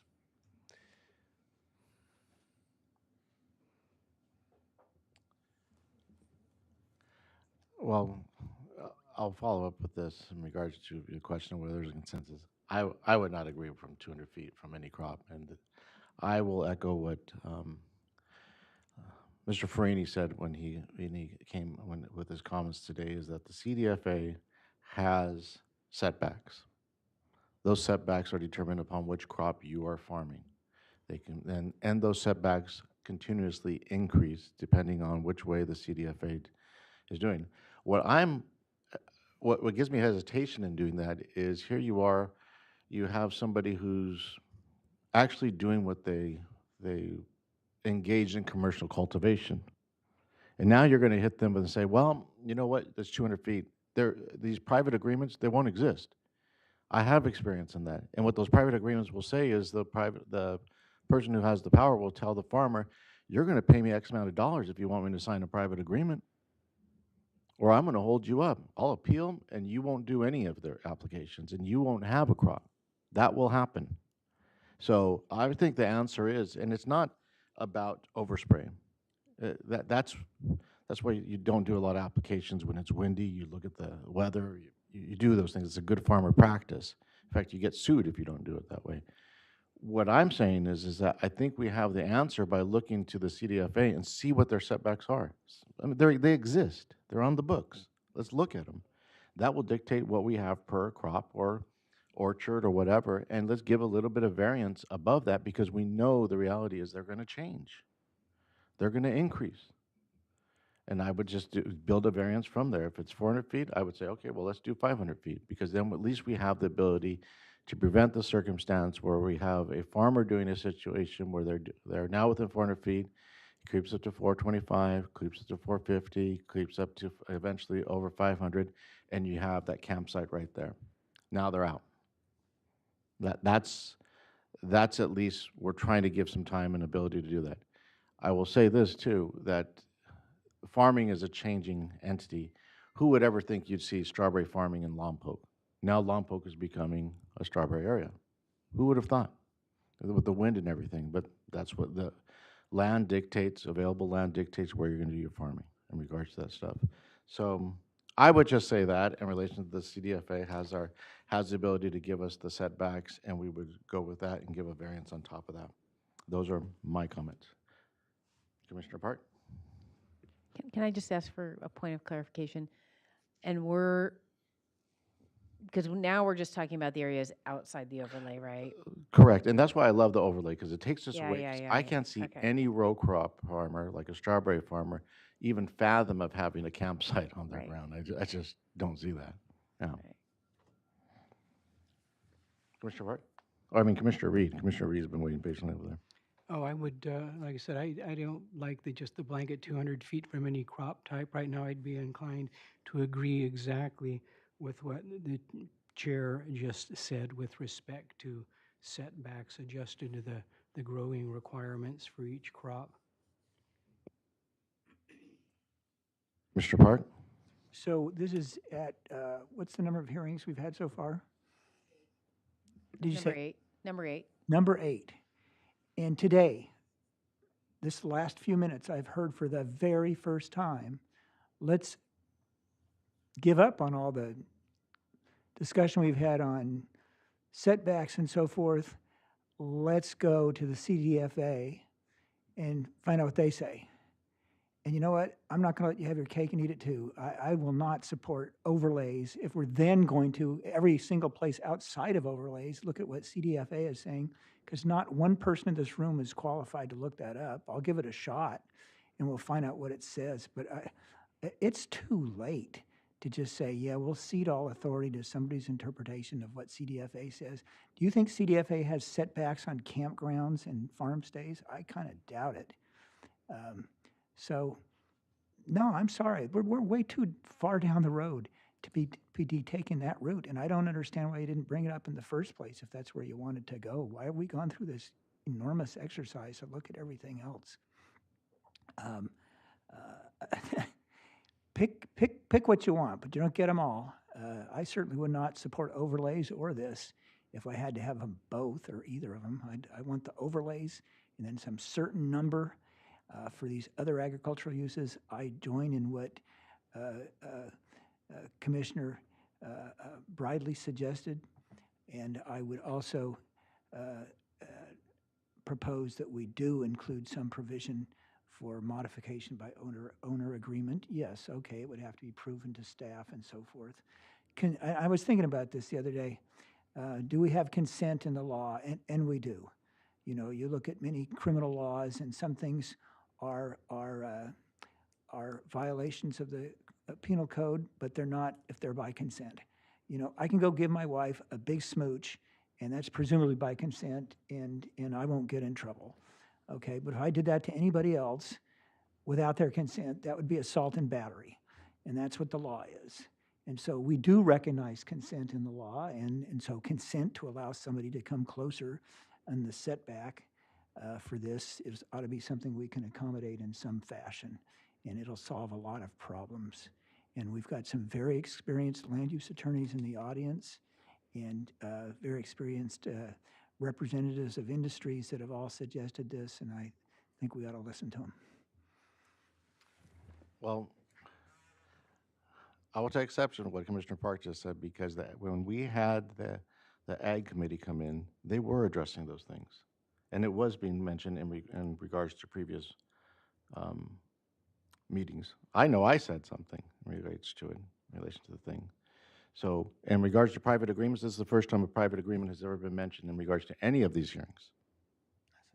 I have not ever heard of a private agreement being entered in regards to those things. I'm just saying that in relation to these things, the ag ordinance is a great opportunity for those who want to have additional commercial activities on their agricultural lands. Got it.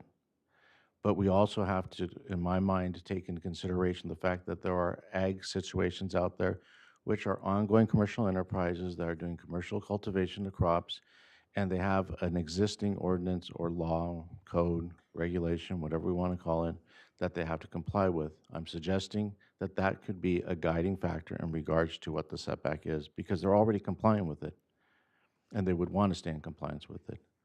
So I don't know if there's a variance in our understanding of what setback is, but I'm just saying that I know it's from the property lines, and that's the way it's been done, because that's where that initial discussion regarding setbacks was even addressed at these meetings when we were talking, where is the setback from? Is it from the property line, or is it from the building?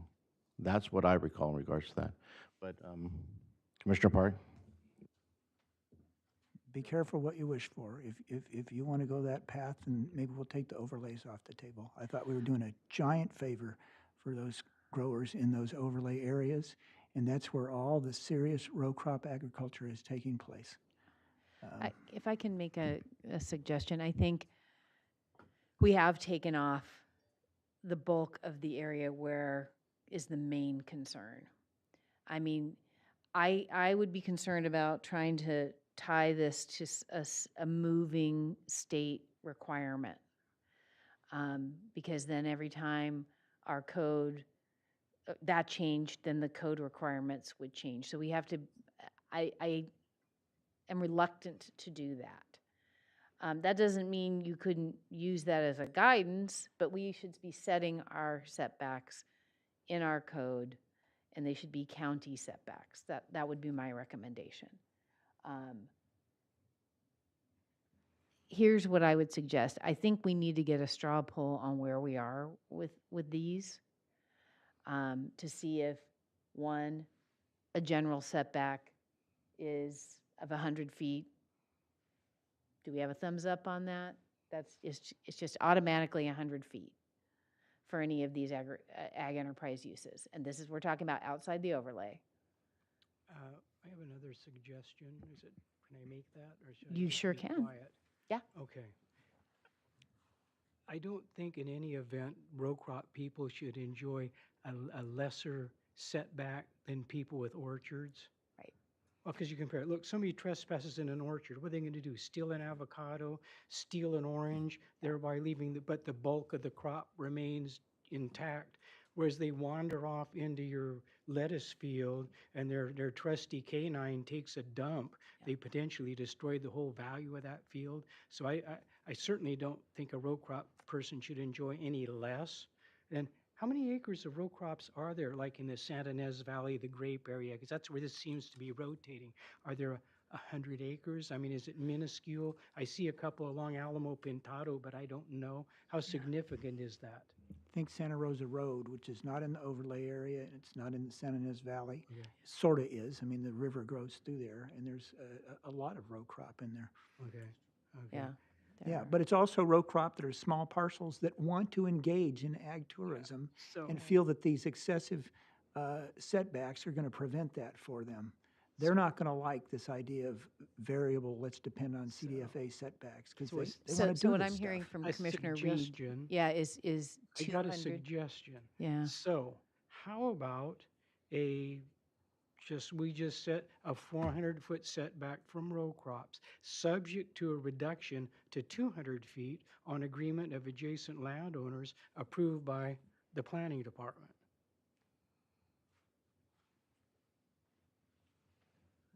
I would say that if the 400 feet is what the setback is in regards to the current, say, row crop, let's say there's a strawberry farmer CDF, that's fine. But I thought staff said they're not going to get involved in private agreements. So the private parties can always come to an agreement. I mean, that's between themselves, but I don't know whether or not, I can't speak for whether a farmer would do that or not, but I think private parties can always come to an agreement with each other, as long as it's not against public policy or the law. But I thought, correct me if I'm wrong, staff isn't going to get involved in private agreements. Well, Mr. Chair, Commissioners, what I had indicated is we would not just let the landowners figure it out amongst themselves and roll with that. What we would say is we've identified a handful of criteria that could be used to reduce a buffer, intervening topography, roads, other criteria. We could add private landowner agreements to the list of criteria that the county could take into consideration in agreeing to reduce a buffer. But ultimately, it would be the county's determination. We would not abdicate our authority to a private agreement. So it would just be one set of material that an applicant could present to the county for a buffer reduction. So Commissioner Reed's suggestion is feasible then? It is. Okay. And I think again, the question is, you also heard requests for 400 feet from orchards. So I wasn't quite sure, are we talking 400 feet for all crop types or 200 for orchards and wineries or vineyards, but 400 for row food crop?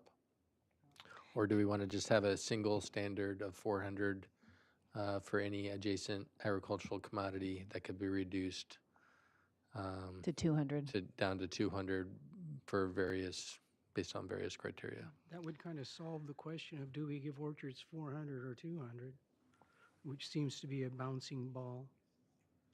Yeah. Commissioner Bradley. I agree that row crops should not be given anything different than orchards, so just keep it one thing. And I want to point out, step back a little bit from this.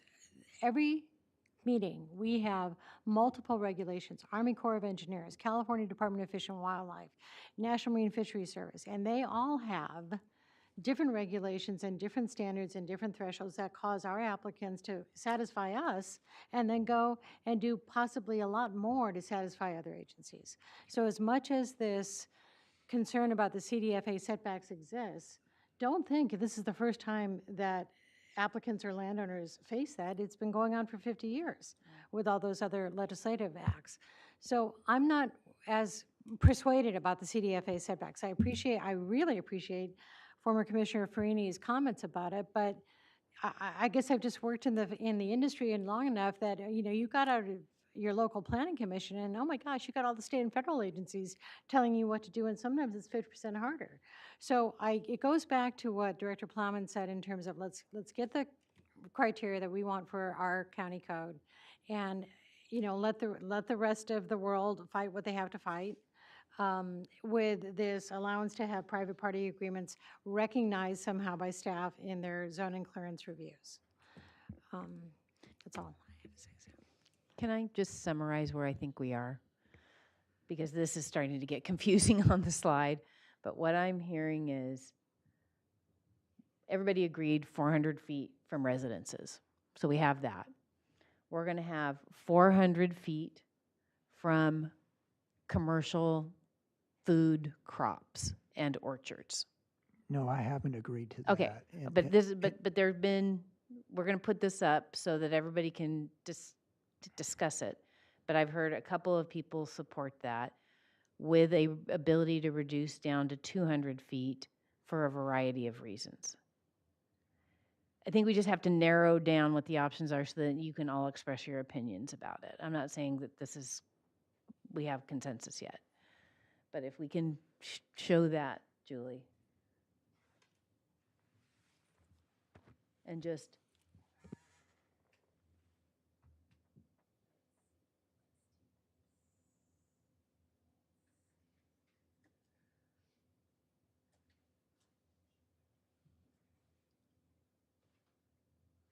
No, so exclude the 200 feet.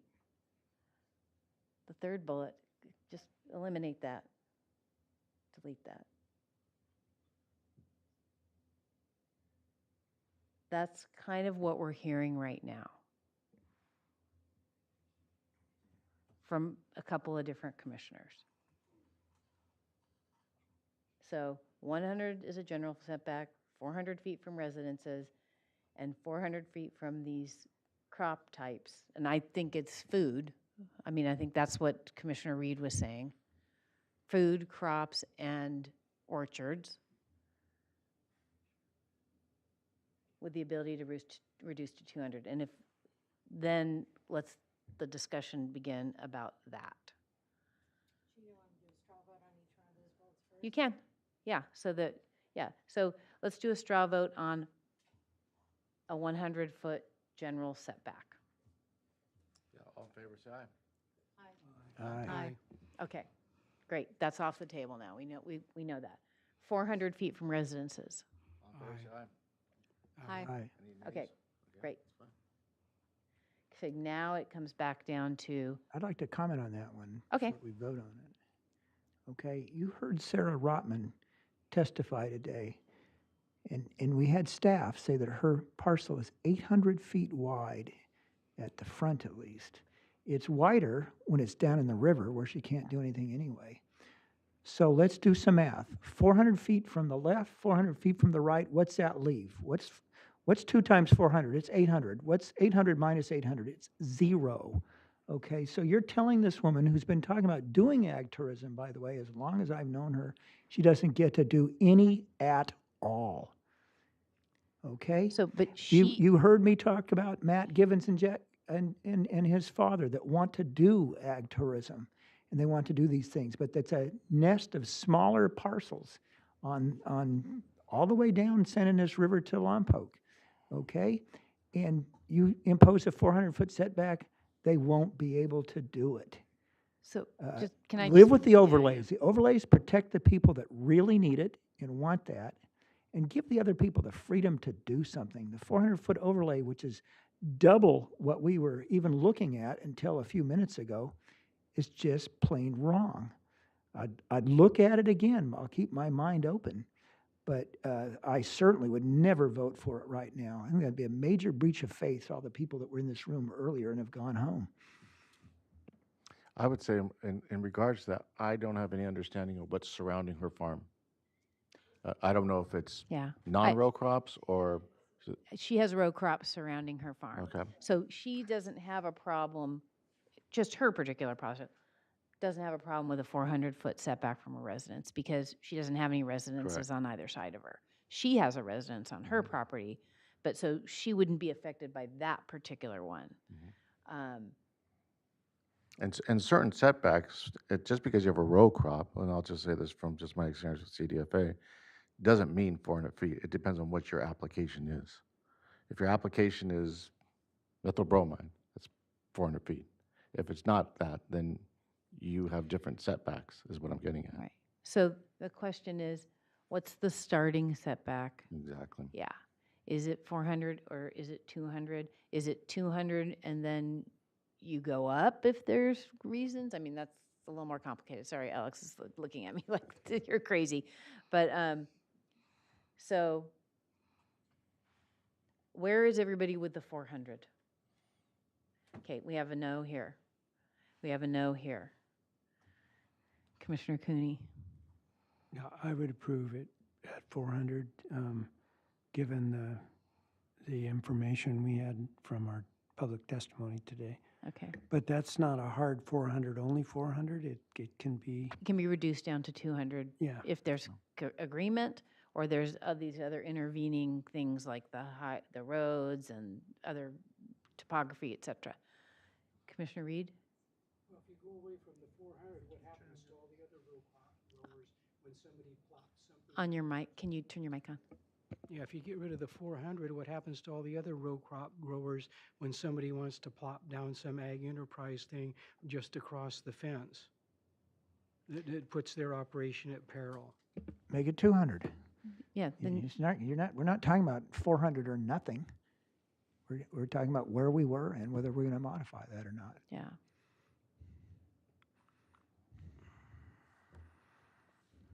I'd feel better making a decision on that if I knew how many people it would influence. Seems like we're basing a whole lot of this on one parcel. And how many other parcels are we reducing their potential protection in order to accommodate the one? That's why it's a good idea to go visit all these people and talk with them, and go to the end of Santa Rosa Road, go up Alamo Pintado, go out to New Cuyama, and do all those things and find out. Well, then let's get the bus. Yeah. I've been on the bus for 5 years, so. So like I said, I'll look at 400 for some, but to just, right here at the last minute of the last day, double from 200 to 400 seems to me unwise, and I won't go for it. You know, I can appreciate people that are in a squeeze because they're in a riparian area or some protected area, because like, you know, I got 160 acres we can only use 40 of because we have salamanders. So I can commiserate with those people. But, you know, I really don't want to hurt all the other people that deserve some degree of protection as well. I have to think about this one. But it's how much protection, you know. We can go through project or project, and they won't happen. Buttonwood won't happen with the 400 from each side. Well, this is my thought, though, in relation to it, is I think the 400 number came in from when the gentleman from about the orchards came in and mentioned the 400. And it went from 200 to 400. So this number, what I'm seeing up here is 400, is a soft number because I'm looking to be educated in regards to what are the setbacks regarding these people. I mean, we may find the CDFA has a maximum for row crops of 200 feet. I don't know off the top of my head.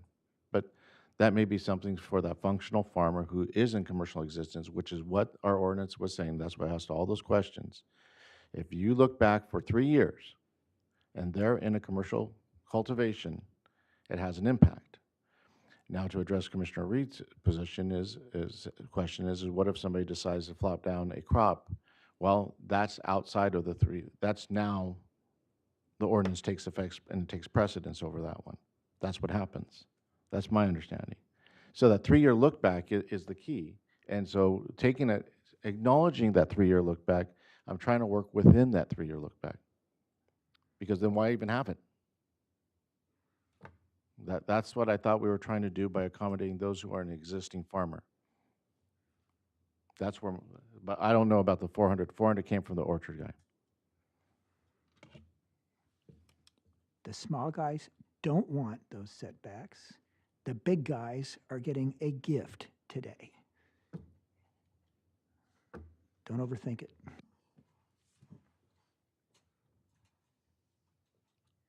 I mean, I think we are excluding the vast majority of row crops from any of these potential conflicts with the overlay.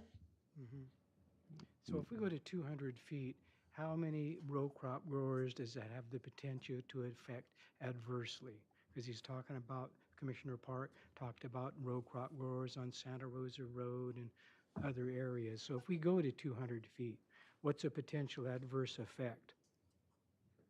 Is there any way of estimating that or coming up with something we can actually look at and use to make a decision? Yeah, I think we can. But it'll be based on some aerials. Can I recommend that we take a 10-minute break? Yes. Yeah, let's take a break. Let everybody get some water, and then let me talk to the team, and we'll see what we can figure out. Be back at 3:10. Okay. Mr. wanted to circle back, remember that.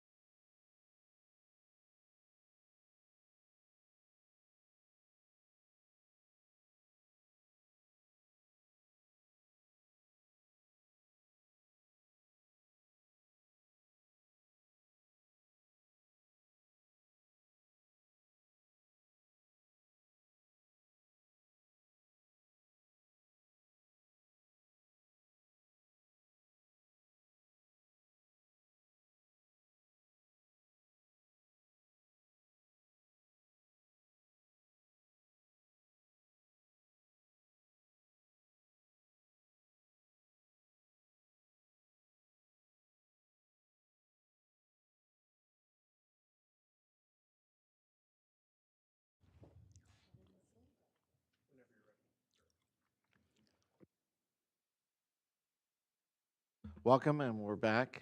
I think we're saying kumbaya. No, we're back here. It's just a joke. I'm sorry. Okay, so we have, you're going to go over at least an aerial view of these things in relation to these matters. Okay, let's look it over to staff then. So, Mr. Chair, members of the commission, what we're planning to do is sort of give you an aerial tour of the general areas of the county where we see row crops that are outside the overlay. And they typically occur along the San Ynez River between the edge of the overlay and Lompoc up to Buellton. There's some outer areas in the San Ynez, excuse me, San Ynez area. And hold on a second.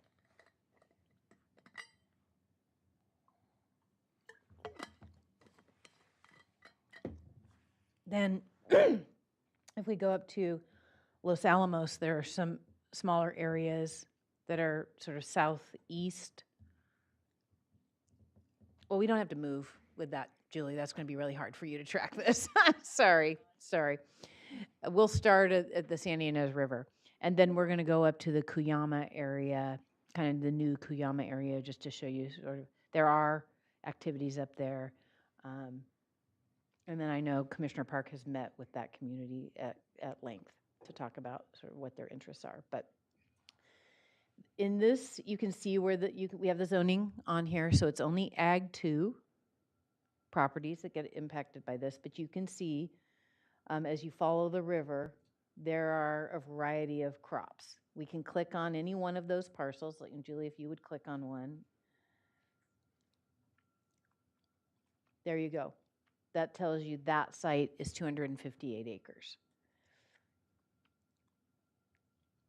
If there's, and maybe, is this a good scale for the commission?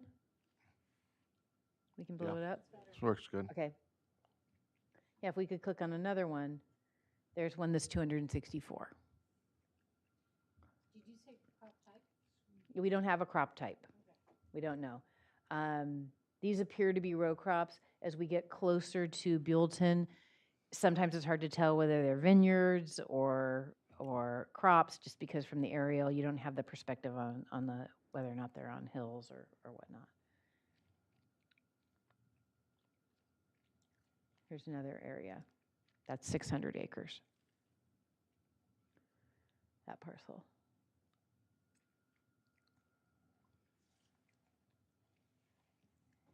There you go. And let's click on Mr. Givens' property, the one that Commissioner Park has spoken with those. So they have 94 acres there. And have expressed some interest in participating in this. Can you click on Granite? On Granite, yeah. On the right side, just across the 101. Over in here, yeah. So that one's 368, and if you go just to the west of that, I'm sorry, east of that, Julie, what's that parcel? That's 275.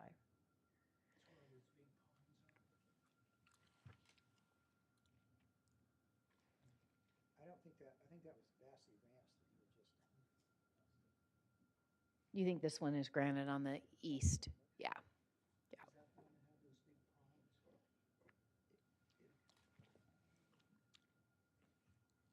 Okay. So now we're in Ag 1. You see those areas in Ag 1?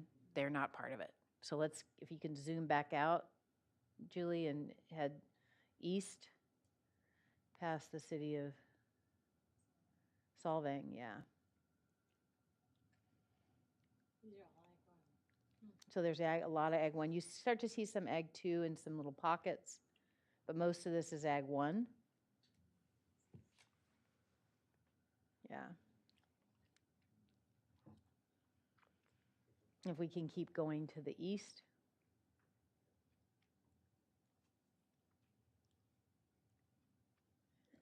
Then you start to see some of the ranches, and there's vineyards over in this area, horse operations.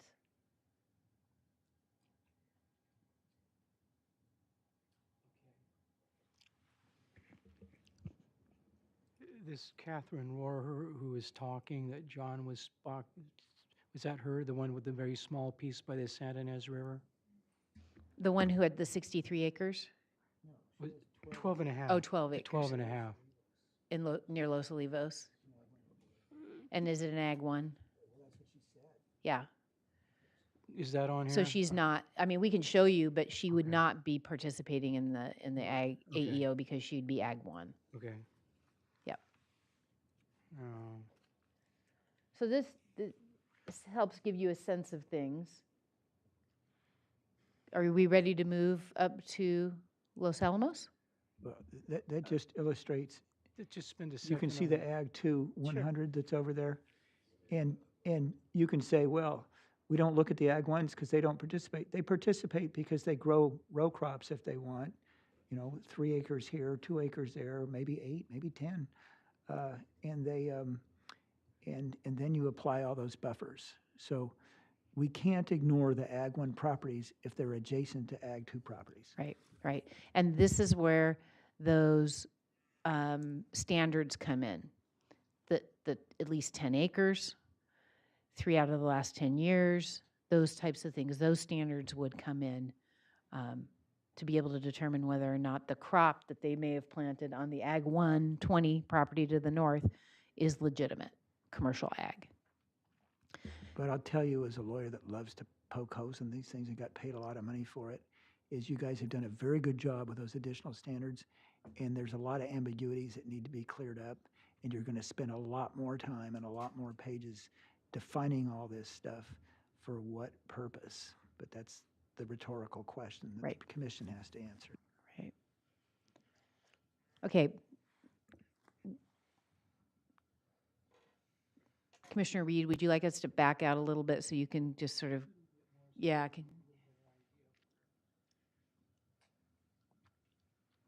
maybe a little more.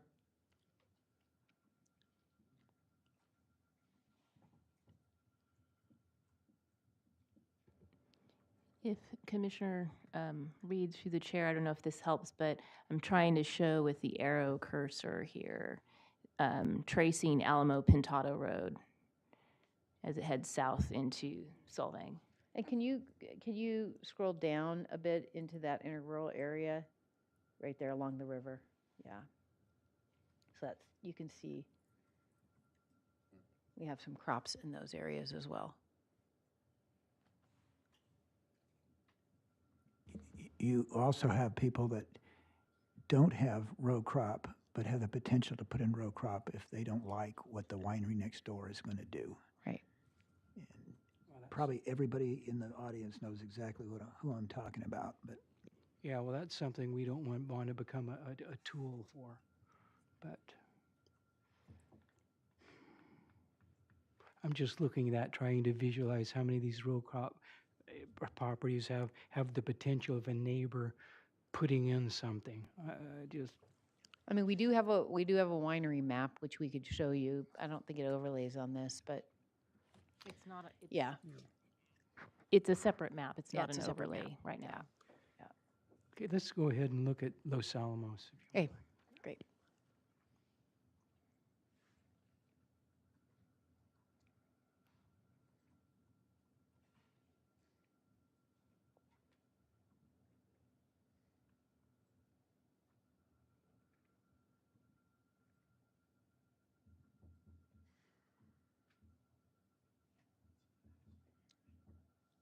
So we do know that on the edge, sort of on the western edge here of Los Alamos, there are vineyards there. They look like crops potentially, but they're, yeah, just as you curve up the road, those are all vineyards. And can you go a little bit to the east here, Julie, or scan back out? Because there are, a lot of those are vineyards as well, to the east of you. And Commissioner Park, am I correct in your saying a lot of these row crop people here also have interest in participating in AEO? yes, I haven't surveyed all of them, but there's enough there that I did not feel confident in just grabbing all those parcels and including them in the overlay. I felt it was something where we need to hear from people whether they wanted to be in the overlay or not. I'll give you an example there. You can go to the overlay at the right end, and then focus on the parcel that's just below it. And you can see a horse track. Do you see it? Yeah. Right. Okay, and there's multiple stables there and so forth. And I've visited that property. Is Mr. Wilbrandt still here? No. Yes. Yeah, he is. I visited with you and other people from real estate industry that are trying to sell that, and people are looking at it as a potential recreational facility where they would, under the Ag Enterprise Ordinance, have farm stays and this and that, and then also they talk about getting involved in the rec master plan and having trails. It's an example of something I wouldn't put in the overlay because the potential owners, future owners, all see it as a recreational property. So it's bordered by, One- is that one- 246? It's 135. 135. Oh, that's 135, Yeah. okay. That's And then right. on the other side's a bunch of hoop houses, right? They're cannabis. Oh, okay. There's tons of cannabis in there and hoop houses. And they're happy with 50 feet, right? I don't know what, Whatever. they're unhappy with prices. They would be happy about anything else if we left them alone and the prices were good. I'm right, aren't I, Mr. Bazanis?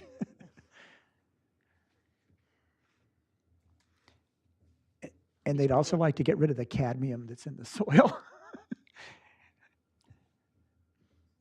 If you could back out a little bit, Julie.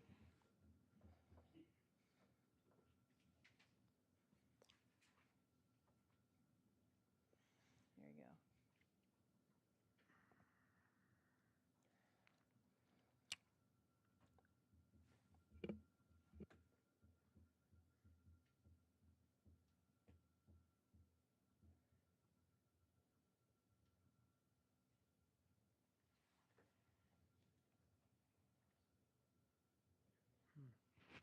So I noticed that there are some crops on the east side, just sort of on the outside. Are those vineyards, sort of in this area?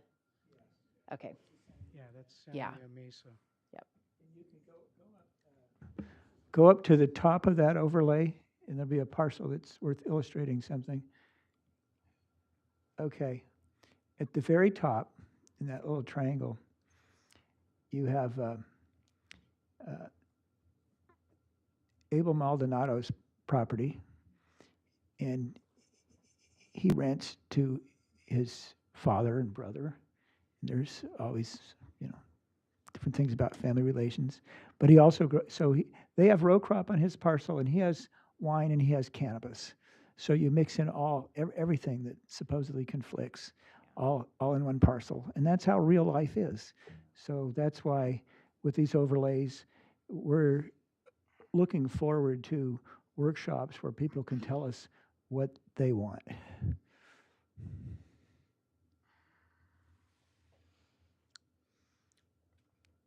Are we ready to move to, we wanted to go up to Cuyama. I'm sorry, I had the wrong spot, but it's still, Maldonado's is off to the right. Yeah, it's off Betaravia. Okay. Are we comfortable moving up to Cuyama where we will have some crops up there?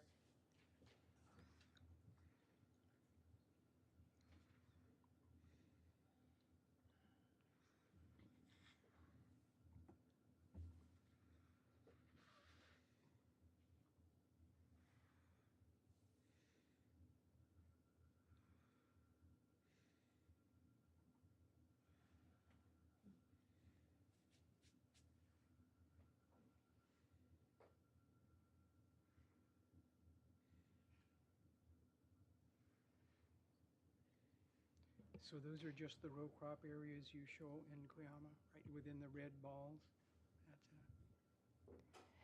So Commissioner Reed, through the chair, so this is showing Cuyama Valley, and the dotted line that's kind of following the Cuyama River, that's actually the county boundary. So okay. the crops on that northeast side, they're in San Luis Obispo County. That's why you're not showing Grimway or any of those people, because they're in SLO County. but everything on the south side of Okay. that line is an Ag 2 zone in our county.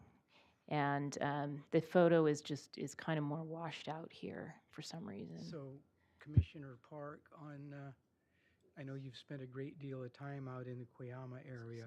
Do you have any read for how the row crop, those people out there feel about ag enterprise? Are they have big concerns about setbacks, or they would rather be able to do some enterprise things? The Cuyama Valley, and the risk of offending Commissioner Cooney, it's his district, but I had spent a whole lot of time out there, and I still do. People that you talk to that live there are very excited about taking advantage of the Ag Enterprise Ordinance, okay? But you also have to understand, and I think you do, that the main row crop farmers out there, they're growing one crop, it's carrots. Yeah. And it's two entities. It's Grimway and Bolthouse. There's Duncan as well. I can't remember exactly what they farm. I think they do that. And there's a great deal of what would be a nice word? It's hard to say a nice word. Confrontation, frankly, between the populace in the Cuyama Valley and those companies, because they went through the SGMA process, and then the companies have now filed for an adjudication in court of who has what water rights. And so every property owner in the Cuyama Valley has been essentially sued and is spending a lot of money in attorney's fees on this adjudication. And so it's there's not a middle ground, so to speak, between the carrot people and everybody else that's angry. That's why I didn't really feel like messing around with a overlay there. If people wanted it, I'd be game. But I didn't want to like stick my foot in the rattlesnake pit and ask. And also, I based the overlays on a conversation you and I had with Claire Weinman as to grower shippers and the extent of the people that she felt needed protection. So she specified those things, and that's what I drew up. She did not specify Cuyama Valley. I don't even know if Bolthouse and Grimway get involved in things with grower shippers. They're not really a locally oriented group of people. They've just got water and land out there.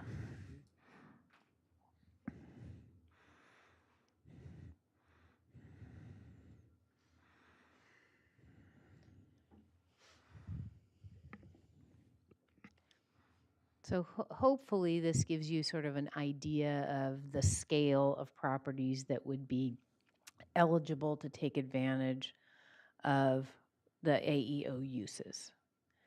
And as we can see, there's a substantial collective area that's in the overlay that is being protected at a much higher level. So with that backdrop, let's go back to, we worked on the section of the ordinance that would address this, right? Because we're down to this one issue of the setback that's required for AEO uses in the areas outside the overlay. So we grayed out the things we have agreement on. And what we have here is the setback from these commercial operations. We still have, if you scroll down, Julie, we still have the provisions under which adjustments can be made, and we added in, if you go all the way down, where a mutual agreement with adjacent premises owners to reduce the setback. We might tweak that language a little bit, but we added that additional provision. So with all that, it's down to the question of what should be the standard setback for these AEO uses in these areas, and what could it be reduced to? It'd be nice to have that range, right? A max and a min. So we have heard a mixture of things. And it would be good to hear from I see a light on. I'm not going to take the chair's role, but You're doing a good mediator, what we call a mediation process here. Okay. So Commissioner Reed, you have your light on. Okay. You know where I come from. I've always been pretty, what do I say? I've really stuck to the need for large setbacks to protect row crops.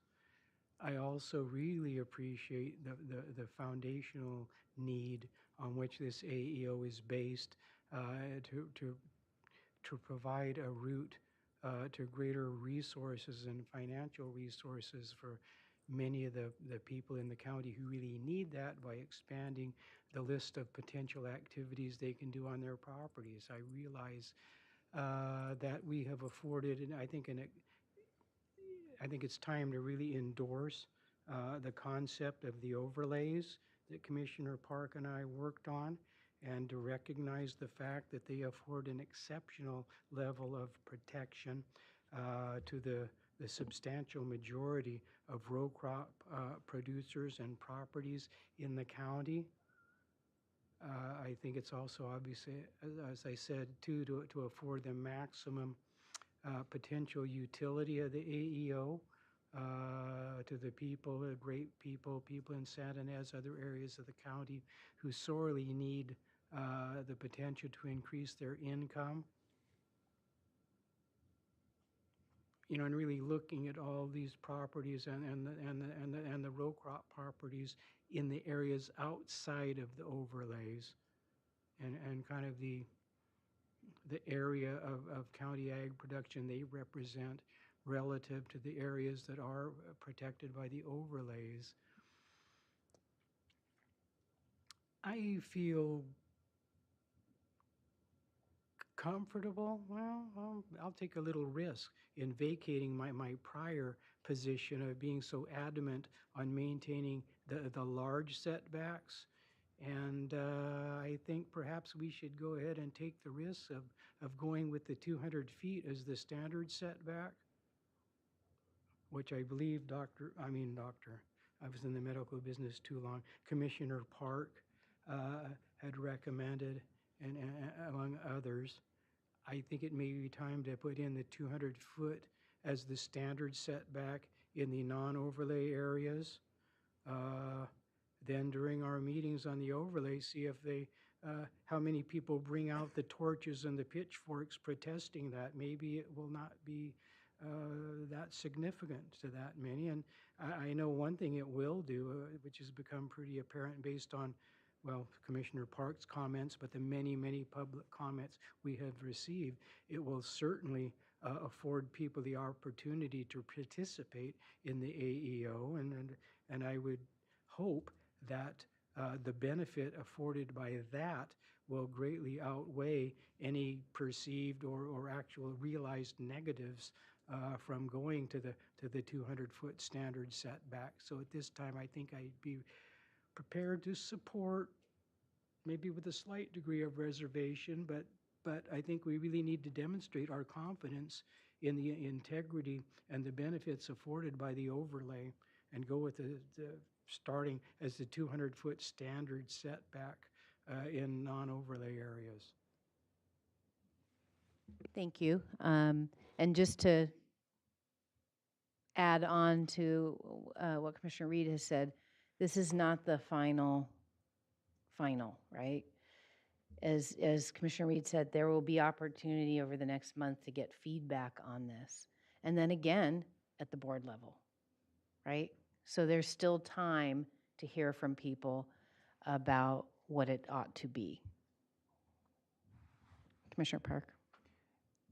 You know, it's a really important value to me to have an open mind and be perceived as a person with an open mind. I mean, if people think I'm crazy but have an open mind, that's good enough for me. But to have an open mind, I have to have an ability to change my mind. And I'm sure anybody who's listened to me has heard that my favorite saying is Ralph Waldo Emerson, a little inconsistency is the hobgoblin of small minds. And I know we're not making a final decision today. I don't want to make a final decision today. I profess that we are not, and I will not make up my mind today because I am going to do just what I told Mr. Van Leer. I want to go talk to his people and see if 400 feet makes sense with orchards and everything else. But what's important to me also is the process and an appearance of being fair. We've been talking about a 200-foot setback aside from the 1,000-foot for a while. It was up on all the literature we had, the staff report and so forth. It's what the public heard, okay, that when they were afforded time for public comment, they were doing it on that basis.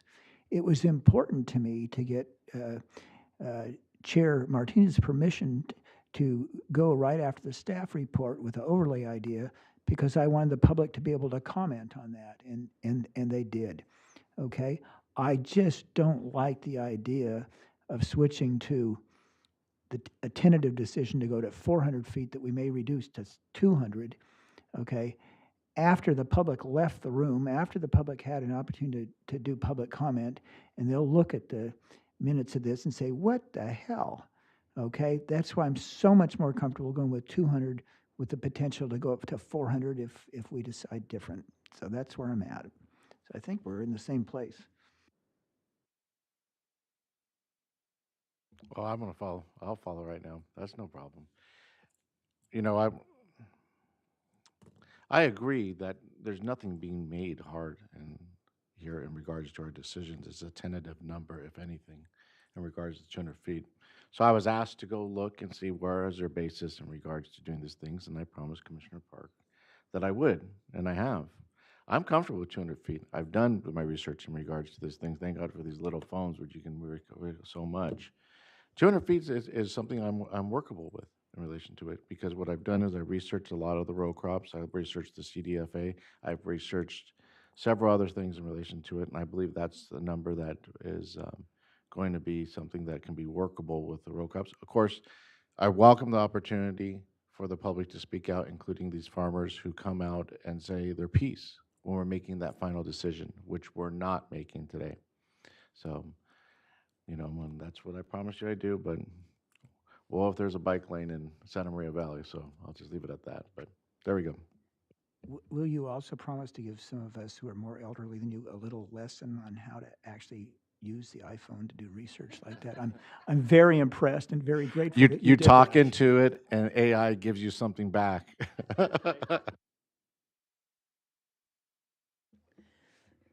Okay. I don't know if the other Should we commissioners just want go to. down the row, Commissioner Cooney? That's fine.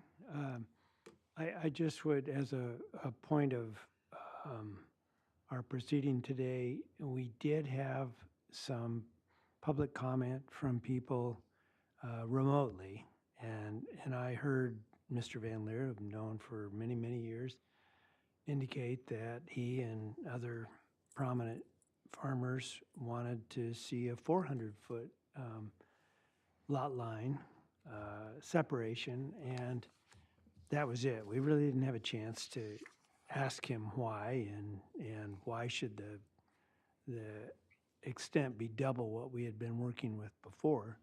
But we can do that now, and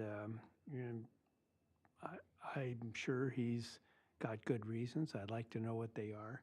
But for the time being, as a point in time, I'm happy with using the 200 as our anchor point and seeing what is wrong with that. Commissioner Bradley? I already articulated for the 200 feet. I don't have to add anything more. All right. Okay. So we seem to have a consensus. We have consensus, which is great. Mr. Tuttle? Mr. Chair, Commissioners, so we're going to present and restructure this, come back to you at the next meeting with the 200-foot standard for any crop type, row crop, orchard, vineyard, et cetera. Do you, and I'm presuming, and unless I hear otherwise, that we would retain the standards that you see in front of on the screen here, which is in order for that 200-foot setback to apply, the adjacent operation needs to be the commercial. It needs to have demonstrated production history and be a minimum of 10 acres. So unless I hear any objections to that, and again, we can play around with the language, but otherwise that 200-foot would apply to without those, theoretically that 200-foot would apply to a hobby farm next door or someone's backyard fruit garden. So. Sorry, Mr. Chair, where is this in the revised ordinance? Where is it on page of attachment C? Commissioner Bradley, through the chair, this standard would actually be located in several different locations because it applies where we talk about the special events and stationary educational opportunities. It applies in the section for campgrounds. It applies again in the section for.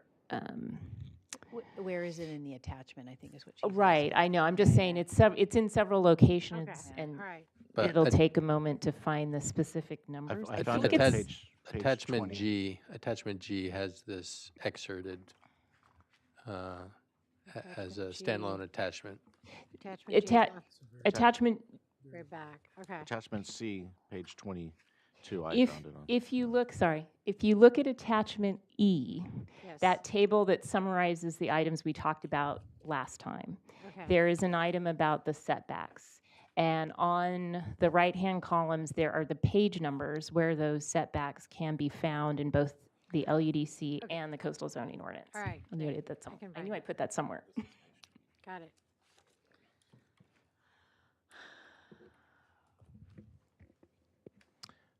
So are we? Sounds good. I don't hear any Are objection. we in the end of our meeting, or? Not quite. Don't tell me you I want to believe- circle back to something else now. Well, I believe Commissioner Reed had a few things he wanted to walk through, but one other question or suggestion that was posed, and curious your position on it. There was some discussion about fencing requirements now that we're going to a lower buffer standard. Did you want to require any type of fencing as separation as a development standard, or use that as a basis for reducing the buffer if fencing is proposed? So if you want to weigh in on that or leave it unstated. And Commissioner Cooney? Well, it makes sense to me, Mr. Tuttle, that in the discussion of the setback, you have the tool of a fence to adjust the setback number. And I don't know how and where it fits in here, but I think it ought to be one of the things you're able to use. we can certainly add that in. One thing I worry about is someone is just going to propose a fence, which is pretty easy to install, and they'll say, okay, I want the reduced setback. So what I think we'd end up with is fencing with a 100-foot setback in all situations. So I want to make sure if we include that, you're comfortable with that potential outcome. But the reduction in the setback is because that's something we are working with them on to determine what's appropriate. And if we think the fence helps in that vein, then we can work with them on the reduction. So seems to me like that could be one of the things that can be considered for the reduction. Proper fencing could be considered as one of the things for reducing setbacks. Why is fencing being even considered? I thought, I mean, I think why it are we was, getting? it was raised because somebody said this is a way to keep people and dogs and whatnot out of the adjacent crops, which is where you might have some of the contamination coming from. But we can leave it. It was just a suggestion. I personally wouldn't even mess with it. I would just leave fencing out of it. I mean, we've struggled with these things, and I think it's just a natural progression. I mean, California is typically a fence-out state anyway, so. Commissioner Reed? Okay, I've got a list of some questions and things I want to Okay, okay, so let me make sure, everybody address the fence issue? Anybody want to say anything? Commissioner Cooney has, Commissioner Park? I agree with you, Chair Martinez. It's, I mean, if staff's able to design some mechanism for adjusting setbacks, it's worth a try. I'll look at it. I'm not sure until I see it. What I'm concerned about with fencing is there's every kind of fence. I mean, and so what's the purpose of the fence? You know, a chain link fence will keep a dog out. Some dogs won't keep mine out. But it won't keep noise out or visual blight, okay? A hedge of, what's the purpose of it? What I really don't want is to have 2 or 3 or 5 hearings talking about fence definitions and heights and how it works, because we're always ready to go down those rabbit holes, and we just have to say no. And this might be one of them. Let's be careful about that. Commissioner Bradley? Oh, no. Oh, okay, so I think we have direction on that one. And then for Commissioner Reed. Okay, I just got kind of a list of things as I went through the proposed ordinance and some of the definitions I had questions on. First, I'd like to look at Attachment C, Exhibit 1, page 17, lumber processing and milling, small scale. Just give us Okay. 1 second while we pull Yeah, that up. under A, land use permit, item 3, talks about the footprint of the processing facility. It says it should be 1% of the premises or 1 acre, whichever is smaller. Well, if you got 40 acres and you got 1% of that, that's 0.4 of an acre, which if you look at processing and parking and setting out slabs and things for drying and stuff, seem to me it'd make more sense if we just went with 1 acre instead of the 10%. And if it's 80, you know, if it's 1% of 80 acres or larger, that's okay. But if you have the 40 acre minimum, that 0.4 of an acre, less than half an acre seems to be a minimal footprint. Just to expedite this, before we move on your list, perhaps we can hear from the other commissioners.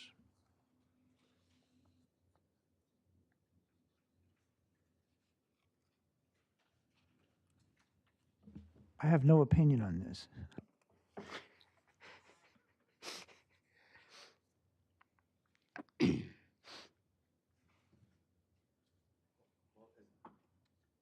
Is this addressing the overlay situation? No. No. I have no opinion in regards to this. And we can take a silence to equate to consensus too. If Okay. Cooney has his thing on. Well, here we're entering a process whereby we really should be, all of us, studying the same language that Commissioner Reed did, coming to a sensible conclusion. And right now, I'm not prepared to do that. I'm running low on gas, if not out. And, I think he could maybe work with staff to get his questions answered after the meeting or tomorrow or whenever he has a chance. But if there are things that are critical to us moving this ordinance forward, I'll sit here, but I don't expect to make any meaningful comments. Well, we're not exactly going to wrap this thing up in a package and send it off tonight, so I can save my little tabs and my questions for next time, but I do think some of them need to be addressed and incorporated before we send it off to the printer, so to speak. So what our goal would be at the next hearing would be to leave that hearing and head off to the board.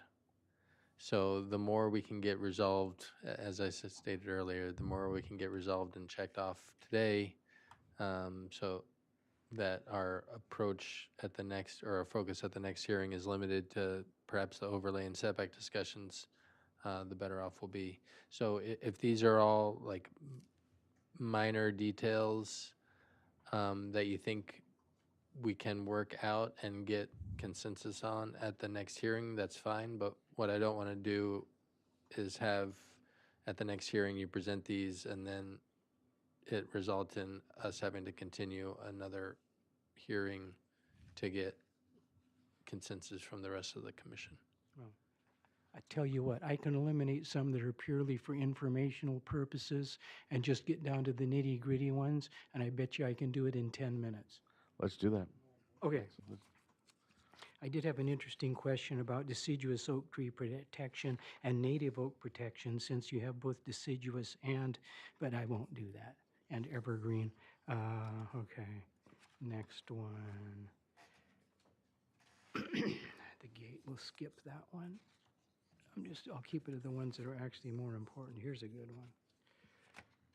Okay, I'm looking at AEO Attachment C, Exhibit 1, farm stands, agricultural product sales. This is on page 38.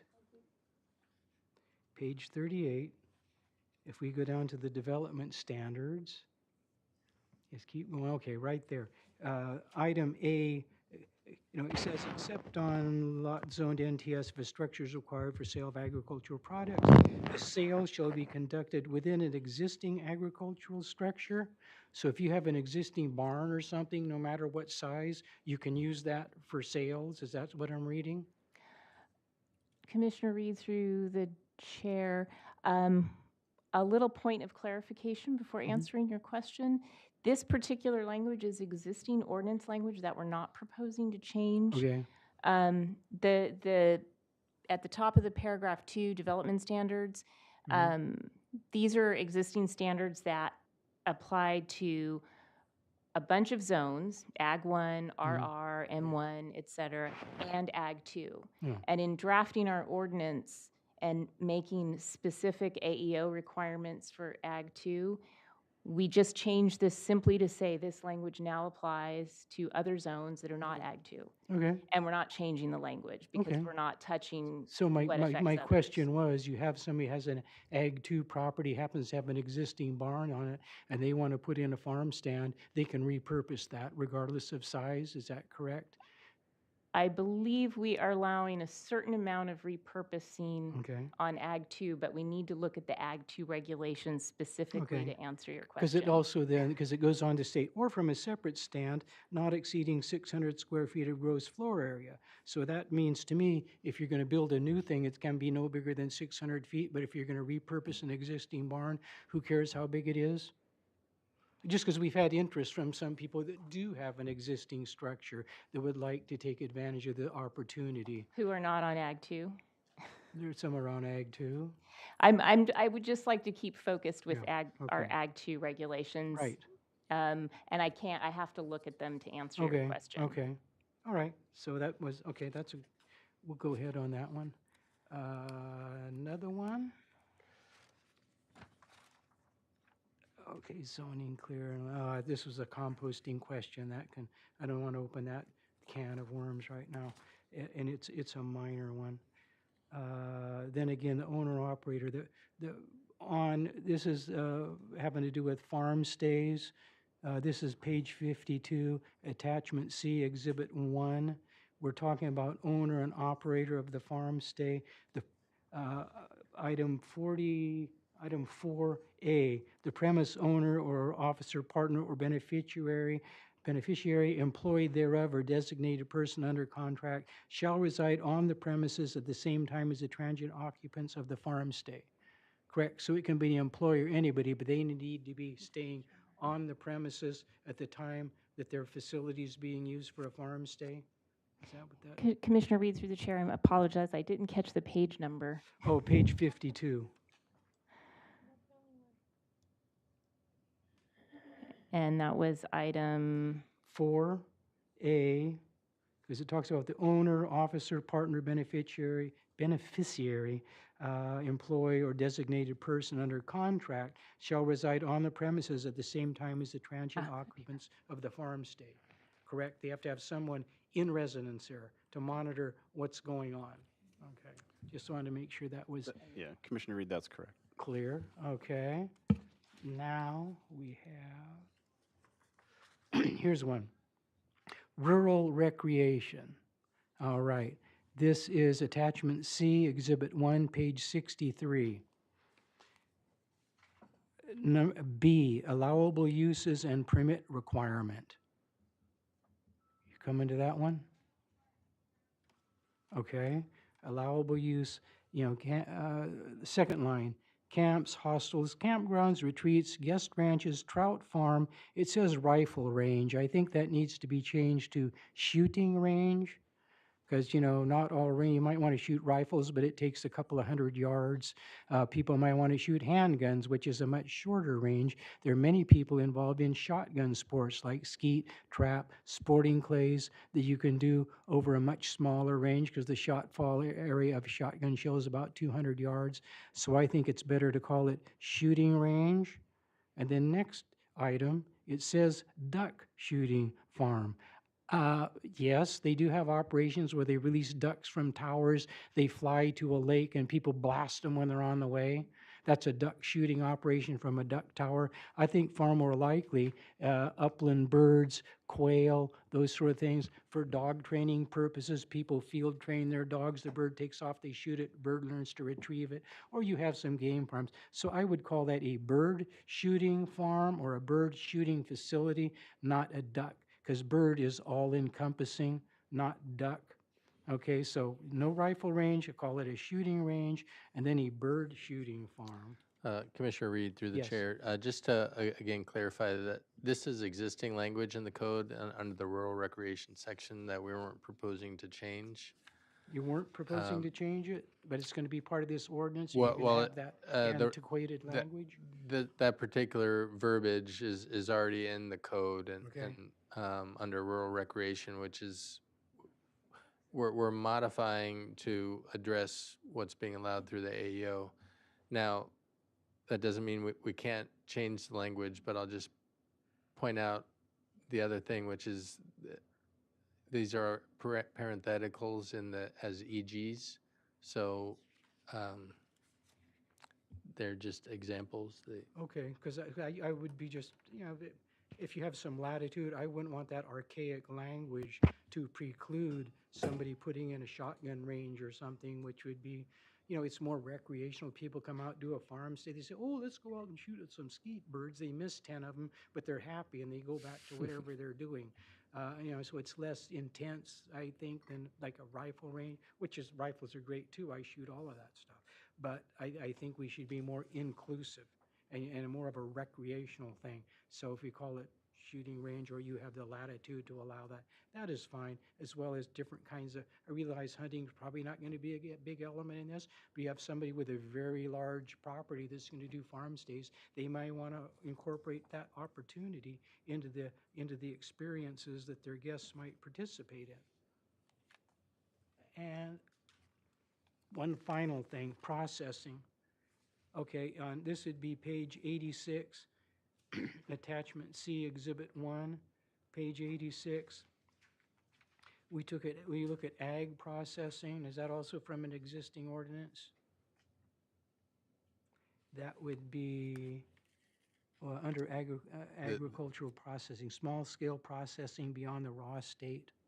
Commissioner Reed, through the chair, this is a new definition intending to explicitly define what would be considered small-scale processing beyond the raw state. Okay, so I have a question. It says, they can do processing involving changes in ambient temperature, but does not include pasteurization.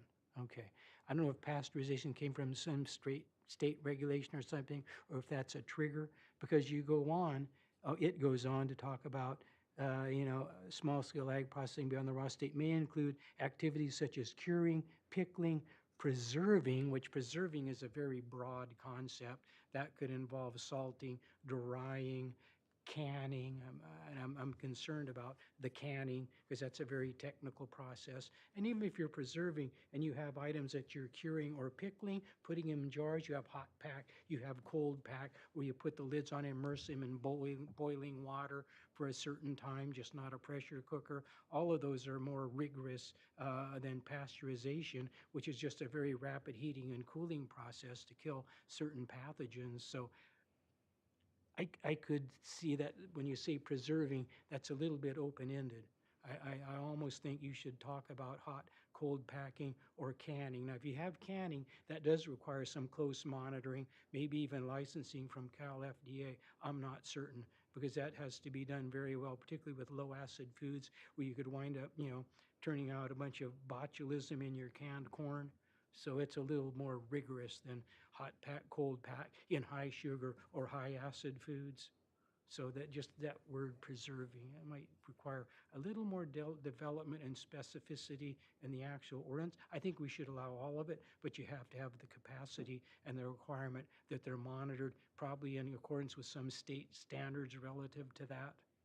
I'm sure there's a state standard for canning and things like that. So maybe that needs to be plugged in. And with that, I will conclude my comments. Thank you, Commissioner Reed, for that. I think that was even Yeah, shorter and, than and if 10 it's that minutes. dangerous, I think we need a 2,500-foot setback for canning. Well, if you want to start 7,500. Anyways, I think that will conclude our meeting today. I'd like to just make a Oh, yeah, little, that's right. I'm a little Commissioner Clark. statement, and it's about our staff. You know, I've said before how thankful I am for your efforts on this, but my thanks keep going higher, okay? And I was reminded of this, of something that Commissioner Briley said about how, in a way, this is more complicated and more difficult than the housing element. And what I just love to see is that staff is working as hard on this as they did on the housing element. I mean, staff is not saying, oh, we do some important things and some things aren't important. No, they're taking it all seriously and doing their very best. I think it's wonderful. I look at, I don't know how I can say this diplomatically, but I look at Ms. Harris, Mr. Lackey, and Mr. Tuttle. I wonder, how many cumulative years of experience do you have that we're enjoying here? It's a pretty high number, isn't it? I think it is. So we're getting a pretty darn good team that's working really hard.